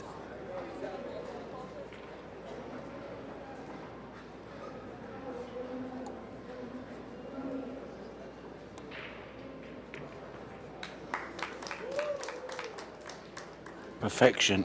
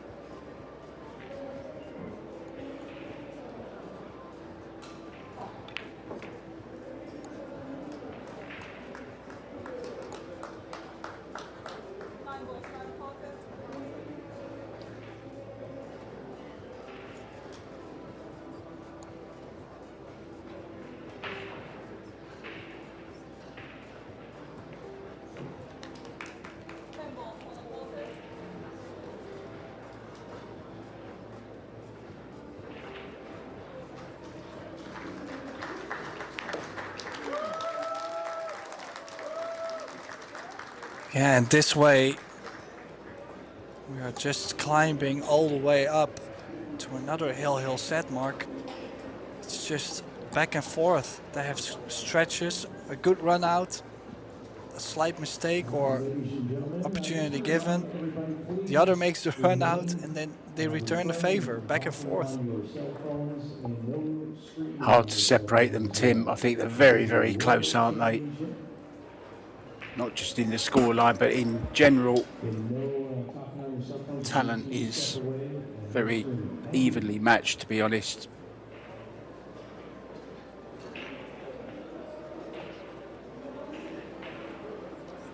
Team Poland are on the hill in the third set, 3-2 over Austria.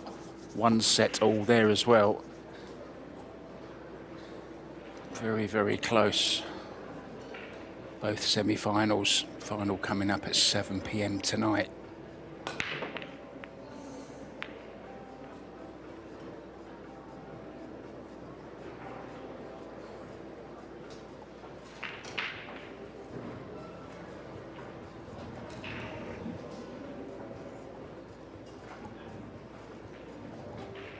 Well, crushing the break, and this is exactly what I meant.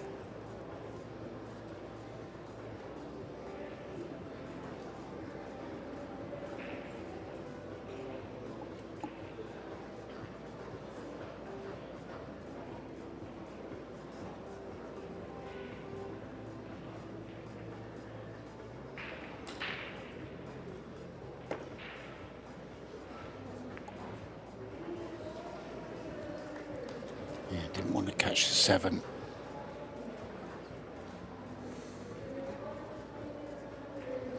Well, this is half a chance, Tim.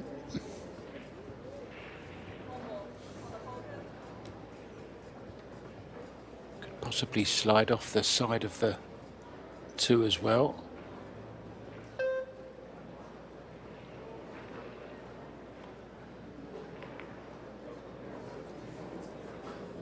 Got both parts wrong there. Not one of her best.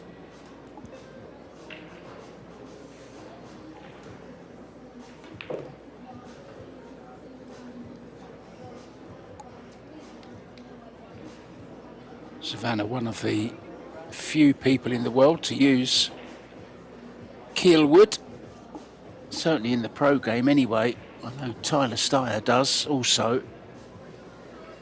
Savannah just explained that with carbon she never got the feel that she liked, but with keelwood she said she can feel every shot.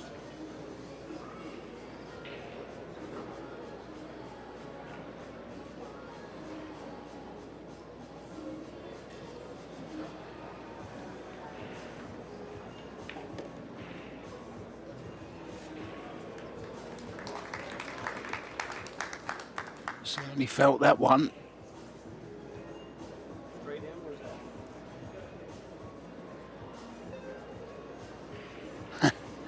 Both pointing in exactly the same position.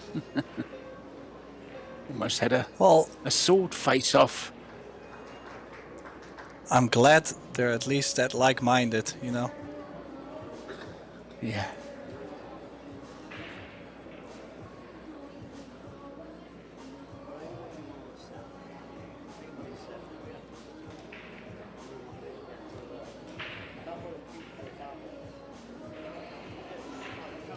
Sky wants it held there.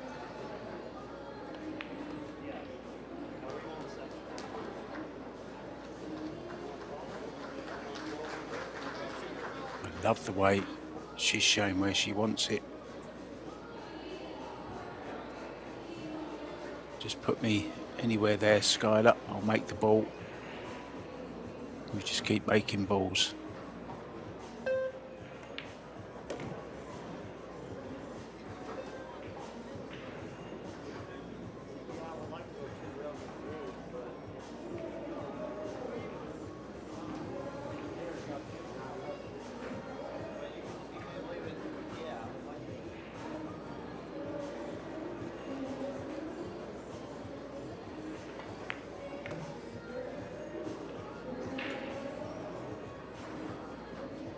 A little bit further, but it's okay. He needs angle to get back and forth for the 9.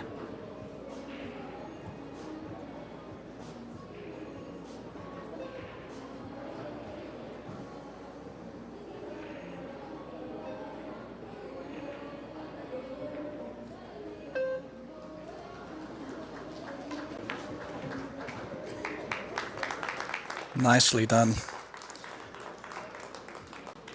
Straight onto this 9 ball, but then again, drawing this 9 back, just make sure to rather be a bit too high than too low.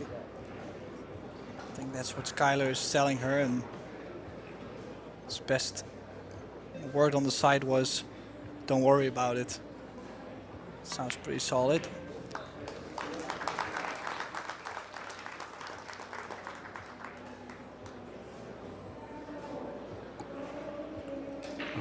Remember, guys, we will be seeing Sophia Mast in the final against Albert Januata from Indonesia.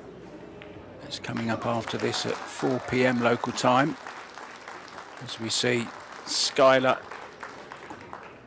Savannah and Team America get onto the hill first in this crucial third set.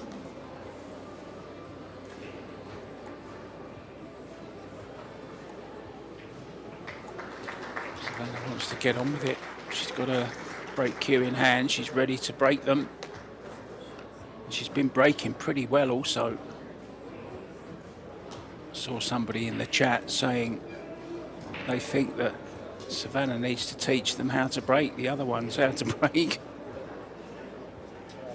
That wasn't me that said that, guys.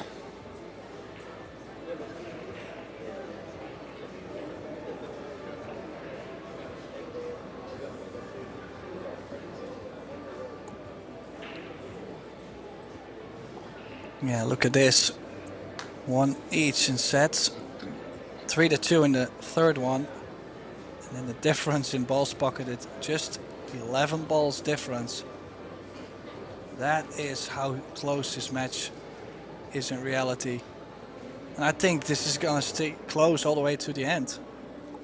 They just cannot get loose from each other.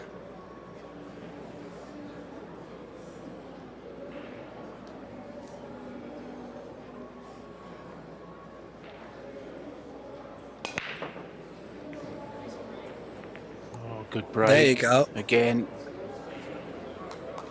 And the reward. Now, Skylar has no reason to complain now. He's got the 2 balls straight over to the side, straight over to the corner, excuse me.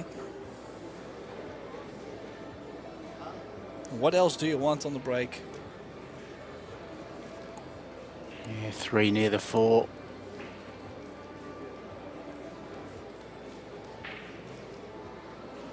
Six and 7 nicely lined. Oh, this could be 2-1 for Team America very, very shortly.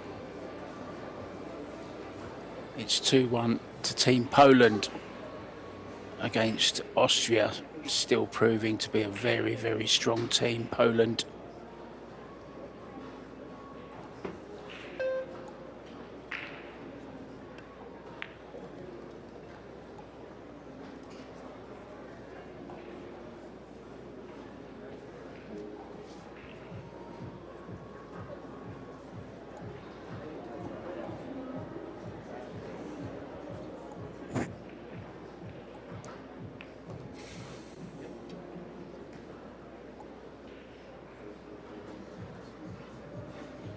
Not going to do too much here with the cue ball, just stun it slightly, about a foot.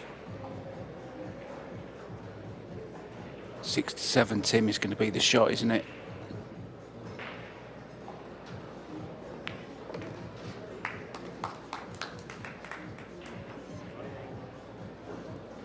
Oh, you can see Shane really feeling it in the chair.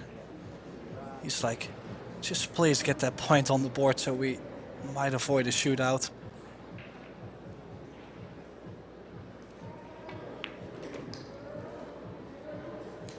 Overhit it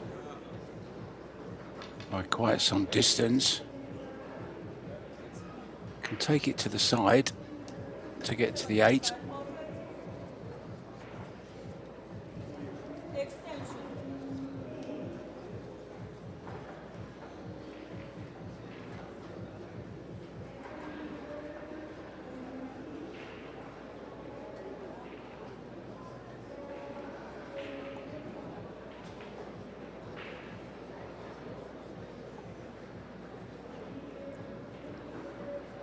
This is a big cut though.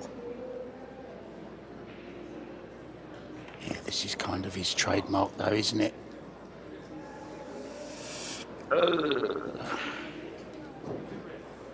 Ugly. Thought he might have played a lot of right hand spin on that, Tim, to try and hold it more. Only the safety now though.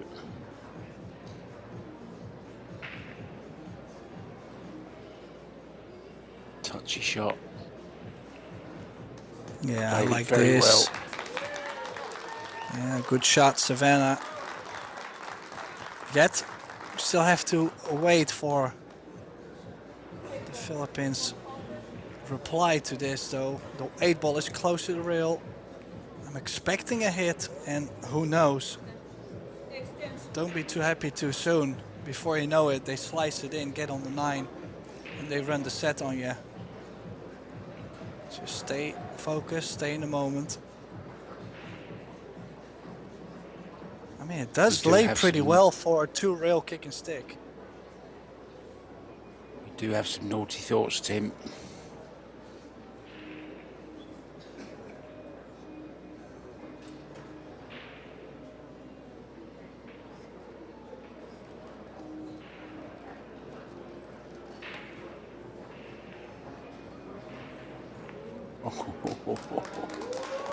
Great contact. Now does he go aggressive here, Tim?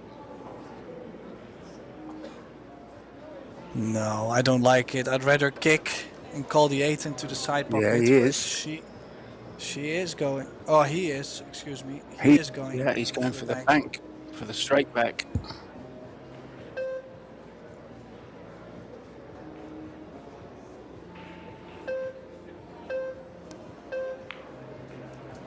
No.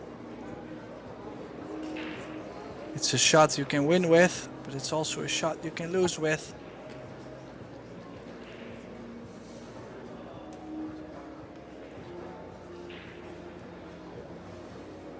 Yeah, I do like this quote actually.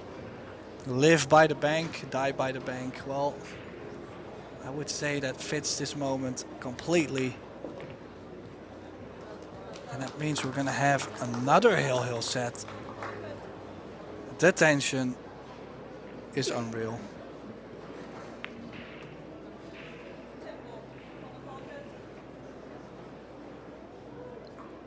Yeah, all that work has come undone. Skylar having a go at the bank. You can't blame him really. If it goes in, it's the right shot. If it doesn't, it's the wrong shot.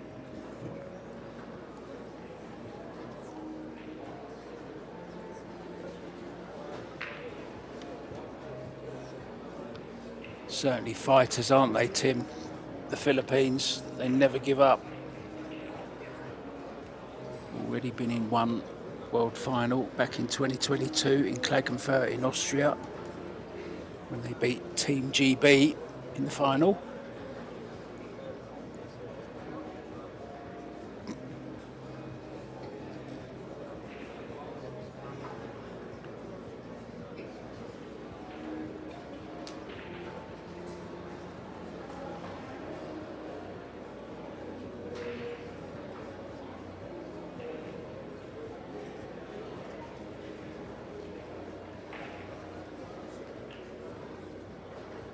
Crowd fascinated. There's Larry, Easton and Tiffany.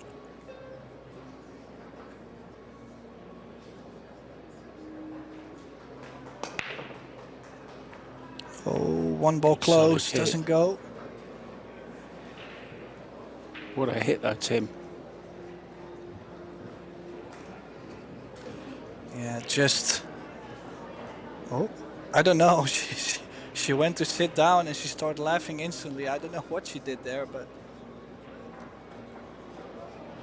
I would say bring the 1 ball up to the 4.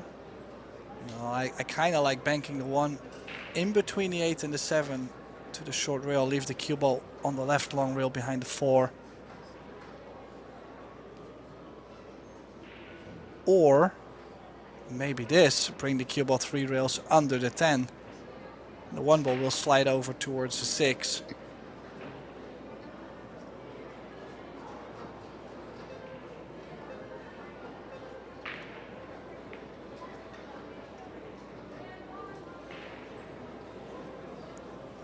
He's hit it too soft.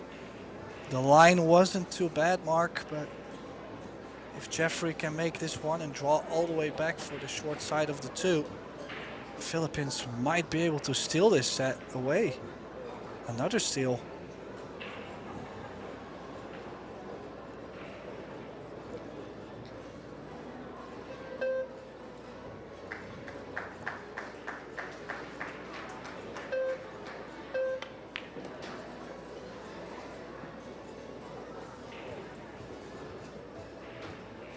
Well, decent pot. But a little bit awkward on this 2-ball. Look at Shane. Getting up to have a look at the angle they've got. He wants to win this.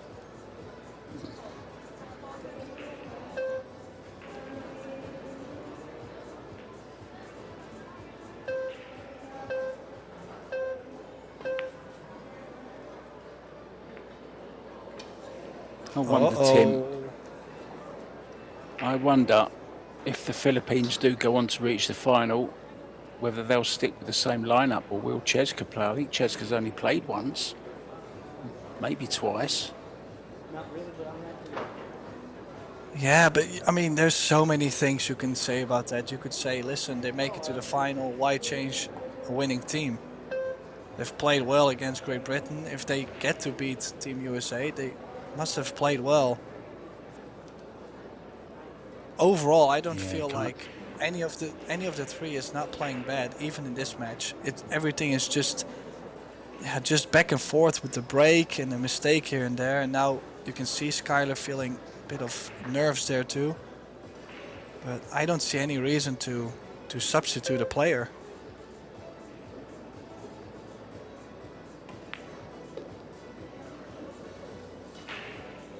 Yeah, don't change a winning formula. There's one way to look at it.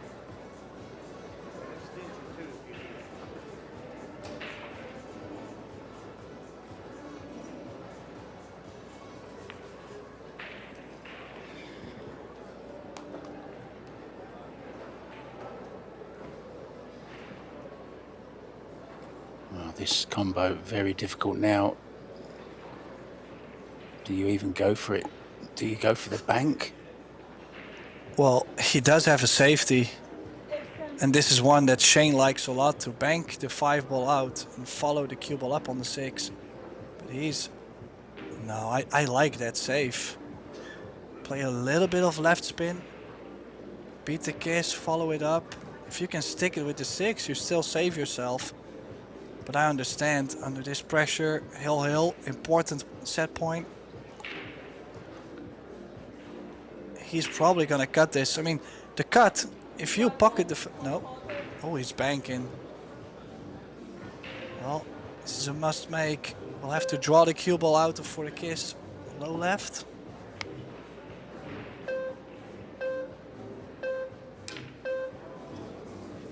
Oh, and he scratched. I think he might have even miscued Mark. That sound didn't really sound too great.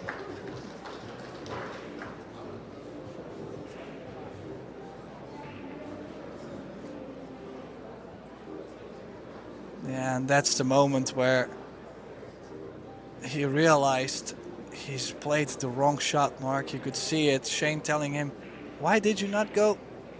I mean, we don't know exactly what he said. I'm assuming the safety. So for grabs for the Philippines. This is huge.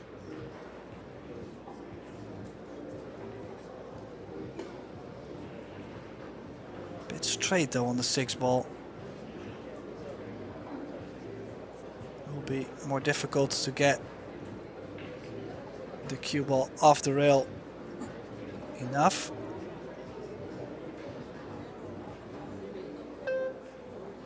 Extension.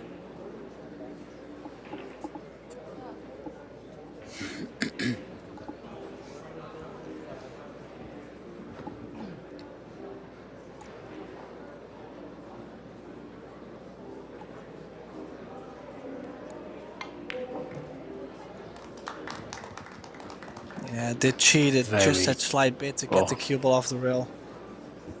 Very, very good shot from Ruben and Amit.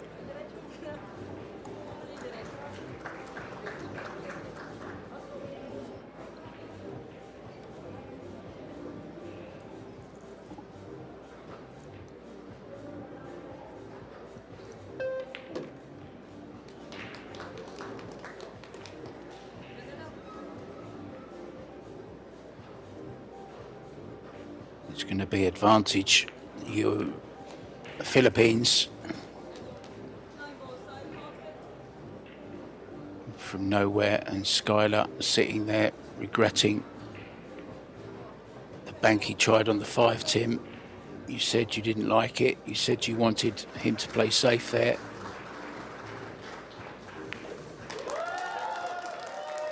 Yeah, and they escape another scare. So they're on the hill, 2-1. Now Team Philippines. Skylar leaving the arena disgusted. They need Shane Van Boning to show up against Carlo Biado. So that's a must-win for Team USA. Philippines one step closer to another final. So we'll be continuing after a short break. So make sure to stay tuned. We'll be right back. Mark White and Tim de Ruiter.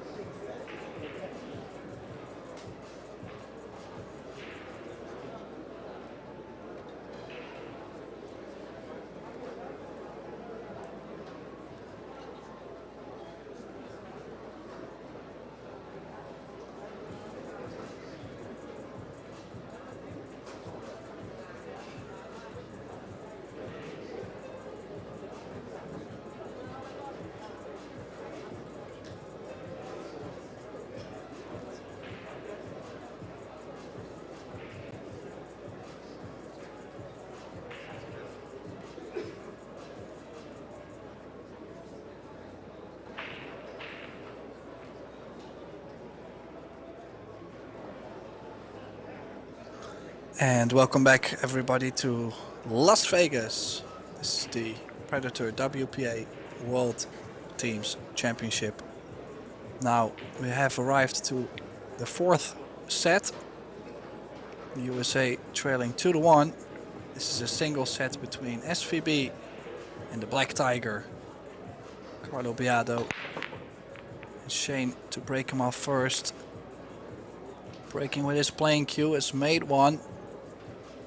Nothing on the one ball, but a decent save behind the 9. In the booth, Mark White and myself, Tim de Ruiter. Welcome back, Mark. Thank you, Tim. Yeah, ball down. 2 ball went in the side pocket. Safety on the 1 ball, I'm thinking. And, well, can Team USA get over that mistake from Skylar in the last rack? They need to, because it's all over if they don't win this set. If they do win the set, it's going to be a shootout, which is going to be very, very dramatic. I don't think I've seen one yet in the teams, certainly not in the games that I've been commentating on.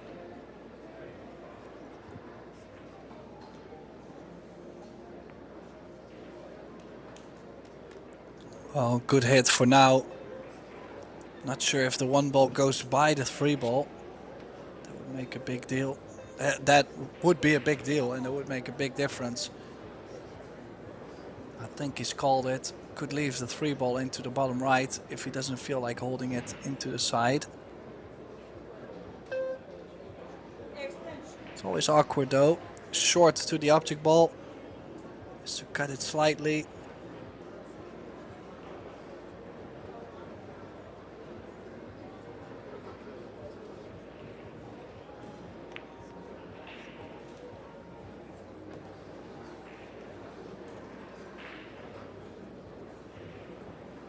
A little bit in between here, Tim.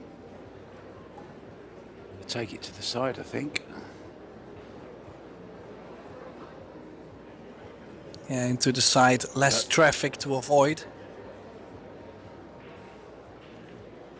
Low right on the cue ball, about 5 on the clock face. Just checking the cue ball off the rail slightly.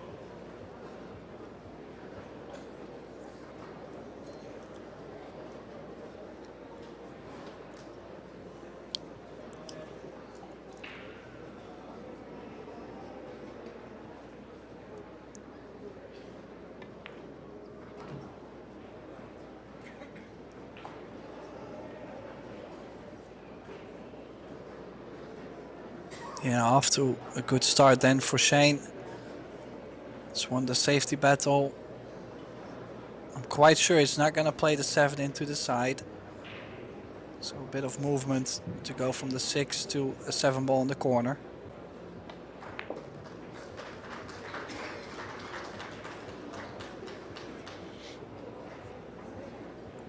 It must have been pretty painful for Shane to sit there and watch that set disappear.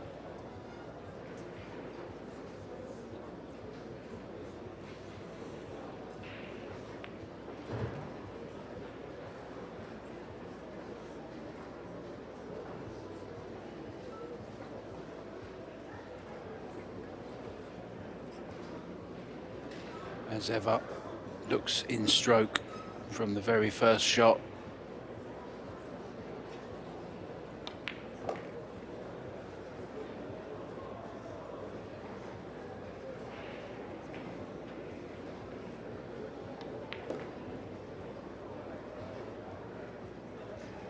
Yeah, he's in that punch. I could understand the emotions when Skylar messed up in the last set. He was so hoping for USA to be on the hill first, probably because he's feeling so well at the table. He's fearing no one. As he break and runs the opening rack in the 4th set. 5th set is the deciding shootout, so I haven't gotten to see one in the teams. We have seen that this match overall has been very close, both teams playing very well. Just crucial things, crucial balls being missed at crucial moments.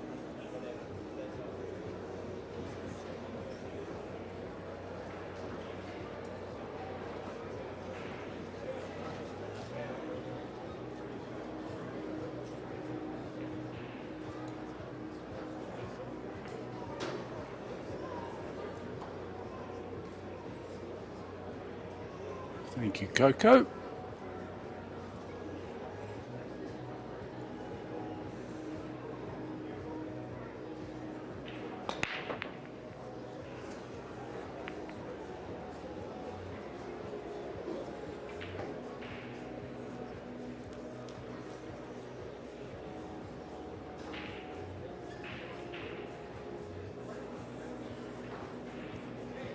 Oh, actually, somebody corrected me, and he is very wrong, very right. So I have to correct myself.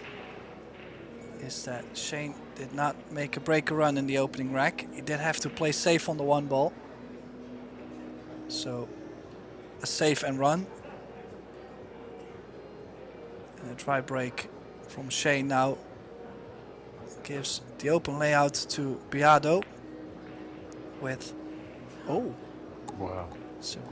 that's a rare miss, Mark. We don't get to see him miss these quite often. That was in a different zip code to the pocket.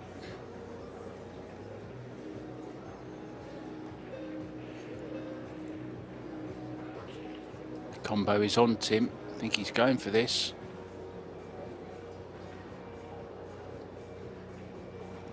I don't know. Thoughts.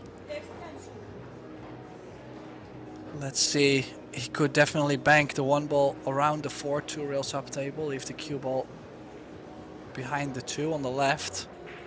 Could also play the one ball to the bottom side of the 10. But I think it's too dangerous on the speed. Is he gonna overcut the 1? Bring the cue ball up, maybe behind the 8?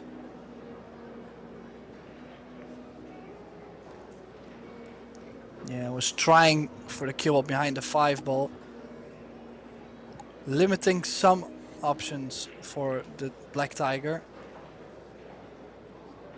He could still go thin, bank the 1 ball into the 10 ball. The 1 ball will stay. The cue ball could track behind the 9 3 rails.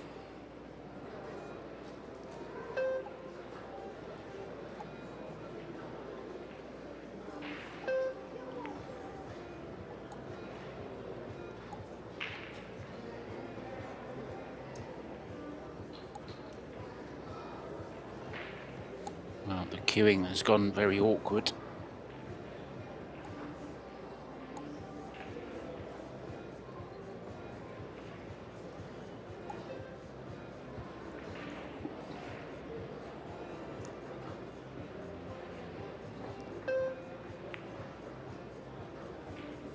Oh, does the 1 ball travel enough? I don't think so. And this is on. Another chance for Carlo. Can redeem himself from that missed 1 ball after the break.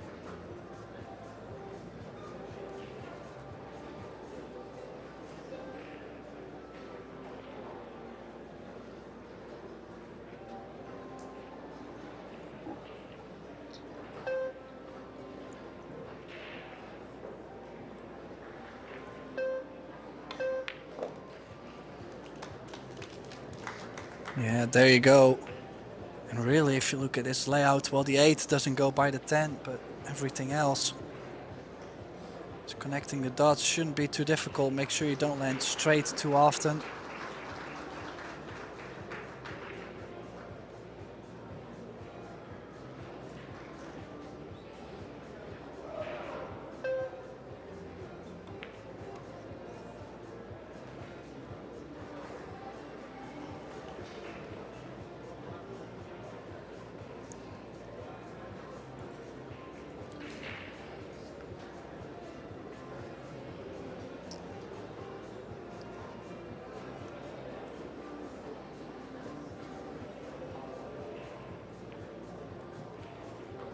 Yeah, not taking any risks. Trying to do more speed on the cue ball. He said, I'm just gonna make that ball into the side. I'll take anything into the corners. So 2 rails forward around the 10. Has to make sure not to run into the 8. Well, worked out all right.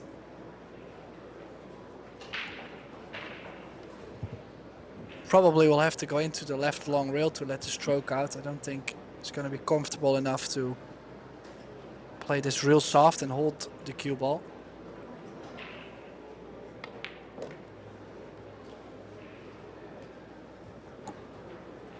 Oh, this is what we want, both players in top form.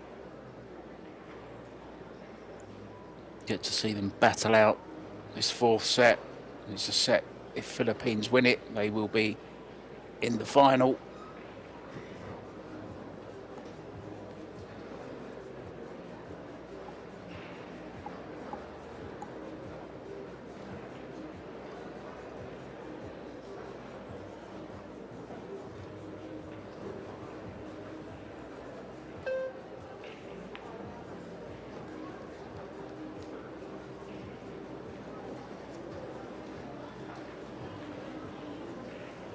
Oh, he's landed funny, Mark.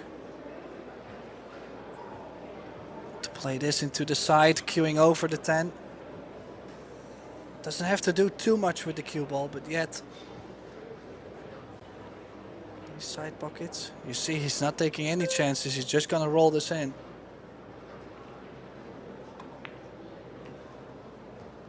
Oh, he did actually do more on the cue ball there. Well, that shows us Black Tiger is not scared at all.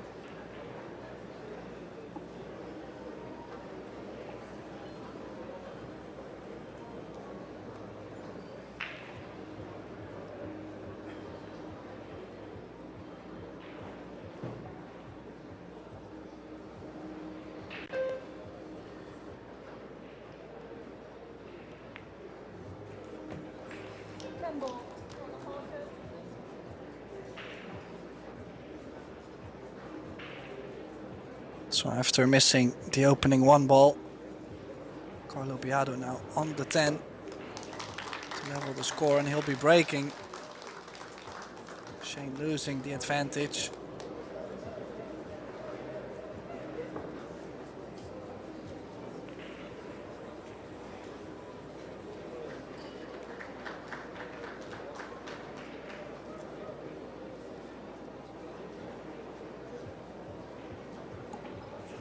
Discussion going on between Skylar and Savannah Easton. Just wondering, I'd love to know what they're talking about.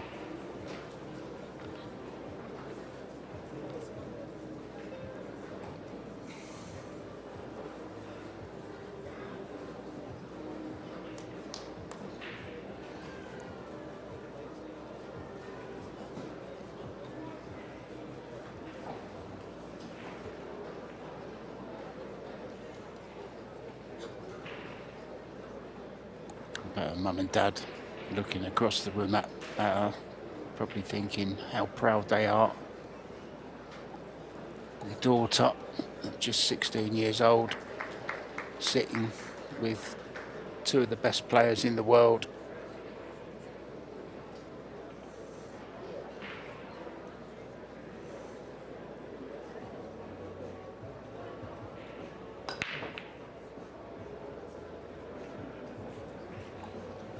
Oh, how's that 2 not gone in? But it hasn't. Chance here, Tim. Yes. Yes, indeed. And Shane can cut this 1 ball in, run the cue ball into the 3 to hold up. The 2, I do believe it does go off the 4 into the side.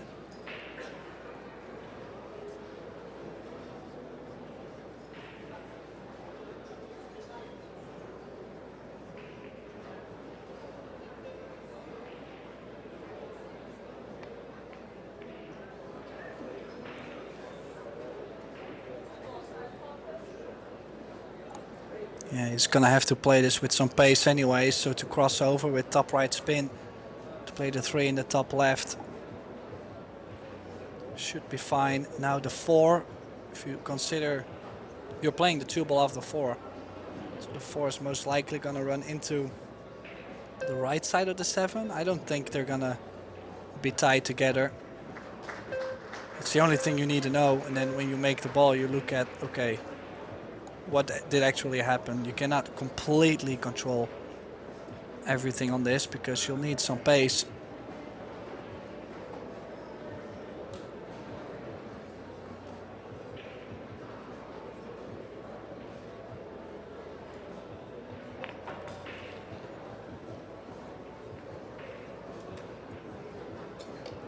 And he's came up too short on the 3 ball.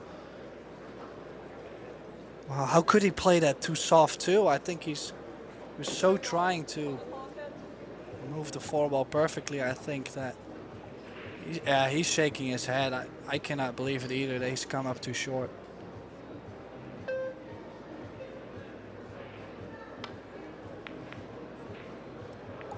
Going for the split.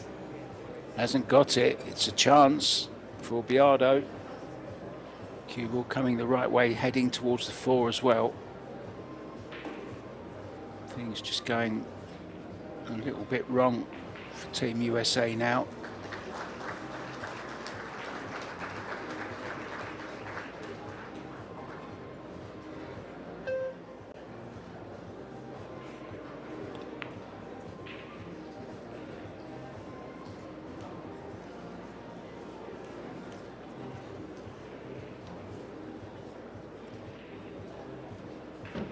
Biardo never one to miss easy balls, really. So great at these types of clearances, Tim. Keeps the cue ball very tight.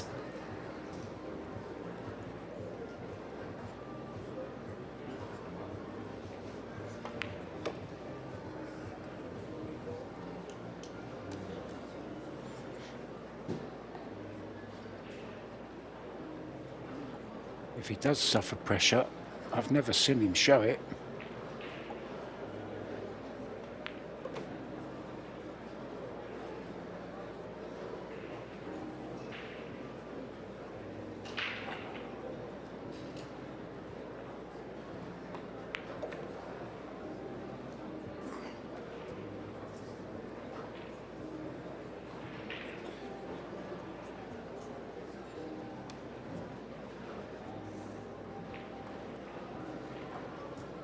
A mistake positional wise from Shane that has put Carlo in this position. Played the 2 into the side, didn't get on the 3 ball.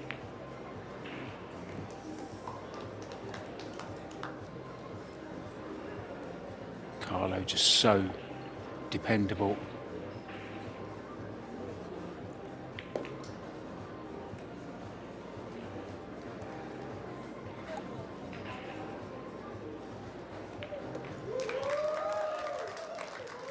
One, Tim.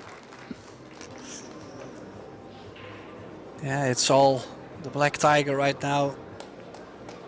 Kind of feel like Shane is letting his head hang a bit though. I mean, it's not easy, you know, you're playing as a team. You win as a team and you lose as a team. But if there's something that you've never...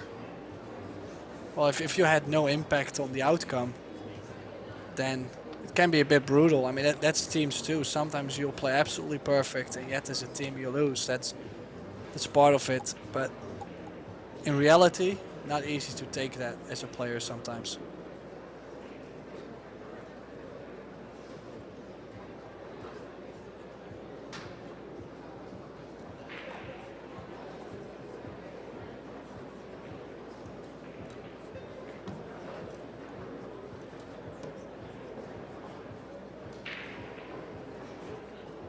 Not sure what Rubelin's doing. I thought she was going to get up and start playing again. Not yet, Rubelin. You may not have to hit another ball. If you do, it will be a shootout shot.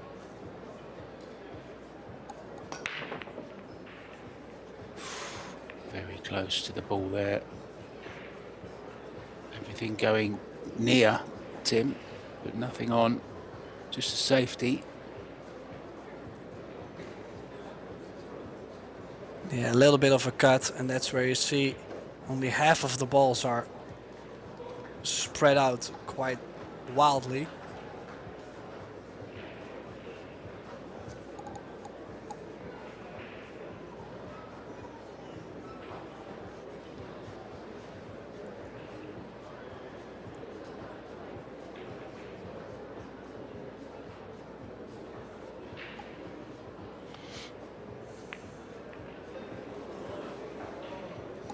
All going wrong now.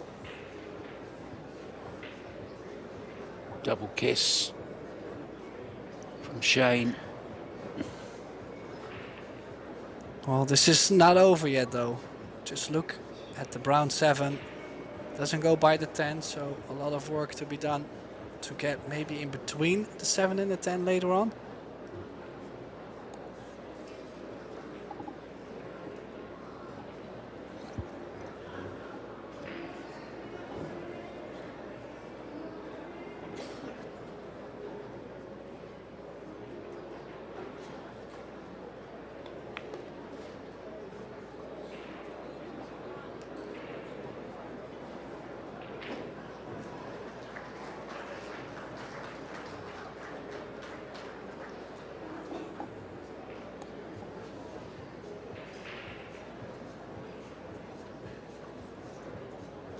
Just slightly awkward queuing next to the 9 ball, but he can get to the part of the cue ball he needs.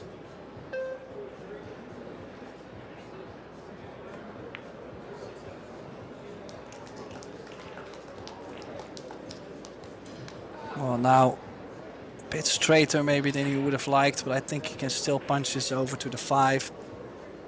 If he stays on the left side of the 6, I think he could stun straight over in between the 7 and the 10.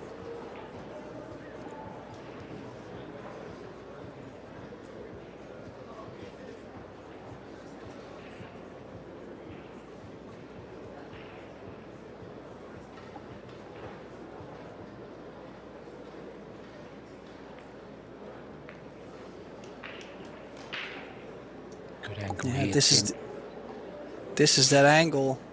Stun into, I mean, you're kind of free to go softly into the 10 or in front, or maybe even if you catch the 7 ball, that eeny meeny bit, you might still be on it. He's got a reasonable chance. Perfect. Oh, look at this, perfect. And What he's a now shot. queuing over the 10. What a shot that is. Worthy of winning any rack. Play to absolute perfection. Even has the right angle, Tim, just to stun out for the 8.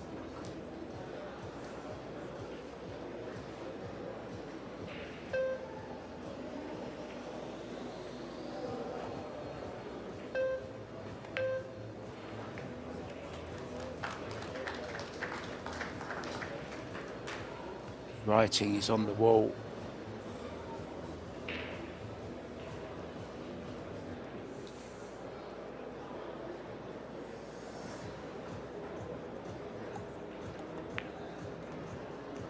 Take nothing away from Biardo. He's just sheer class, this guy.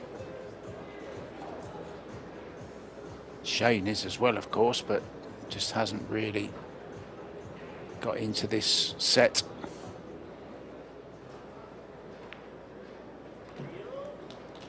Biardo turning it on when he had to.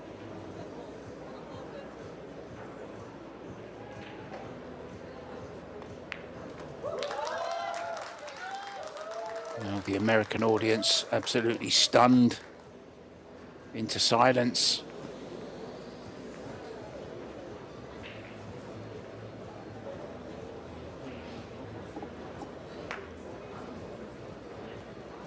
Team Poland are on the hill at 3-2 in the 4th set. They lead by 2 sets to 1, so they just need one more rack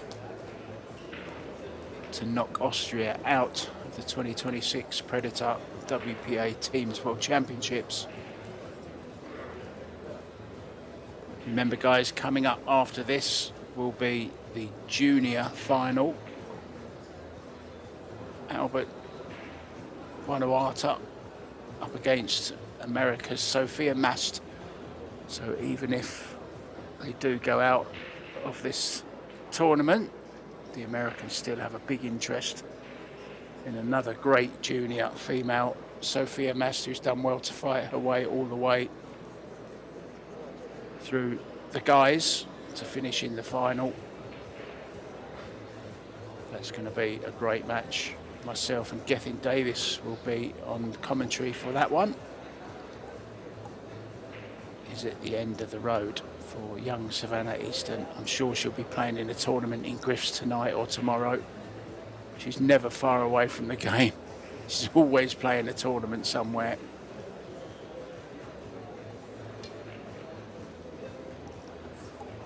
So breaking then for the match. Right, one ball might go. Oh no. Well, the good news for Shane was the fact that Carlo didn't hit it as square as he wanted to.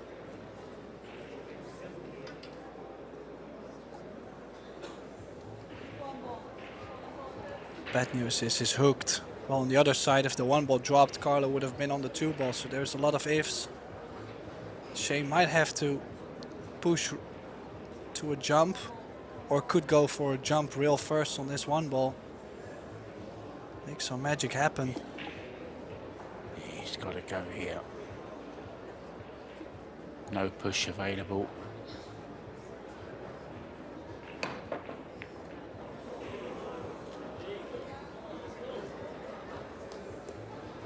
That kind of sums up this match for SVB.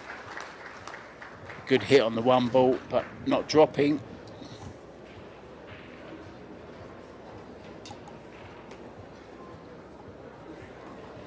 Can Carlo negotiate his way around this rat, Tim? Where are the problems? Extension.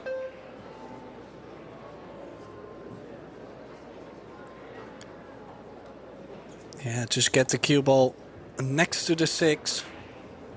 Like, find the window between the 6 and the 8. That's probably gonna bring you straight enough. Oh, he's doing more with the cue ball. Where's the cue ball?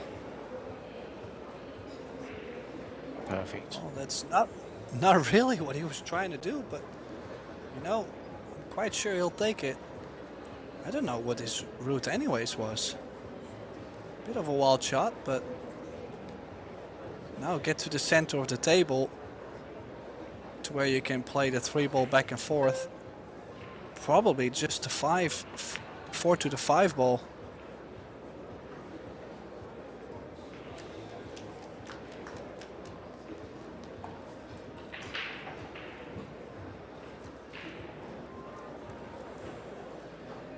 Well, there is so many ways to look at this match. It's brutal. I mean, I truly think USA did have their chances.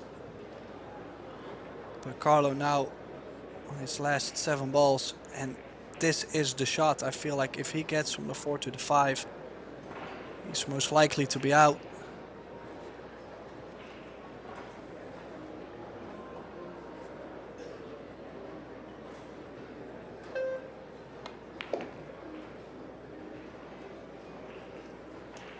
Just doesn't want to get on the rail. Could have been worse if he landed straight on the rail though. He's got some angle, so a drip of left spin. Just put yourself next to the 7. Give yourself a chance at least on the 6.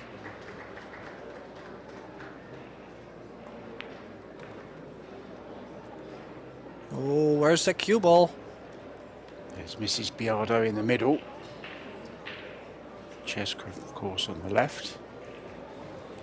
Oh, he's getting awful close there. Oh, and that little bump made the combination only easier, Mark. I think that's it, folks. Everything going the way of the Filipinos right now, and they've deserved it. They've played some fantastic pool after losing the first set, Tim. Lost the first set 4-2. And that very, very edgy second set, they just managed to get over the line at 4-3 in the doubles against Skylar and Savannah.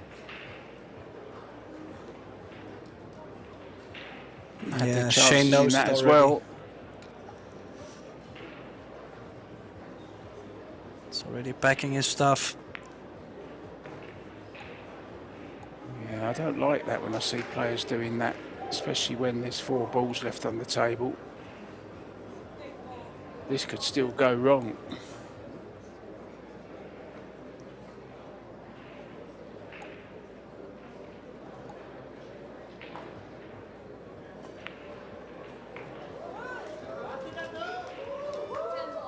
So this 10 ball for a great win over a very strong USA team.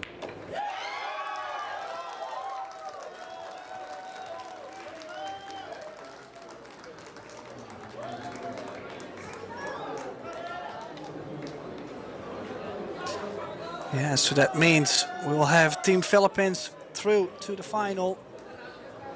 Not sure yet if it's going to be Team Austria or Team Poland. We'll be facing them. But for now, we'll be happy and cheering. But in a couple hours, they'll be ready to go for the title.